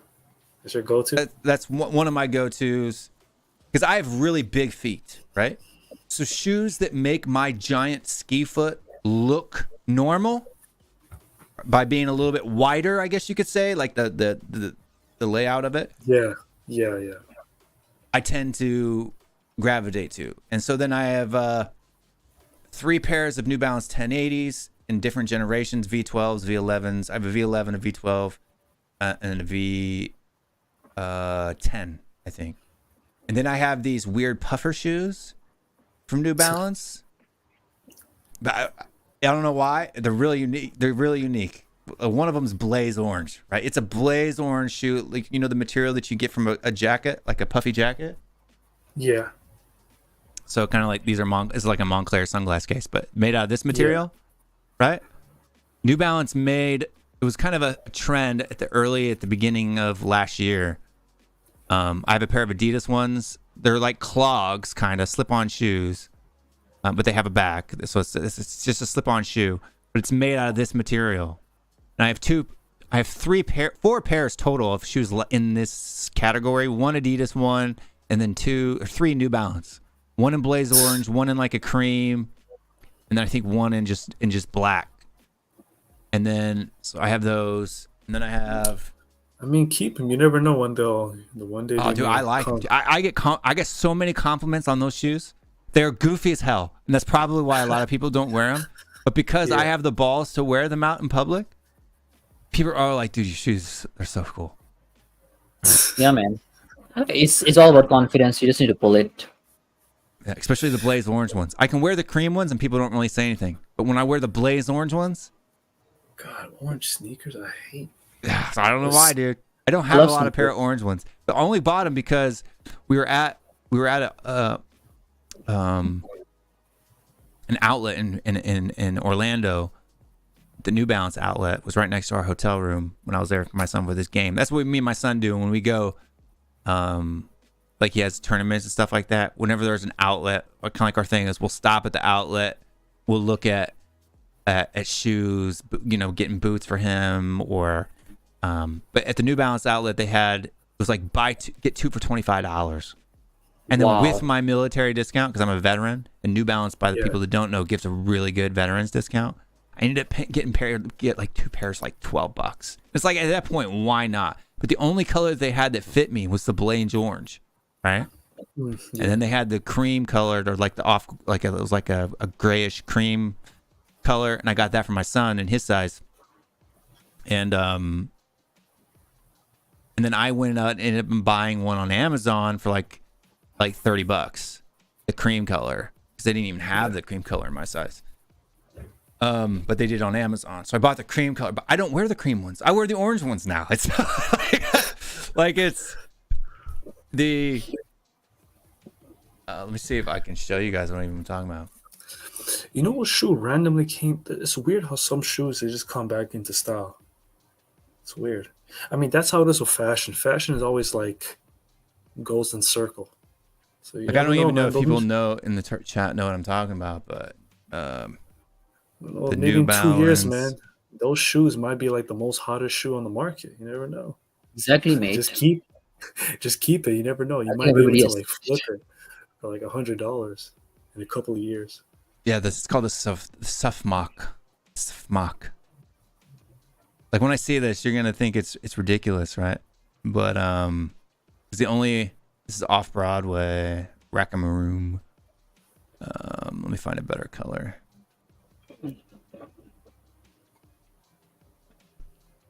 Yeah, so this is the color that I have, and you're gonna think this is hilarious, but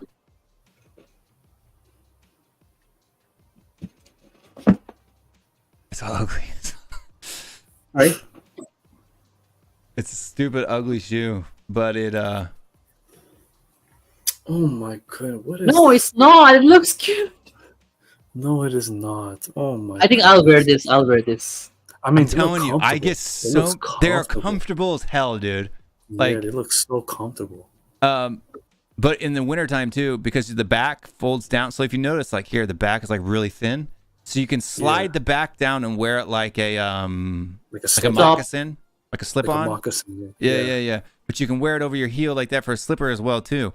So when I go to trade shows, okay, so there's like no sole. It's like a slipper basically. It's basically just like a slipper you wear outside. But you can see here the sole is like super, super thin. So that right there, that gray mark, or that like this, you can see it right here a little bit better. This little red, that's it. That's the sole. It's super thin.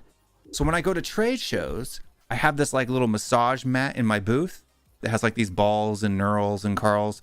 Because when you stand on your feet all day, your feet get really bad. Well, if I wear I used to wear like a super thick air cushion, like a Future Foam X from New Balance, or Nike React, or Ultra Boost from Adidas, like a real thick bottom sole. But you can't feel the massage bits. So when I wear these, it's almost like I'm not wearing shoes at all. So I wear these all the time at trade shows in my booth, and I get so many compliments. So I have this color, right? Yeah. That's what I bought my son. That's what I wanted at first. All they had in my size was this color. But I get more compliments on this color than I do on this color. I guess it kind of stands out, so that's why it looks and they nice. got like zebra ones, and they got brown, and they got like brown is camo. not bad. I would buy the camo ones. I'd probably get compliments on too. But the price has gone up, man. It's $50 now for this one. $60. Didn't used to be. I only paid. I got a pair of these and a pair of these for $12. Not bad. Can you wear them in wintertime or no? So yeah, they're warm. They're super. You can see it. Let me see if I can zoom in. It'll let me zoom in. It won't let me zoom in. But if you look real close, or maybe if I zoom in this way, it'll let me. It's like fur lined on the inside. See how it's fur lined on the inside? Mm-hmm. Right here. Yeah. I can see. Yeah. So the inside's fur lined, and then it's you can see the details in this color a little bit better because you can see on the inside now it's kind of like fleece lined on the tongue up here, right? So it's like super freaking warm, dude.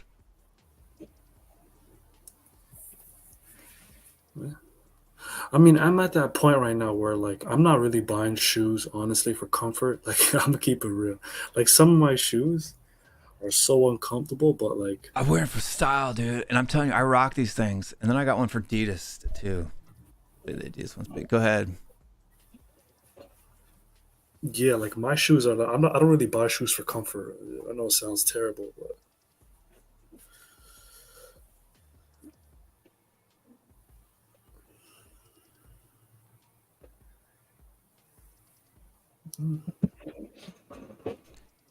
The Adidas ones actually aren't as comfortable as the New Balance ones. And they actually don't look as good on foot either.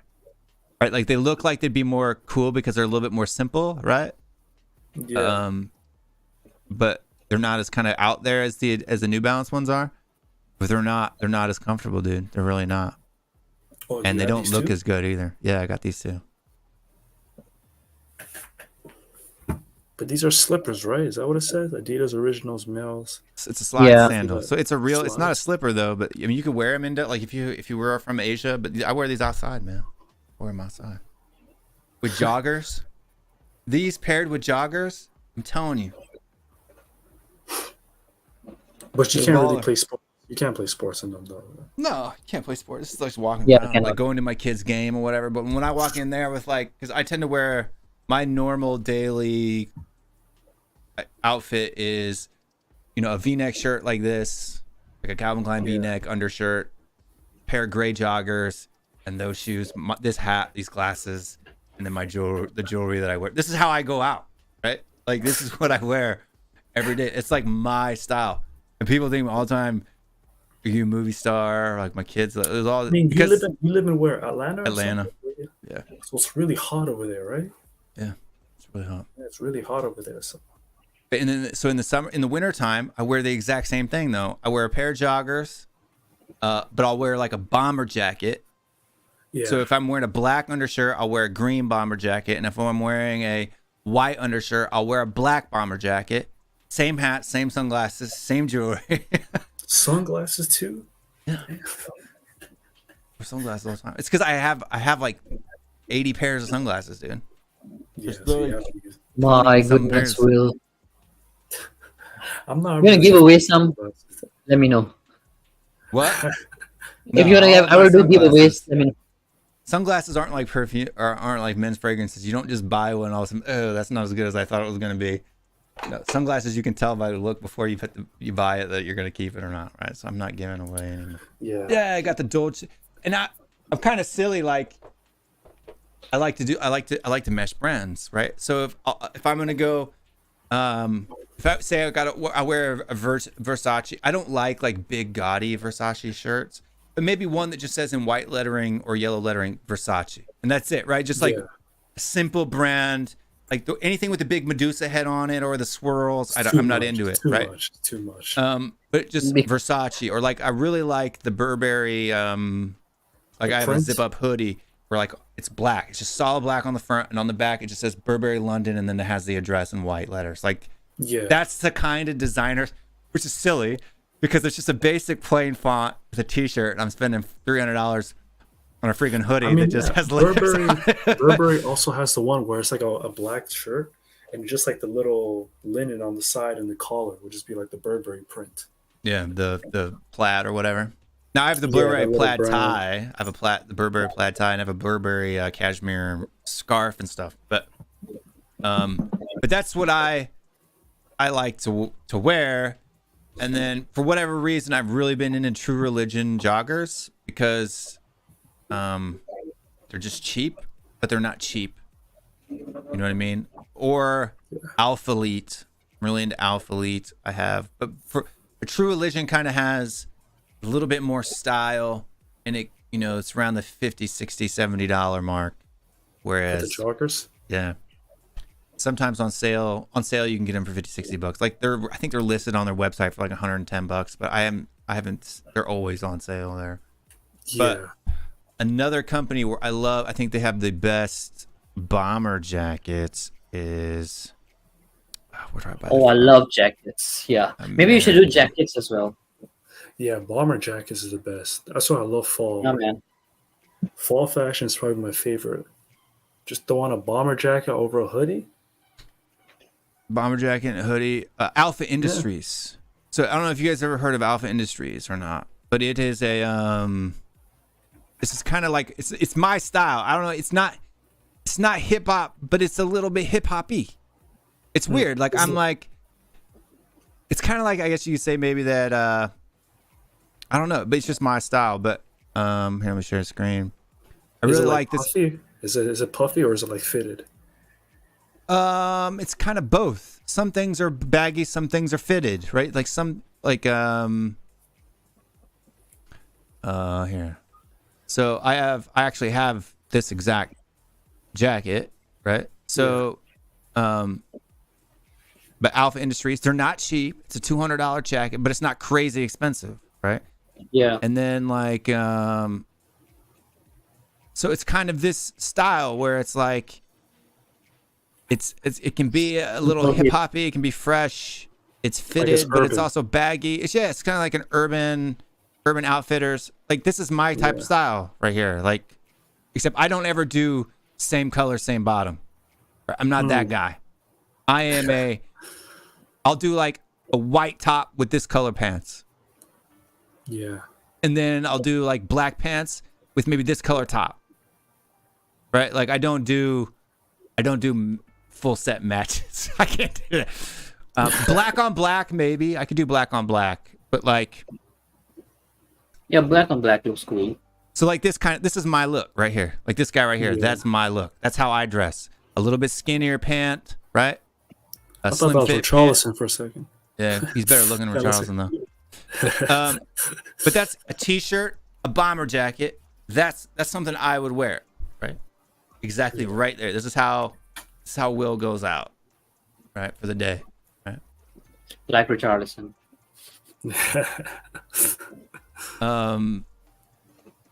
But this brand sells really good stuff. It's expensive. It's not expensive. I like a good jogger cargo pant too. It's a little bit more. I usually go on the cheaper side. Like I usually just go to like Zara or something.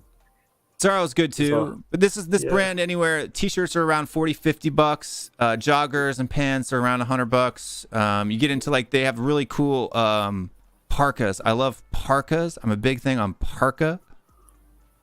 I mean, this brand is known for their bombers. Like I see it that red tag a lot. Yeah, it's kind of like a fashion brand, but they're popular. I like their parkas, like this one here. I have this one here too. This one's great in the winter. The it's kind of like that Canadian brand, but it has a little bit of a military motif, and I'm ex-military, right? So, and I have this one as well. So I just have one jacket. I just got my regular like Canada Goose. That's just my thing. And then I have in the MB1 I have two.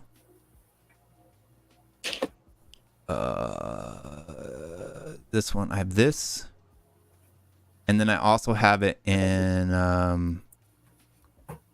blue. But I have the quilt. There's a quilted one. This one is not quilted, but they have one in navy blue that was quilted. Do they have like a store front, or is it just online only? I don't know. Okay, but how do you buy it? Do you just buy it online? I just go to I just buy online. Yeah. Alpha. I'm sure they do. They may have a. How about like your gym gear? Like, what's like your go-to? Is it like, are you like a Gymshark kind of dude? Gymshark, Alphalete. You know Alphalete? If you want more fashion, Gymshark for practicality, just this light, clean, cool. It's Alphaletics, Alphalete.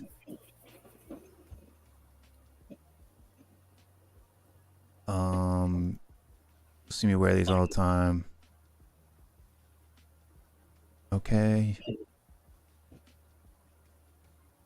So this is kind of like I have a lot of their hoodies and joggers. They have these really cool sweatshirts that were like their brand logo. So the Alphalete logo here kind of sticks out 3D. You'll see me wearing them all the time. It's like that gray sweater, short sleeve hoodie that I wear all the time. So for gym, this is probably one of my favorite brands. I think the quality of this brand is actually a little bit better than Gymshark. Gymshark is very kind of thin. So Gymshark for me is in the summer. In the winter gym, I wear Alphalete. If that makes sense. Okay. Yeah. It's like because their hoodies, their joggers, their all that stuff is more comfortable, more and better, I think.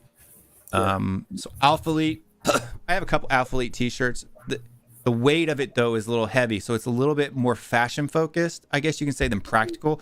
Like Gymshark is really thin, like if depending on which one you get, but it's thin, it's technical, right? Alpha Elite is technical, but it's also a little bit more fashion, I think, forward.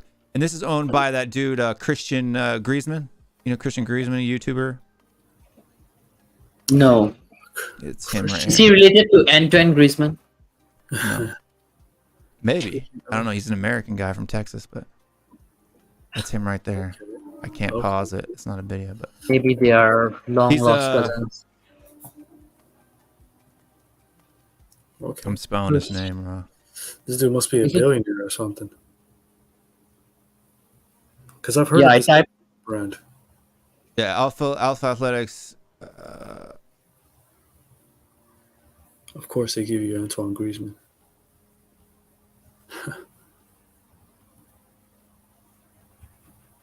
So Okay. Damn, this dude is swole, bro. yeah, My goodness, that he's guy got is so like weird. it's not his channel, but he has like millions of subscribers on YouTube, Yeah. and this is what he looks like. But he started the brand Alpha Elite, right? So Yeah. that's his clothing brand, yeah, he's a big dude. Yeah, I used to buy C-Bum's gear. I had a C-Bum t-shirt before. You know Christopher Nice. Bumstead, right? The Yeah, bodybuilder. Christopher Bumstead, yeah. Yeah. I love watching his channel. Yo. Yes, he's probably like the biggest There fitness. you go.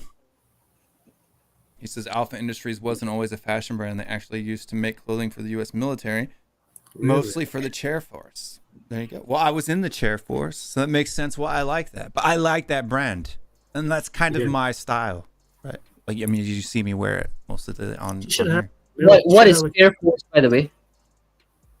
Chair force? It's air. It's like a joke word for the Air Force. Oh, okay.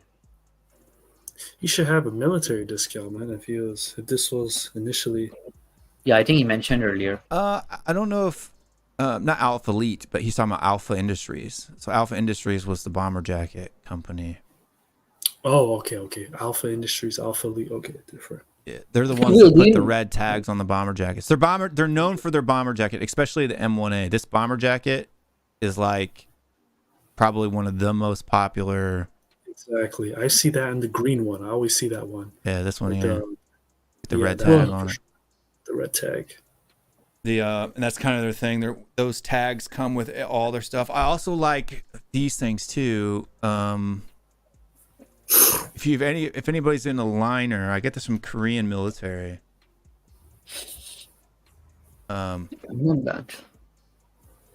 These things are super fashionable, dude. Like in the spring and fall, if you wear a liner, it's like, I'm telling you, this is very hip. These quilted liners, they look great.